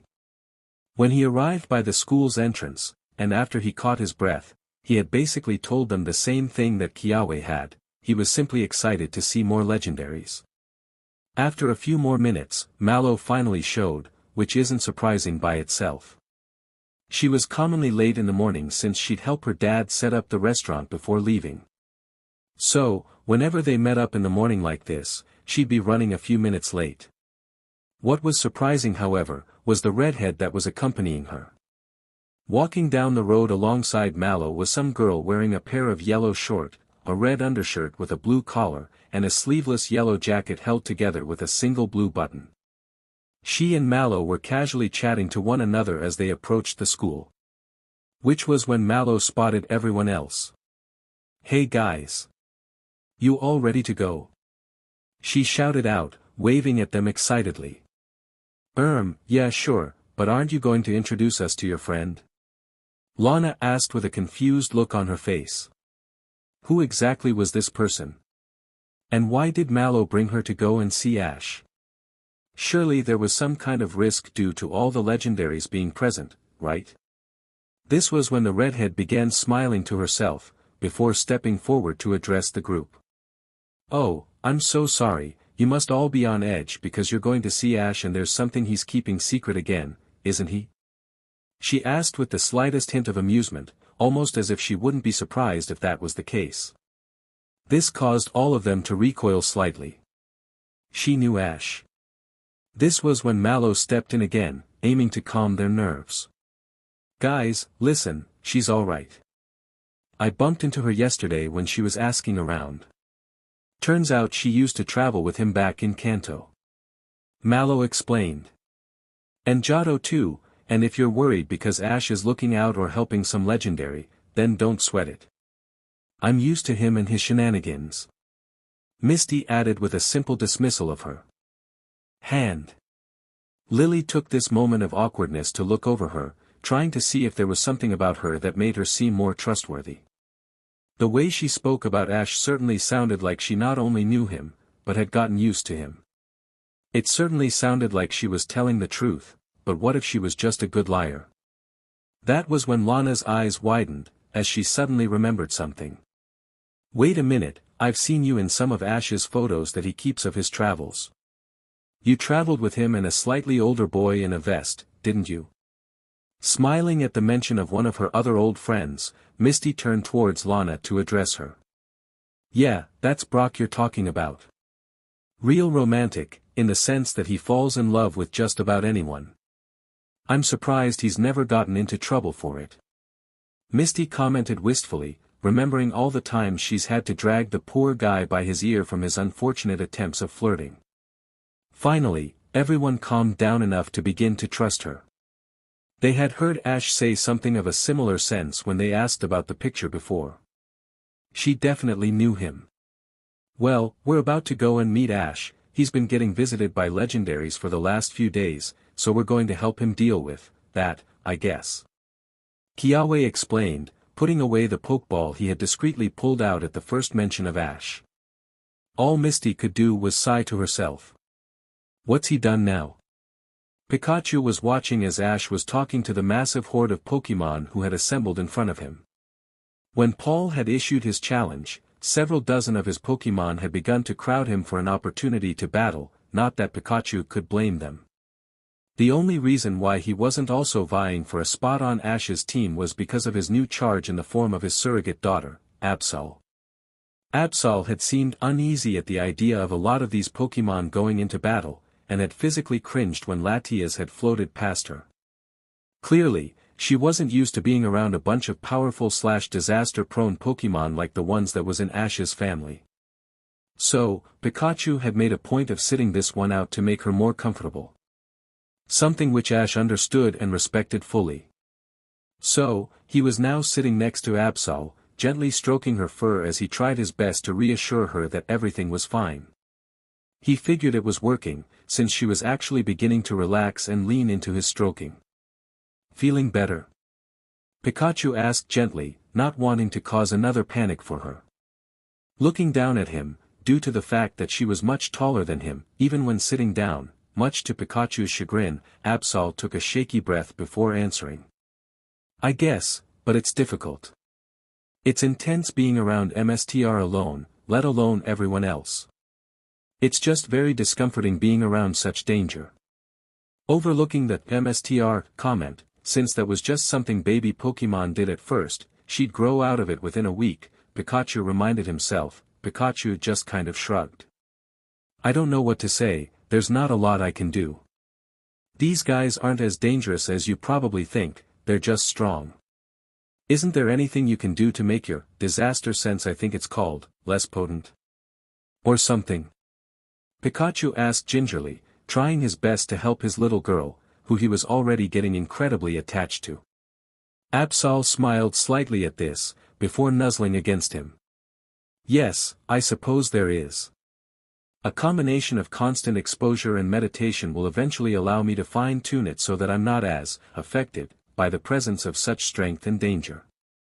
Until then, all I can do is endure it. She mused, enjoying the close contact with her father figure. While she was very aware that Pikachu wasn't her father, she just didn't sense that natural link that most Pokémon had to their natural parents, even though they were in the same egg group. He was for all intents and purposes her father. And just spending this time simply in his presence was enough to make her feel incredibly happy. Sighing to himself at how little he could do for Absol, Pikachu simply nodded again, while also making a note to try and ask around for someone who knew something about meditation. Maybe Snorlax knows something about it, I mean, surely he can't naturally just be sleeping all the time. Pikachu wondered to himself, before he was ripped from his thoughts by the sound of footsteps. Ah, looks like you'll get to meet the Alola crew. Pikachu mentioned to Absol, who perked up as she began to notice the approaching people as well. The Alolan crew? I'm afraid I do not know them. Are they friends of the MSTR? Absol inquired. Yeah, I guess you can call them that, Pikachu mused as he began to get up. They're the people he goes to school with. They're all right. Nice people, lot to learn about being trainers, but they've got potential. But as Pikachu turned to go and greet them, he was stopped in his tracks by a face he hadn't seen in a long time. Misty. After a couple of minutes, Ash had finally picked out a team of Pokémon to battle Paul with. It had been hard, what with most of his Pokémon wanting to get a chance to battle, but he had picked out a good team. He had focused on Pokémon who either hadn't had a battle for a long time, needed to have a battle to get used to a major change to their bodies, or had an emotional stake in the battle. So overall, a fairly solid team. Now with his team sorted out, he went to go and tell Paul, who was currently resting against a tree in a contemplative silence, that he was ready to battle. But before he could, he spotted a familiar set of red hair walking towards him from the distance. It can't be. Ash all but whispered to himself. What were the chances? Oi Ash, would you stop staring and come say hi to me, you idiot? Nope, it was definitely her. Breaking into a sprint, He closed the distance between them quickly and picked her up in a back-breaking hug. One she happily returned. After squeezing each other for a few seconds, they parted to start firing rapid-fire questions at one another. Misty, what are you doing in Alola? Ash, what are you doing in Alola? How did you know I was here? I'm not exactly telling people about where I'm staying. How have you made yourself a public menace, already? I mean, that's ridiculous even for you. How did you meet my classmates? And when? Why are all of your Pokémon here? Who thought it was a good idea to let your insane idea of a family run rampant? And is that a Mew on your head? That final question broke the barrage, as the two individuals suddenly started focusing on the pink feline that had been nestling on Ash's head since she had arrived that morning. With how long she had been there, Ash had kind of forgotten about her. And a Zelf was there as well, but that was another matter. The Alola crew meanwhile, was just watching in sheer amazement. The two had gone from being happy to see each other, to being at each other's throats practically, in a matter of seconds. Just who exactly were these people? Chuckling, Ash just scratched the back of his head. Yeah, that's a long story. Misty just crossed her arms in an unamused manner, very much thinking and showing that she had expected nothing less. Well, I want the full story, no exceptions catch 'em. Sure, but can I have this battle first? I literally, just, finished preparing my team, so I'd like to get that done. But that only got Misty to laugh, much to the added confusion of the Alola crew.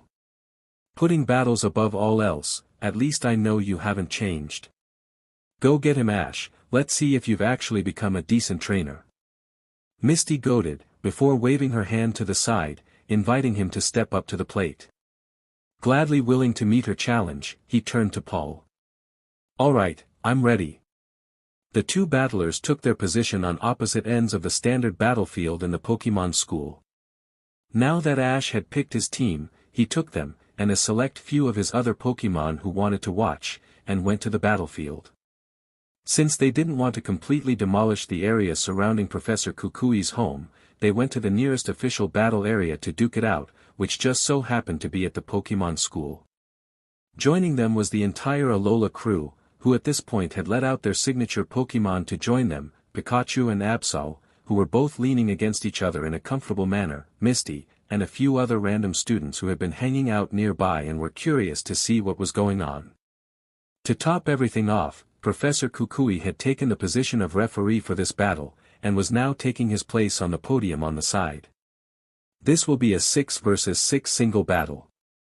The first trainer to win 4 of the single battles will be declared the winner.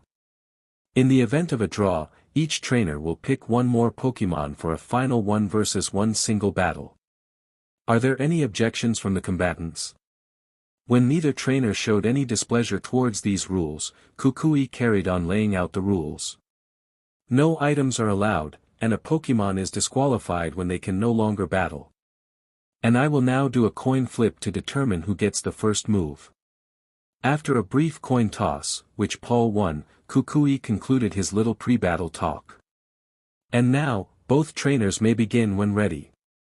Show me some powerful moves, I know you've got them. Battle begin. Swellow, let's do this. Glisker, stand by for battle. And just like that, the battle between these two heated rivals had begun. Although, Paul had been somewhat surprised at the fact that Ash had picked a Pokémon that wasn't a part of his Sinnoh team. He was half expecting him to bring that team back just to try and best him again. He knows I'd be expecting that, Paul realized to himself. So, he does have a few surprises in him, good. Alright Glisker, start with an X-Scissor. Using his tail to propel himself forward, Glisker launched at Swellow, trying to get some early damage in. Swellow, get up in the air quick. Responding quickly, Swellow launched up in the air at speeds that even Paul was somewhat impressed by. Now, use Aerial Ace multiple times, keep him on his toes. And Swellow begun rapidly launching itself at Glisker, his mastery of aerial maneuverability allowing him to slash at Glisker from angles he couldn't defend from. Glisker tried to defend himself, but every time that he turned to try and defend himself Swellow would already be gone. Much to Paul's annoyance. How is his Swellow so fast? To think Ash has had these Pokémon available all this time. Paul mused, while he formulated a plan to try and counter Ash's bird. This isn't too different from his usual strategy of focusing on speed and power, but I've only ever seen his Glisker move in and out of attack range with such ease. I didn't think he'd have other Pokémon who could do that himself. But that was when Paul noticed something. Glisker, guillotine behind you now. And with a quick pivot of his body, Glisker's claw suddenly clamped around Swellow's body as he went for another aerial ace behind him. Just like when he fought Ash's Gligar. With a collection of audible gasps from the spectators' stand, Paul felt confident that he had won, in the same manner he had when he last used Glisker against Ash. But then he realized that Ash hadn't said anything. As a matter of fact, he was smirking. Why is he smirking? Now Swellow, take off. This caused everyone's eyes, including Paul's, to widen. What did he just order? And to the immense surprise of everyone, Swellow took off, dragging Glisker with him into the air. Now, throw him into the ground. And with that, Swellow twisted his body around, dragging Glisker into an arching throw into the ground, smashing into the ground with enough force to create a small crater. When the dust cleared, Glisker was out for the count. Glisker is unable to battle, awarding Ash the first win. Trainers, pick your next Pokémon. To say that Absol was surprised was an understatement. As a Pokémon who could sense disaster, she had a good idea of who exactly was considered strong, or more accurately, extra strong, in Ash's family, so she had overlooked Swellow as a potential disaster. The stubborn bird had determination and power, but at first glance there was nothing extraordinary about him.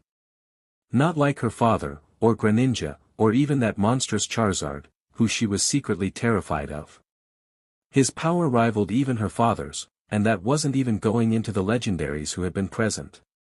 But yet the bird, whose body was probably smaller than her own body, had effortlessly carried and thrown a larger opponent into the ground with ease.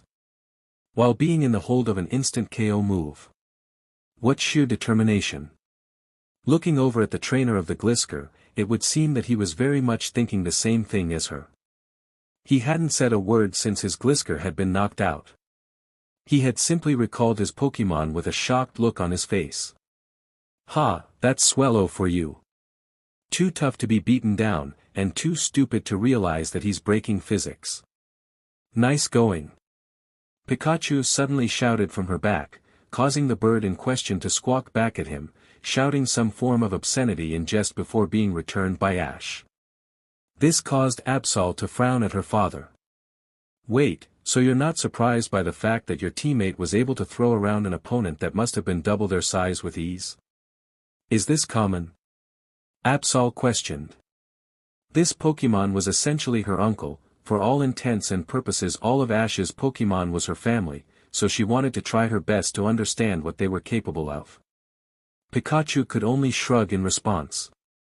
Not in the slightest, he once caught a Donphan by the horns and did the same thing. Pikachu recollected while looking up to the sky, allowing him to miss the look of complete and utter shock on Absol's face.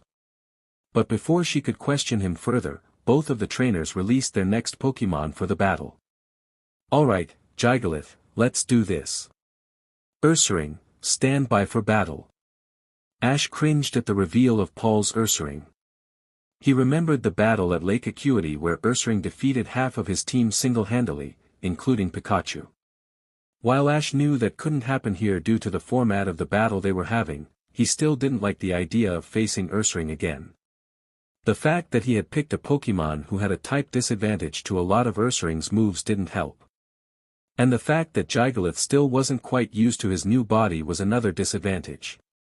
Although, if there was any Pokémon who could be capable of withstanding Ursaring's overwhelming power, Gigalith would be one of them. Ash's choice of Pokémon also surprised Paul. If Paul had to guess what kind of Pokémon Ash had to choose from, a large and powerful Pokémon like Gigalith didn't seem to fit in his style. It seemed more like a Pokémon he'd use than anything. However, neither trainer was willing to let this catch them off surprise. They both began their attacks. Gigalith, use Sandstorm to control the field. Ursaring, bulk up. Much to the surprise of everyone, both trainers began with less aggressive moves, instead taking the time to set up and prepare for a clash between powerful Pokémon. The one most surprised by this, however, was Misty. She had seen Ash use some insane-sounding strategies, ones that were so far out the box that the box was practically forgotten. But here was Ash actually being cautious, not wanting to just rush in. Clearly, this was a rivalry that Ash took seriously. But before she could muse on it further, both Pokémon had finished their setups and were now awaiting further orders from their trainers. Gigalith was currently surrounded by a raging sandstorm, making it difficult to even see him through the wall of sand and dust.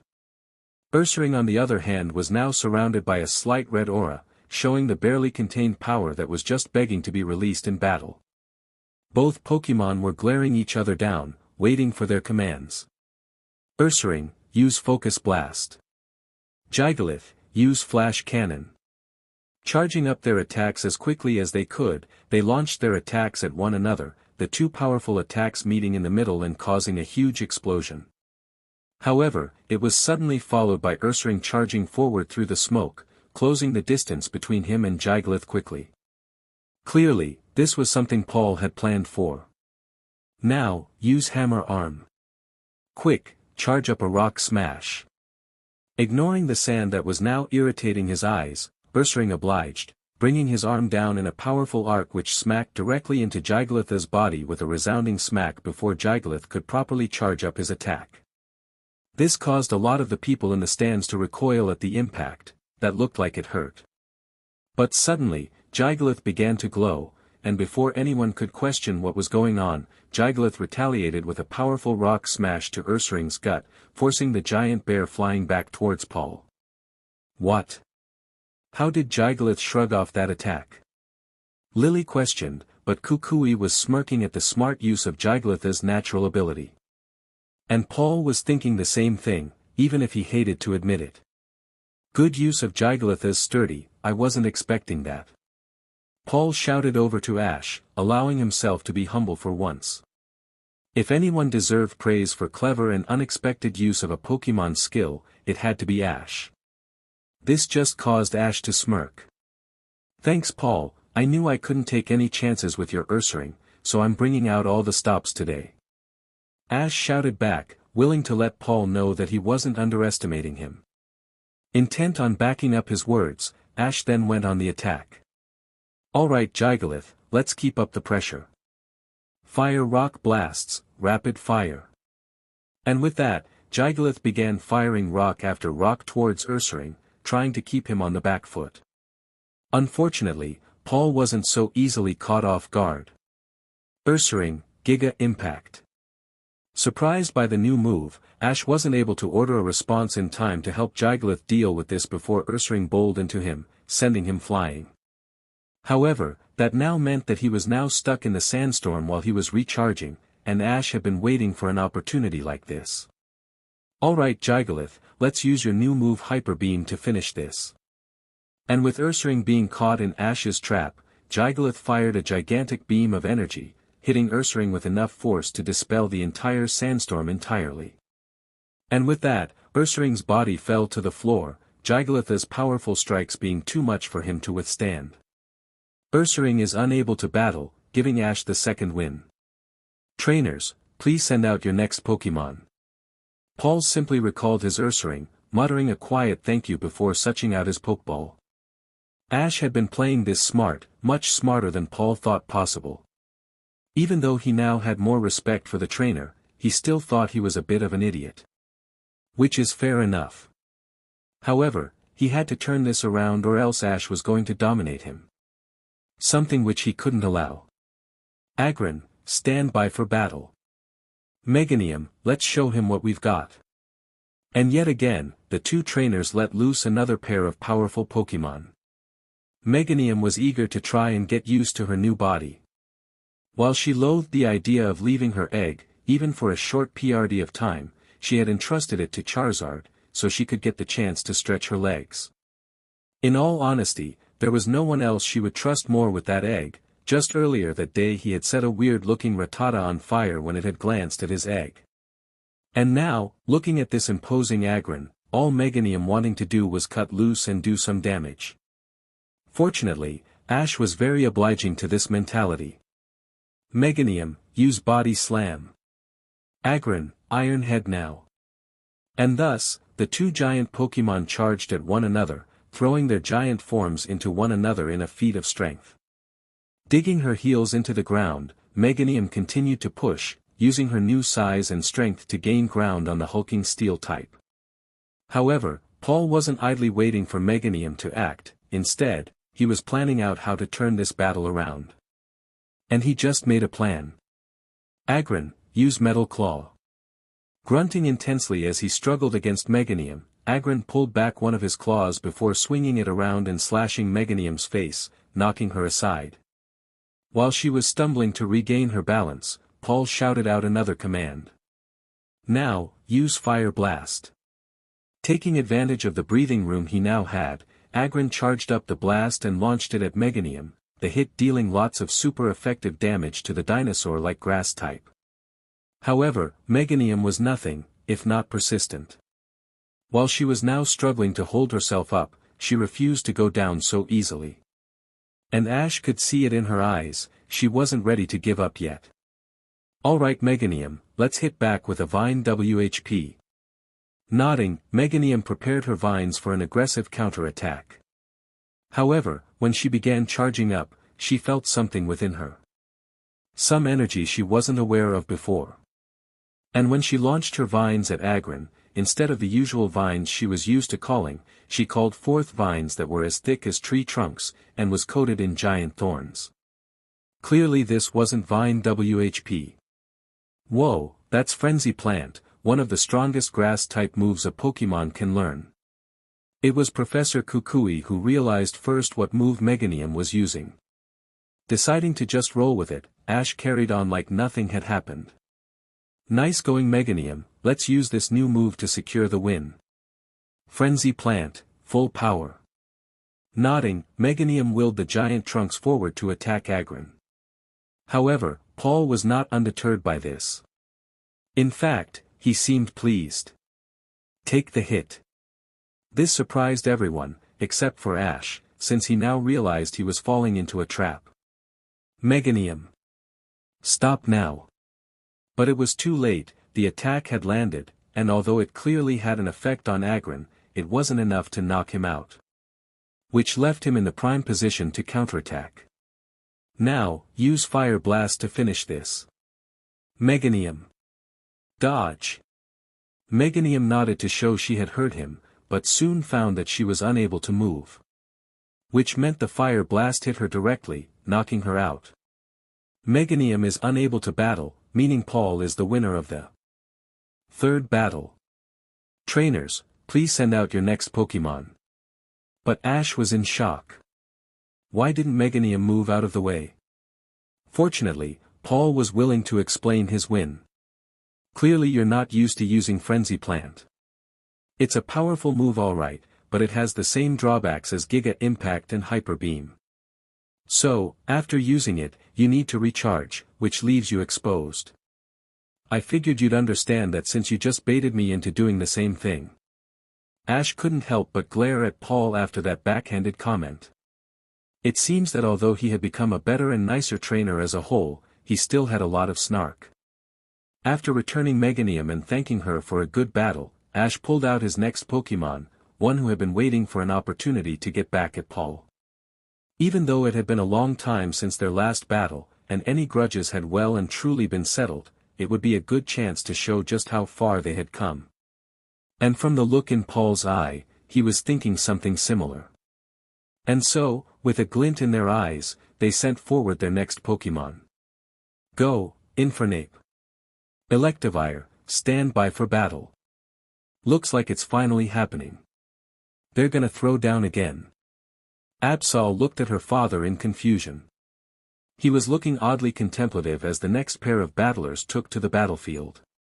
Why is it of any importance? They're just having a battle, like the others before. But Pikachu shook his head at this. This battle isn't just a normal battle, it's one with history. Infernape and Electivire, as well as Paul for that matter, have a long history with one another for many years now. Although they settled the grudge between them back in Sinnoh, I don't think their rivalry will ever pass. Much like with Ash and Paul. Pikachu explained. Looking over at the two combatants again, Absol was beginning to see that her father had a point. Both of the Pokémon who had appeared on the battlefield were glaring at one another, challenging each other without making so much as a sound. When these two got started, they wouldn't be holding back. And Absol wasn't sure what to think of that. So, what do you think of this matchup? She heard her father ask suddenly. I'm sorry. Pikachu then turned and looked directly at her. You can sense potential disasters and power, right? What can you sense now? Absol hadn't really given it much thought. She was beginning to get used to the constant sense of foreboding she got around her family, especially since she came to the realization that the best way to adapt to their presence was to accept the fact that they weren't actually dangerous. This battle had shown her that although they were most definitely strong, they weren't like a storm which was about to hit or a bomb about to blow up. They were just natural battlers. But now that she thought about it, there was something different about this particular standoff. Both Pokémon, as she had expected, were practically irradiating strength. And the looks they were giving one another made it seem like they weren't going to hold back. Suddenly, with shouts from both of the present trainers, they darted forward, fists clashing in a blur of activity. Absol's eyes widened as the two Pokémon launched strike after strike at each other, with every hit causing a small shockwave which she could feel even from the stands. They weren't holding back. And it wasn't clear who was going to win. One moment, her teammate and Uncle Infernape would begin pushing, landing a few mock punches and damaging Electivire somewhat. The next, Electivire would counter and strike back, knocking Infernape flying back before following up with a thunder. Infernape would then flip backwards and disappear into the dirt, avoiding the attack and striking suddenly from the ground to deal more damage to the bulky electric type. And Pikachu barely so much as blinked, as he watched the battle intently, criticizing every move and strike that was used. He usually watched these battles from the same perspective as Ash, but being in the stands every now and again was good for him, as it allowed him to view these battles from an unbiased angle, giving him a better chance to see the strategies used and the mistakes made. It was good experience, even for an experienced battler like him. But even from this angle, he couldn't tell who would win. Not just yet. Infernape was sent flying as Electivire managed to hit him with a thunderbolt, sending him tunneling into the ground, creating a crater as he went. Deciding to try and make the most of this momentum, flipping into a dig and disappearing into the ground. While he tunneled through the ground, he focused his energy into a flare blitz and charged through the ground. When he erupted from the ground, he was greeted by a charged-up thunder punch, the clash of powerful attacks causing a shockwave to rock through the surrounding area. Not wanting to let this opportunity pass, Infernape brought his arm round to land a powerful mock punch into Electivire's face. He had given up trying to listen to what Ash was ordering him to do, instead going on instinct and trying to preempt what Ash wanted him to do. Based on the fact that Ash was cheering him on, he was doing a good job of it. Throwing more mock punches, Infernape continued to wait for the perfect opportunity to cut loose. He and Ash had been training for this rematch for a long time, and was now waiting for the opening he needed to secure the win. They'd never see it coming. However, while he was focusing on pushing Electivire back, he failed to notice his tendrils dart out and wrap around his tail. Before he could react, he felt the sudden burn of several thousand volts rushing through his body, giving him the feeling of all his nerves being set on fire. Grunting through the pain, Infernape focused on staying conscious, waiting for the command. Infernape, now. There it was. Having been giving the appropriate signal, Infernape smiled confidently at Electivire, who had now realized what was happening. He had been led into a trap. Tapping into his rage, Infernape could feel the unrestrained power of his blaze building up, before it exploded in a flash of fire. Infernape could never quite get used to the sudden rush of power he got from Blaze. It felt like all of his nerves became shot and his internal heat went from a standard campfire to a raging inferno. Perfect for this kind of battle. Now that he was right up close to Electivire, with Blaze running at full strength, Infernape took this opportunity to charge up a super-powered Flare Blitz, pouring as much energy from his Blaze into the strong attack. Electivire, who was now stuck within arm's reach because of his tendrils, quickly unraveled his twin tendrils to try and jump back, the energy for a Protect already beginning to charge up.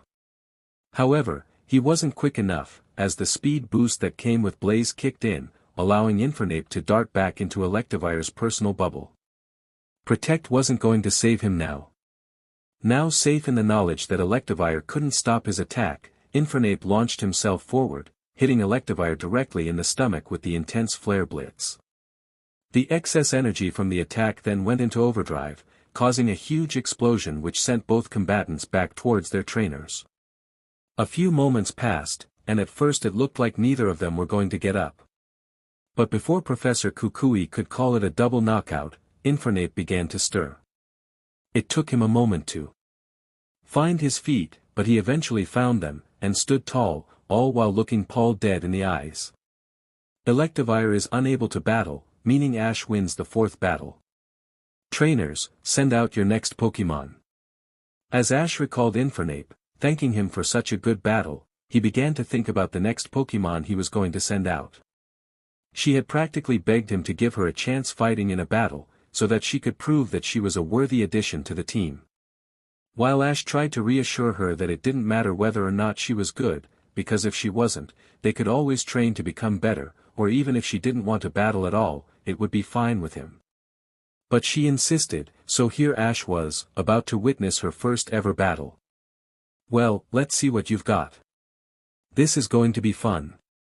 Latias, I choose you. Drapion, stand by for battle. Ash frowned again at the reveal of another powerful Pokémon of Paul's. This particular Pokémon had given him a lot of grief back in Sinnoh, where in the Lily of the Valley Conference this same Pokémon had taken out half of his team single-handedly, and took the combined use of those three Pokémon and Glisker and Infernape to finally bring it down. It seemed that Paul wasn't playing around with this battle. Paul, however, was simply staring wide-eyed at the Pokémon he was facing. He recognized this Pokémon, due to the similar look it had to another Pokémon he saw back in Sinnoh. In the same tournament as the one where he lost to Ash.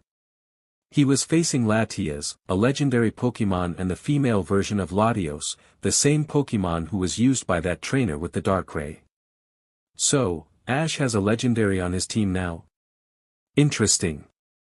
Paul thought to himself, as he thought over the battle that was about to happen. It was clear, even from a glance, that this Pokémon wasn't as experienced as the Latios used by Tobias in Sinnoh. Even now, the red legendary was somewhat jittery as she looked curiously at her opponent. The same jittery feeling that many young Pokémon had when they had their first battle, a combination of fear and excitement at the prospect of a battle. So, it's either a young legendary or simply an inexperienced one. It seems that Ash has taken a gamble here.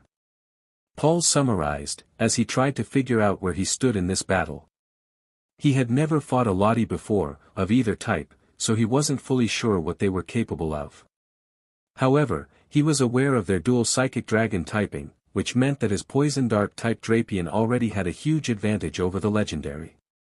Smiling at this turn of events, Paul decided that he was going to end this quickly. Drapion, use Dark Pulse. Latias, take to the air. As Drapion fired a burst of dark energy towards the dragon, she responded by flying upwards in a burst of speed. Undeterred by the speed boost, Paul simply decided to keep track of her and continue on the offensive. Latias, on the other hand, was waiting for orders. Ash, what should I do? She called out, using her psychic abilities to communicate with Ash mentally so that their opponent didn't hear them. I'm thinking, it's a powerful Pokémon, so you need to be careful. Ash thought back, as he looked at the Drapion with a critical eye. He knew from experience that it was difficult to catch this Pokémon off guard, with its ability to see from every angle making any sneak attack near impossible. Which was when Ash got an idea. Latias, use dragon breath continuously. We need to create a smoke screen. Nodding in agreement, Latias fired a dragon breath, just in time to counter a pin missile that Drapion had fired into the sky. The resulting explosion covered the battlefield with a dust cloud. Now Latias, turn invisible. Ash commanded, which caused Latia's eyes to widen. She hadn't thought about using her invisibility. Using the smoke as a cover, Latias covered herself in psychic energy, allowing her to reflect the light that hit her, making her invisible to the naked eye. When the smoke finally cleared, she had all but disappeared. Something which was very unsettling for Paul. Where did she go? Now Latias, use Dragon Claw. And watch out for his tail. Latias heard the warning, and she knew full well that Ash was right to be weary. But she didn't care at that moment. She was enjoying herself too much, the thrill of the battle, the complete and utter rush of facing another Pokémon in a trial of strength and skill. And so, she threw caution to the wind and just lashed out with as strong an attack as she could, not really focusing on keeping her guard up. So, when she landed the attack and saw that Drapion had been hurt by the powerful dragon-type move, she had already begun celebrating to herself, and missed Ash's warning. Latias, behind you. But before she could realize her blunder, a claw suddenly clamped around her neck, causing her to drop her invisibility as she was suddenly whipped about by the ogre scorpion Pokémon. Meanwhile, Paul could only smirk. That was a good strategy, Ash, I'll give you that. However, your Pokémon's inexperience might have cost you the battle. Now Drapion, finish this with a cross poison. Drapion gave no indication of having heard Paul's command, but carried it out anyway. Dragging Latias around to where his dual claws were and hit Latias with a powerful cross poison, causing the dragon to cry out in pain. Drapion finished by slamming Latias into the ground, knocking her out for the count. Latias is unable to battle, meaning Paul wins the 5th battle. Trainers, please send out your final Pokémon. Ash, however, had ran onto the battlefield to check on Latias. She had been hurt pretty badly by that battle. Latias, are you okay?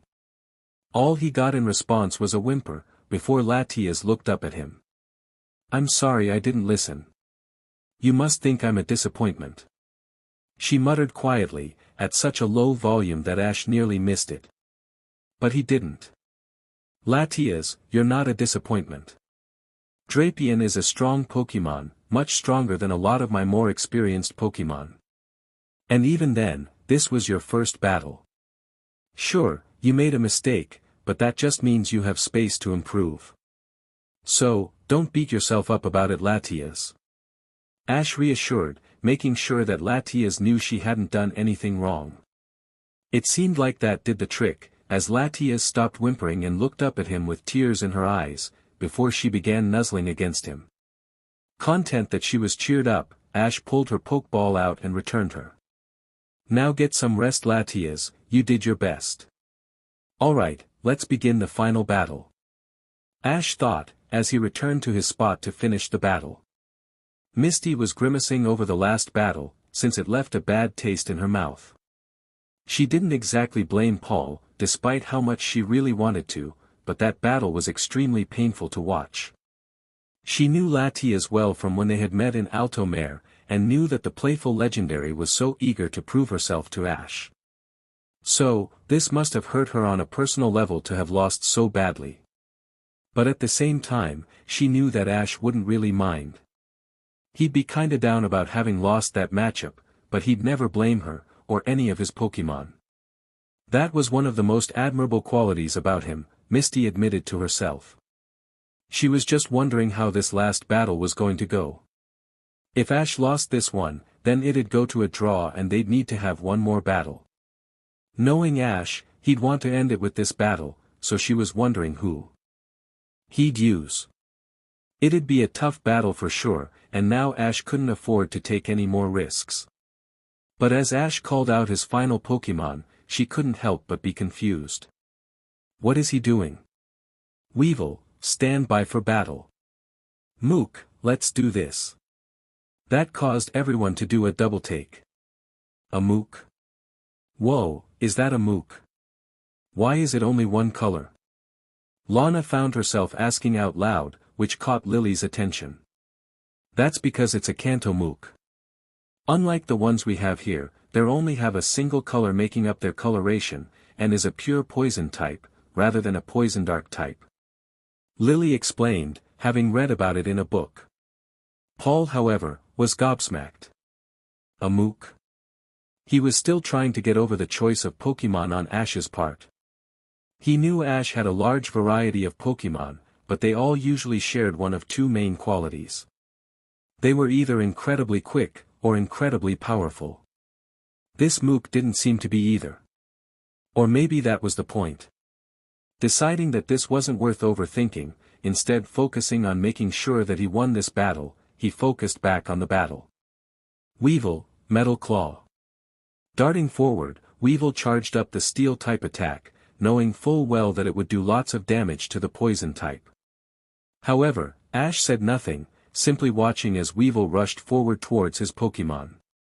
Maybe he's panicking, it's best for me to just take advantage of his lack of focus. Paul decided, before focusing back on Weevil's attack run, just as the attack landed. Much to his surprise, and everyone else's apart from Misty, Pikachu, and Ash, the attack did nothing, barely phasing the poison type. In fact, it barely dented his body, simply rebounding the attack back towards to Weevil, forcing him back. Deciding to keep on the offensive, Paul overlooked this and called his next attack. Weevil, use Night Slash. And so, Weevil attacked again, but with no difference in results. After that attack, Paul ordered attack after attack, with each one gaining the same result. Suddenly, Ash spoke for the first time in several minutes. Now, Body Slam. And to the surprise of everyone present, Mook suddenly smothered Weevil, completely covering his body over the Ice Dark type.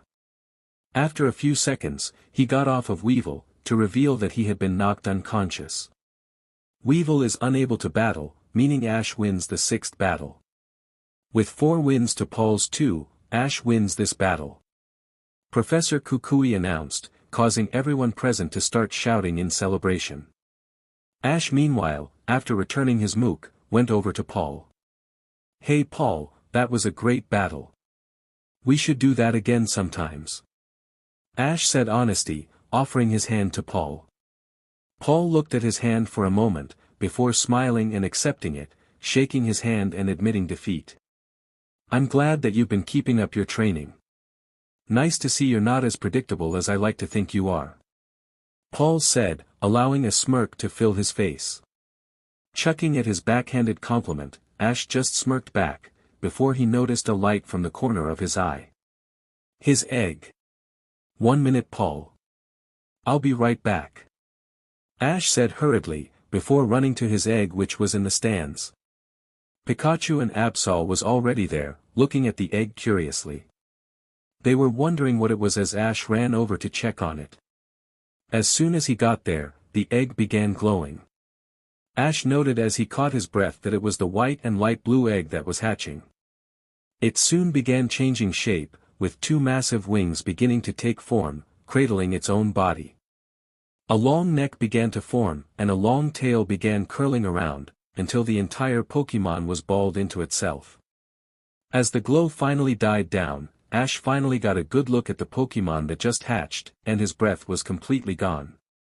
Even Mew and Azelf, who had been watching the entire event from Ash's head, was shocked by the Pokémon that had been in the egg. It's a Lugia. Looker was nursing a double scotch on the rocks while flicking through the notes that had been obtained about the latest Ultra Beast incursion, and all he was feeling was frustration. According to these notes, the incursion had been brief, a short attack on a trainer staying with the regional professor where they were beaten back, presumably by the professor. After that, they retreated back into their wormhole and closed the breach. End of story. And that was what frustrated Looker the most, because he knew that this was probably a one-time thing. A brief appearance which will cause a lot of stir in the scientific community and leave him on a wild goose chase for the next month or two, making sure it wouldn't happen again. Although, knowing his luck, he'll have to deal with this again in another couple of years. He could only hope he didn't end up with another Annabelle. Speaking of Annabelle, Looker spared a glance toward her in the other end of the plane cabin, where she sat alone and isolated from the other agents. She seemed to be focusing on her espion, gently caressing its fur in a slow, calming motion. It would seem she was as on edge as he was about the whole ordeal. "Don't assume that we have shared the same concerns, Looker," Annabelle drawled, not even looking up from her espion. Half jumping out of his seat, Looker cursed under his breath as he spilt his drink over himself. Once he had thoroughly wiped down his shirt with napkins, he looked back up at Annabelle with a quizzical look. "And what do you mean by that, Looker questioned, giving Annabelle an odd look. All Annabelle did was shake her head and sigh heavily, however, looking somewhat disappointed. "What I mean, Detective Looker, is that you're bothered more by the prospect of having to do work which doesn't benefit you, only the people. I, however, am more bothered by the fact that the very same creatures that tried to abduct and/or kill me could very well be on the loose right now," Annabelle retorted with a stern look on her face. Deciding that he wasn't in the mood to argue with her, he just raised his hands in defiance and walked back to where he was sitting with the other agents, who were simply sitting there enjoying the show. "Whatever you say, Annabelle, so long as you do what you're supposed to do, I couldn't care less what reasons you have for caring," Looker drawled, downing the rest of his drink as he sat back down. Not interested in retorting, Annabelle simply returned to stroking her espion. Espion had been one of her first Pokémon and was the one she felt most in tune with. Simply being in her presence was enough to calm her nerves. Because truthfully, Annabelle was terrified of what she could be potentially facing. Her last encounter with the beasts had almost taken her life, and the prospect of facing one of them again was honestly, the most terrifying thing she could imagine. "Attention all passengers, we are about to land on Melee Island, please return to his seats and fasten your seatbelts." The sudden voice over the intercom caused Annabelle to jump suddenly, causing her espion to power up a psychic attack, ready to attack anyone who dared to threaten her trainer. Taking a deep breath, Annabelle gently stroked Espion's back, starting at her neck, going all the way down to her tail. "It's okay, Espion, I was just spooked. We'll be okay," Annabelle soothed, though she seemed to be talking more to herself than anything. "Here we go again. I have a Lugia." Ash was in complete and utter shock over this newest development. Even all the strange happenings that had happened to him over the weekend couldn't have prepared him for this. One of the eggs he had been given, and entrusted to buy the legendary of life, had hatched into a Lugia. Speaking of the Lugia, it would seem the young legend was looking around curiously, taking in the local surroundings with wide eyes. It had a body which was roughly a meter long, with a neck which added another half a meter to its length, and a tail which was just under a meter long. And its wingspan, even when folded up, looked absolutely massive. And the scary thing was, Ash knew from experience that this was nowhere near as big as they could get. Not even close. But it would seem that the baby Lugia had just spotted Ash, as the young Sea Guardian's eyes lit up as they landed on Ash. Which was the warning that Ash got before the, not-so-little, baby legendary punched on him, bowling him over and proceeding to nuzzle his cheek. Misty, noticing the commotion, decided to come over to see what shenanigans Ash was involved in now. "Ash, what are you doing? Come on, we all want to talk to, oh my Arceus. Is that a Lugia?" Misty finished with a screech, her voice raising by several octaves as she recognized the baby legendary. Ash tried to respond, but was promptly glomped again, with the only verbal response for Misty being a content coo as the little Lugia continued to show its affection for Ash. This caught the attention of everyone else, who had been in the middle of bombarding Paul with questions, so they began to make their way over to where Ash was. Only to see him on the floor with some strange Pokémon on top of him. Kiawe was the first to react. "Hey, is that another Pokémon from Ash's eggs?" "Can't say I know that type of Pokémon honestly, Professor." But Kukui was too preoccupied, as he was one of the few Alola natives who recognized the incredibly rare and powerful Pokémon that was currently nuzzling Ash like a parent. And the sight made his throat dry. Lugia." Kukui eventually stammered out, leaving his students especially confused. Lugia? Lily asked somewhat worryingly, not liking the fact that the professor, their main guide on foreign legendaries apart from Ash, was completely in shock. And that Misty, an old friend of Ash's, was also standing there with her mouth hanging open like a Magikarp. After a minute of being practically squashed by the diving Pokémon, Ash was able to sit up enough to answer her. Lugia is the legendary guardian of the sea, or at least that's their main job. I've met a few at this point. This caused the Alola crew's eyes to widen, as they realized that they were in the presence of another legendary. Even Paul, who was somewhat aware of the fact that Ash had a history of dealing with legendaries, and having not bat an eyelid at his use of Latias in their battle, was gobsmacked at the sight of the dinosaur-esque Pokémon. Just what kind of life did this guy live? But as they stared in shock, Ash managed to lift up the Lugia with both of his arms, which somewhat added to the shock of everyone watching, since the baby wasn't exactly a small or light-looking, and turned to address them. Hey, I'd hate to be awkward, but can we head somewhere to get Lugia checked out? We were at the lab when Absol was born, so it was alright, but I just want to get. Ash started before stopping himself when he thought to himself briefly. I don't even know what gender this Lugia is. He muttered to himself, before carrying on what he was saying to the others. I just want to get Lugia checked out at the Poke Center real quick. Ash summed up. And with that, he turned and began to carry the Lugia to the Poke Center, with Pikachu and Absol following closely behind. Smiling to herself, as she realized that Ash had managed to take a Lugia being hatched without so much as a second take and was more concerned with its health than anything else, Misty just chuckled to herself before breaking out into a jog. Oi, wait up, you can't just walk away from us with a baby legendary like it's not a big deal. Oi, catch 'em. And with that, everyone was knocked out of their stupor and were soon running after Ash with smiles on their faces. After all, for Ash, this was just another weekend. Arceus was currently overlooking the Alola region from her throne in the Hall of Origin, taking in the sight of the 4 islands. And they were appealing.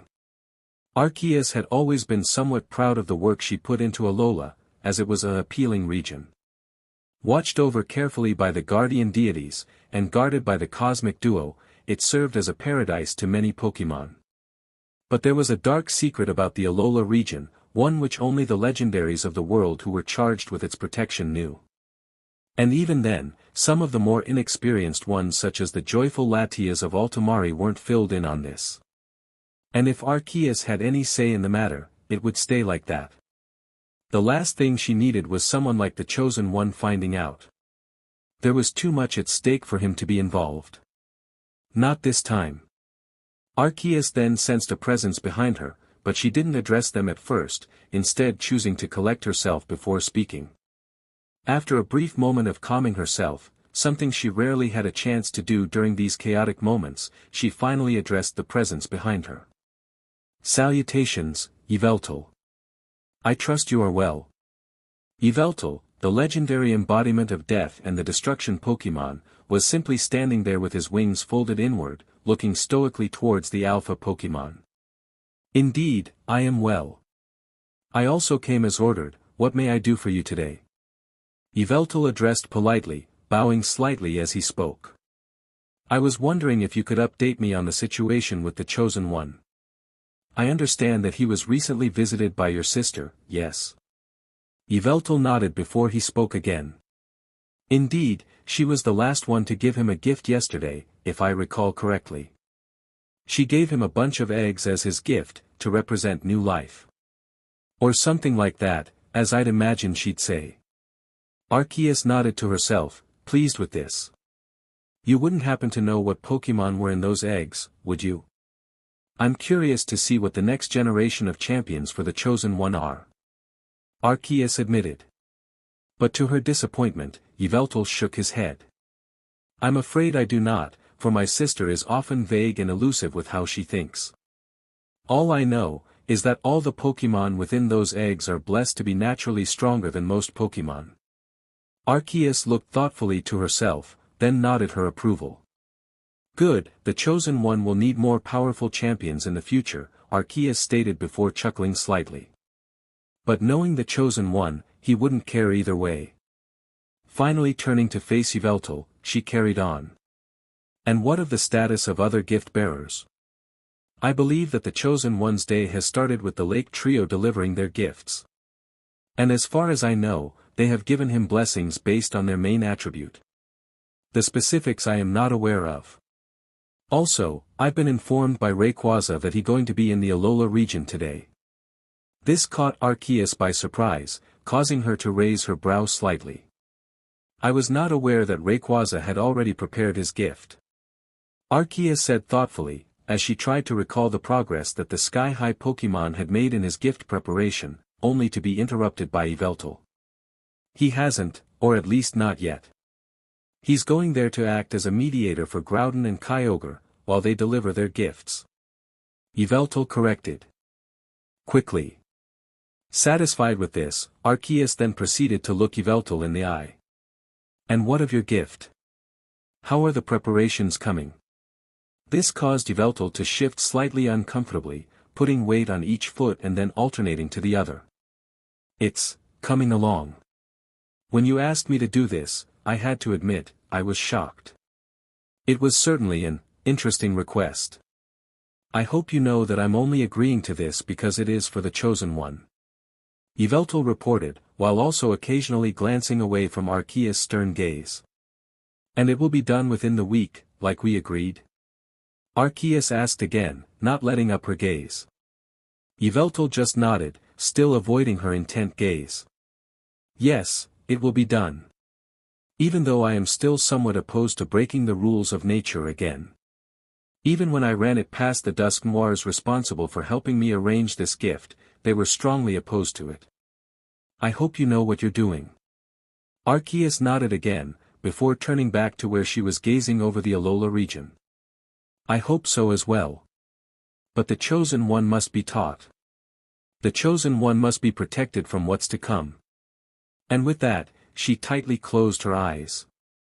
He must be protected, from them. Ash was waiting patiently in the Poke Center while his team of Pokémon and his baby Lugia were checked over by the nurse Joy. He was currently chatting with Misty and catching her up with all the things that he had done since he last saw her, and the reason for his current stay in Alola. He also filled her in on what had happened over the last few days, from the appearance of his Pokémon in Alola, the sudden legendary appearances, and even the specific reasons for why he was being visited by these various creatures. Everyone else was also listening intently, enjoying hearing Ash recall the recent events in a somewhat exaggerated manner, when he was suddenly called by Nurse Joy. Mr. Ketchum. Your Pokémon are ready for collection now. Getting up with Pikachu on his shoulder now, and followed shortly by Absol, Ash went over to the counter of the Poke Center where 7 Pokeballs now resided. Hey, so how is everyone? Ash asked when he got to the counter, his concern bleeding through into his words. Well, your main team is mostly fine, just a little tired. So long as they don't have any more big battles today, they should be perfectly fine. And Lugia? This caused the nurse to hesitate somewhat, before she composed herself and carried on. As much as I'm not an expert on the legendary Pokémon, I did what I could, and I can tell you the basics. This Lugia is a female, has the ability multiscale, and is in perfect health. Joy informed, with a reassuring smile. Satisfied by this, Ash collected the Pokeballs and put them back on his belt before walking back to the others. But before he could reach them, he was cut off by a small explosion, causing smoke to fill the communal area. Prepare for trouble. And make it double. Not this again. Ash muttered to himself. He was too used to this by now, that it wasn't even funny. That was when he came up with an idea. So, with a smirk, he turned towards Pikachu. Hey Pikachu, why don't we show them your new powers, eh? He whispered, causing Pikachu's face to light up, and then turn into an evil-looking smirk. But before either of them could put their plan into action, Absol leaped forward, charging up an attack on her horn. Not wasting any time, not even allowing Team Rocket to finish their motto, she unleashed the Night-Slash attack into the smoke, resulting in an explosion followed by a satisfying yelp from the bumbling trio. Hey, we didn't even finish our motto, you DMN brat. Yeah, at least respect the motto. And with that, they started shouting obscenities, while Misty made her way over to Ash. These idiots still follow you. It's been 5 years, when will they give up? Misty asked with a gobsmacked look on her face. Honestly, I've been thinking the same thing for a while now. I think I'm never gonna be rid of them. Pikachu, however, was feeling very proud. His little girl had just jumped in and shut the rockets up without hesitation. And it was done so well, he so was proud. He was feeling a little emotional. But that happy feeling was suddenly shattered when a shadow ball suddenly flew from the smoke, smacking Absol in the chest and sending her flying back. And Pikachu saw red. As Mimikyu strode forward, with the intent to kill Pikachu and all those who tried to stop him, Pikachu suddenly darted forward from Ash's shoulder, charging up an iron tail and shattering the floor where Mimikyu was just standing, who only just managed to avoid it. Mimikyu then took this opportunity to launch another attack, but Pikachu batted it aside with an aggressive swiss of his tail. Now thoroughly angry, Pikachu began charging up an attack. He was not letting anyone, least of all this crazed Pokémon, from hurting his child and get away with it. And with that, he launched a supremely powerful thunderbolt which caused the very ground he stood on to crack under the force of his own power. The thunderbolt smacked into Mimikyu, forcing him back into the rockets before the powerful blast exploded, sending them all flying into the distance. Well, that went well. Better than our last attempt. That's not really saying much. But still, at least this time we have some dignity while we shout. We're blasting off again. And with that, Pikachu took a deep breath of relief. Being an overprotective parent was tiring. But before he could relax, he and everyone present, from Ash, to Misty, to Paul, to the Alolan crew, was startled by the sudden sound of a lot of people running around in terror. Walking around outside, they saw that the entire town was in an uproar, running around in a crazed panic. Apparently, something was happening today. And chances were, it had something to do with Ash. Paul, not being one to beat around the bush, stepped in front of one of the panicking citizens. What's going on? There's a bunch of legendaries on the beach. It's the end times. The citizen screeched in hysteria, before running off again. Turning to Ash, Paul pointed a finger towards him. I think they're here for you, catch 'em. Paul drawled, apparently already used to this madness. Ash, however, could only chuckle. Never a dull moment. And with that, he ran off to the beach, to try and placate the legendaries before they came looking for him. Hala was enjoying a nice hot cup of coffee, getting ready to start the day. As much as he hated to admit it, his age was beginning to catch up with him. It took him longer to get out of bed in the mornings. It took him longer to feed all his Pokémon. And he found that he was becoming more and more reliant on coffee to wake himself up. But he didn't mind, it was a part of life. He still had plenty of energy left in his old bones, it just took a little longer to get kick-started than it used to. While he was nursing his coffee, he had decided to go through his emails. He had only managed to MSTR the blasted thing a few months ago, so he tried his best to use it as routinely as possible to ensure he didn't forget it. And he did find it useful, since he got letters much quicker than he ever did when he was younger, although they're called emails these days. Bloody kids and their fancy words, and having information available right at his fingertips was helpful. God, I sound old. Hala chuckled to himself, before finishing his coffee with one big gulp and closed his laptop, deciding that he had spent enough time looking at a screen and made his way to the kitchen for another cup of coffee. But as he walked towards the kitchen and past one of the windows, he noticed a blur of yellow out of the corner of his eye, stopping him in his tracks. I guess this is that kind of day. Hala sighed, quickly making himself another coffee before walking onto his balcony. As he opened the door, floating there in all his glory, was the guardian of Melee Island, Tapu Koko. It's been a while, great guardian. I haven't heard from you in several years. If it weren't for your recent interest in young Ash, I would have assumed you had been called into battle again by the legends of other regions again. Hala grumbled to himself, not looking up from his coffee as he stirred it. Once he had stirred the coffee to his liking, he took a sip and finally looked up to address the lurking Tapu. "So, what can I help you with?" Hala questioned. At first, Tapu Koko did nothing, looking down at Hala intently, deep in thought about what he was going to say. After a few minutes, Tapu Koko nodded to itself before looking at Hala in his eyes. "Ash. Ketchum, trouble." This caused Hala to raise an eyebrow at the elusive electric type. Why can't he ever just get to the point? Hala chided mentally, before pushing that train of thought to the side. "Oh yeah, I remember him. Good battler, you took a particular interest in his skills if I remember right. What about him is trouble, exactly?" Hala listed, trying to figure out what the Tapu was trying to get across. While he was thankful towards the Guardian and was honored to be the Kahuna, even he had to admit that the Tapu could be a bit vague when giving warnings. Not, him, trouble, coming, prepare, now. Now this shocked Hala, leaving him feeling astonished. There's an attack coming? When, and what can I do to prepare?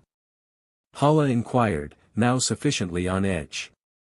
He had been Kahuna for several decades, and not once had he ever been ordered to prepare for trouble by the Tapus.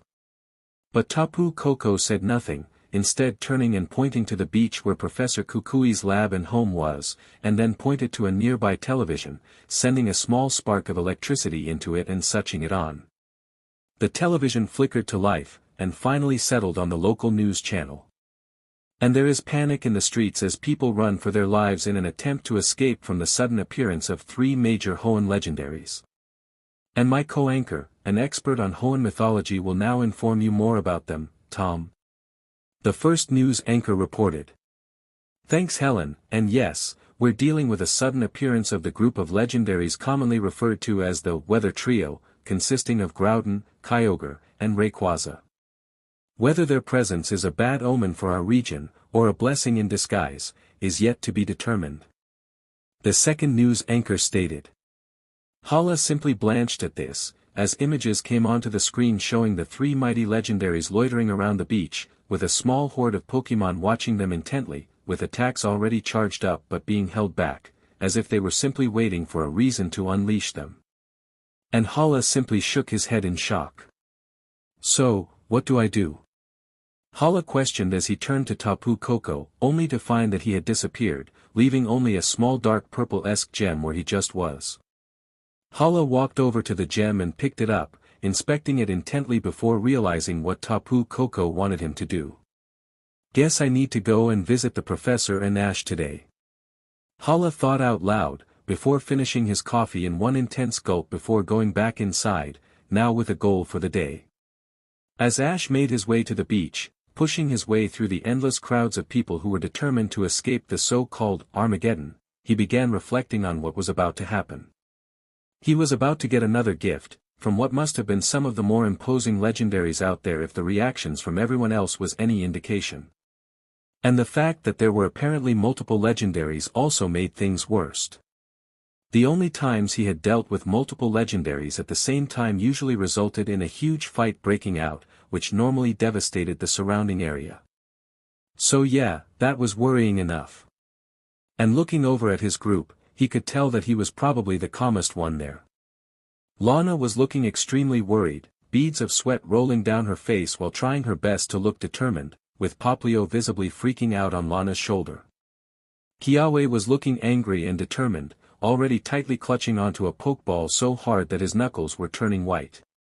Lily looked terrified, the realization that they were running towards very powerful and temperamental legendaries, and even Snowy was shaking in her arms. Mallow was staying close to Ash, having already realized that being behind him was probably the safest place when dealing with these legendaries.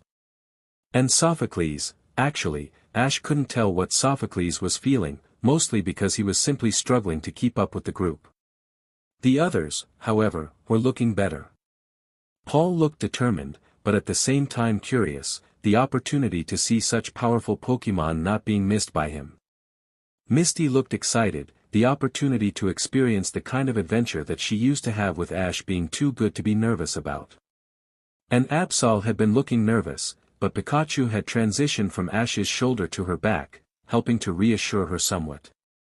And Pikachu was just used to this kind of nonsense at this point. Finally making their way to the beach, Ash finally got a glimpse of the legendaries that he was dealing with. And honestly, it wasn't reassuring. There, on the verge of starting a fight with one another, were the physical embodiment of the very forces of nature itself. In the ocean, creating a small maelstrom around it, was Kyogre, the creator and protector of the oceans.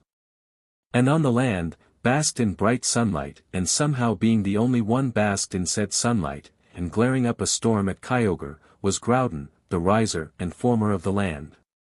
And in between the two of them, looking extremely agitated and exasperated, was Rayquaza, the guardian of the sky, and the only one of the trio who Ash felt somewhat comfortable being around. Looking back at his group, Ash saw a sense of dread wash over his group of friends, as they realized just what legendaries they were now dealing with. Misty and Paul were now on guard, drawing out Pokeballs and getting ready to throw them. Kiawe and Sophocles were reeling in shock, Mallow and Lily were practically shivering in fear, and Lana was just as shocked, even though there was a slight glimmer in her eye as she focused on Kyogre. But the one who most afraid was Pikachu. Oh God, not again. Ash, you have to ensure he doesn't posses me again. I'm not being his puppet again, I don't want to get involved in another legendary fight. I've had my DMN fill. Pikachu rambled out, proceeding to jump into Ash's bag, trying his best to avoid the gaze of the warring legendaries. Leaving Absol in amazed confusion. He was possessed by one of the weather trio. What? But before Absol could get her question answered, the trio of legendaries noticed Ash, and began to move towards him. Much to the horror of everyone standing behind him. But before they could get near him, Ash was suddenly swarmed by his Pokémon, all of them shielding him with their bodies and charging up attacks. This managed to stop the advancing legendaries, but also seemed to annoy two of them. Foolish champions of the Chosen One. We are not here for a challenge. If we were, we would have incinerated you. Groudon roared out with enough force to create a gust of wind powerful enough to push the smaller Pokémon back a few inches. But before he could continue, Rayquaza slapped him around the back of his head with his tail. Quiet, you giant fool. We are here to deliver a gift, not anger, and challenge him. Rayquaza scolded, before turning directly to Ash. My apologies, Chosen One, these two are as mature as infants, yet possess the power to change the shape of the earth. They're a constant headache, and it never goes away. Rayquaza elaborated, trying his best to represent the two childish legendaries. This attempt at trying to calm everyone down worked somewhat, since Pikachu began poking his head out from Ash's bag, feeling somewhat more relaxed now that he knew that Rayquaza seemed to be acting as a mediator for the two temperamental legendaries. However, Rayquaza's voice also managed to draw Latias out of her Pokeball. Lord Rayquaza? Latias questioned, before noticing that Groudon and Kyogre were also present. But this realization was overshadowed by the visible double-take the trio had when she appeared. Young Latias. You followed through with your plan? Kyogre questioned, with a hint of shocked yet impressed tones in his voice. Blushing at being the center of attention, Latias simply shrunk back behind Ash, bringing the attention back onto him. Ah yes, the gifts for the Chosen One, allow me to present your gift from myself first. Kyogre prepositioned, causing Groudon to visibly get angry at the fact that Kyogre was giving his gift first, charging up a solar beam until Rayquaza glared at him, and absorbed the charged-up power. Giving Groudon a smug look, Kyogre turned toward Ash, hovering towards him on a controlled cloud of water. He then focused somewhat, closing his eyes as he channeled his power through his body, causing the red lines on his body to glow with untapped power. The power then began to focus and swirl just in front of Kyogre's mouth, before turning into a small ball. This ball then began to glow, before turning into a royal blue coloring, and it then descending into Ash's waiting hands. As soon as he got hold of it, Ash began inspecting it intently, looking over it. It was a small sphere, no bigger than a tennis ball, but was practically radiating power. Besides being a similar royal blue to Kyogre, it also seemed to possess the same symbol that Kyogre had on his body printed onto it. As a matter of fact, it sort of reminded him of the blue orb that possessed Pikachu. Something that Pikachu remembered quite well. Blue orb. I'm out. And with that, Pikachu leaped backwards, onto the back of Charizard and began charging up an attack. Much to Charizard's, and Groudon's, amusement. Worry not, that is not the same blue orb which you are unfortunately familiar with. That is a blue marble, which contains a fraction of the power that the orb possesses. The reason I feel this is an appropriate gift, is because of the properties that it bestows onto someone who holds onto it. Waving one of his flippers towards Ash's Pokémon, Kyogre continued. If one of your Pokémon would volunteer, preferably not a water type, I will explain how it works. This caused the majority of Ash's Pokémon to share concerned looks, having heard the story behind Pikachu possession by the blue orb in Hoenn. However, out of sheer curiosity, Donphan stepped forward, eliciting a smile from Kyogre. Excellent, if the chosen one would just hand the blue marble over. Looking once at the marble in his hand, and once at the ground type he had raised from an egg, Ash somewhat reluctantly handed the small globe over. The moment he did however, the marble glowed intently, dissolving into Donphan's trunk. As soon as it was fully absorbed, blue lines began appearing across Donphan's body, in very much the same pattern as Kyogre's, before causing his eyes to glow blue, much to everyone's shock. And that was the last straw for Pikachu. I won't let you control my friend. He shouted with barely controlled rage, before firing a charged-up thunderbolt with enough power to rip up the ground that was a few meters below it towards Kyogre, only to be countered by a hyper beam from Rayquaza. The two massive attacks clashed against one another, before the thunderbolt began overwhelming the hyper beam, causing both attacks to explode with enough force to knock the Alola crew off their feet. This caused the rest of the Pokémon in Ash's family to begin charging up attacks as well, willing to fight the gods themselves to save their family member, before they were stopped by Ash's raised hand. Guys, it's alright. Look at Donphan. Which everyone then did. And they were shocked.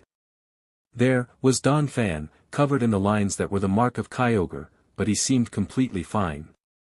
He was still acting normal, if somewhat confused, and seemed in control of his actions. Seeing that they were calming down, Kyogre began explaining himself. As you can see, the marble does the same to the host physically as the orb but has a completely different end result. You see, right now, a portion of my power is running through that Pokémon's body, and is enhancing everything about that Pokémon's capability to battle. If you could launch an attack, please. Nodding slightly, Donphan began charging up a hyper beam, and then fired it at a nearby rock, with the beam cleaving straight through it. But it didn't stop there. The beam kept going, tearing a large gorge through the beach, before hitting a cliffside with enough force to shake the entire rock face. This caused everyone present to stare blankly at Donphan. As you can see, the blue marble has greatly enhanced his strength, while also showing that this is a sliver of what I'm capable of. Kyogre boasted, clearly happy with how impressed everyone was with his gift. This was when Groudon ran out of patience, and stormed forward, with a similar sphere already made. Yes, well, as much as you may be impressed by his little gift, just know that he stole that idea from me, which was why he wanted to go first. Groudon shouted, sending threatening glares toward Kyogre who simply shrugged at the continent Pokémon. Much to Rayquaza's displeasure. Children. Literal children. That's who I work with. Rayquaza muttered. This was when Groudon presented a red version of the sphere that Donphan had just absorbed. This is the red marble, and is the superior version of the two. Not only does it do everything that Kyogre's weak marble can do, but it also grants the Pokémon who wields it the fire type, so long as they don't already have it. This caused Kyogre to instantly get angry at the explanation, causing him to round on Groudon. Fool! My marble is not inferior to yours, it also benefits the water type, the more powerful type, to the Pokémon using my marble as well, you just prevented me from saying that. Kyogre challenged, causing Groudon to turn towards him. But before he could retort, Rayquaza slapped Kyogre, hard. Just get it over with, so I can go home. Rayquaza complained, already having enough of his fellow trio. Nodding in agreement, Groudon then turned and focused on Ash. Summon your ground types, I have a second part of the gift to bestow. Ash, who was at a loss for words at the childishness of the two major legendaries. One of the strange side effects of understanding Pokémon, apparently, simply nodded and waved his ground types forward. And while his other ground type stepped forward, Donphan focused internally and allowed the blue marble to disconnect from his body and passed it to Ash. Now, Donphan, Torterra, Glisker, Garchomp, Seismitoad, and Crocodile stood before the mighty ground type, watching intently as he glowed. That glow, then split into 6 separate lights, before heading to each of the ground types, basking them in the glow briefly before dissipating. And now, I have bestowed the knowledge of precipice blades upon your ground types. I would also give them a power-up like Zekrom did for your champion Pikachu, but to do so for so many Pokémon would be a violation of nature.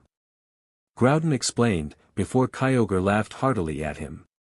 Only 6 bestowed with the knowledge. Ha! Would all the water types step forward?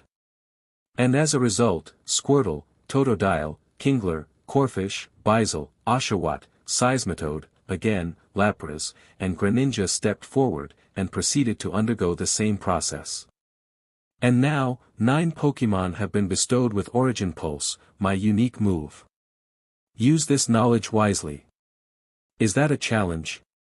Be careful with your tongue, lest I rip it out. But before they could start fighting, Rayquaza hit the both of them with a hyper beam. That's it. We're done. You've given your gifts, now we're leaving. Or so help me Arceus, I will slaughter the both of you. And so, with heads lowered in shame, the two legendaries turned to the ocean, and began making their individual ways home. Content that they wouldn't try to start trouble, Rayquaza then turned to Ash one last time. Apologies for those two, they're such a hassle. I will be seeing you again in the near future when my gift is ready, chosen one. And with a courteous bow, Rayquaza then darted into the sky, leaving the once chaotic beach calm and serene once again. After the dust had settled, Misty stepped toward Ash and tapped him on the shoulder. So, could you explain exactly what just happened please? We're a bit lost. Meanwhile, across the globe, in the far-off region of Hoenn, there was a young 15-year-old teenager in a dressing room. She was preparing for contest, where she would show off her Pokémon in a display of beauty and grace. She was just preparing her hair when someone popped their head into the dressing room. Miss Serena, just as a reminder, your performance is due to start in 5 minutes. Please make sure you and your Pokémon are ready. Turning to address the contest assistants, Serena simply smiled at her. Don't worry, I just need to finish my hair and I'll be ready. She explained, which seemed to satisfy the assistant as she pulled her head back from the door. As Serena turned back to the mirror to finish brushing her hair, she quickly glanced over at her outfit she was using for this contest. Since she was planning on using her Pancham for this contest, she had created a special outfit to go with the routine. She had created a dress which was simultaneously reminiscent of a GI, with the styling being like the traditional white GI with black belt that people thought of when they thought of martial arts, while still being a flowing dress. It would work quite nicely with her martial arts-based routine. After finishing her fair, and double-checking she had her Pokeballs on her belt, she decided to apply a quick final touch to her makeup as a final touch. But as she got the foundation out of her bag, she noticed a bright light appear behind her in the mirror. Putting down her makeup, Serena gingerly turned around, only to see a flash of white. Her scream echoed throughout the entire building, causing the assistant that had just checked in on her, along with the building security, barged into her dressing room. But by the time they got there, all that they were greeted with was an empty room, and a discarded foundation set.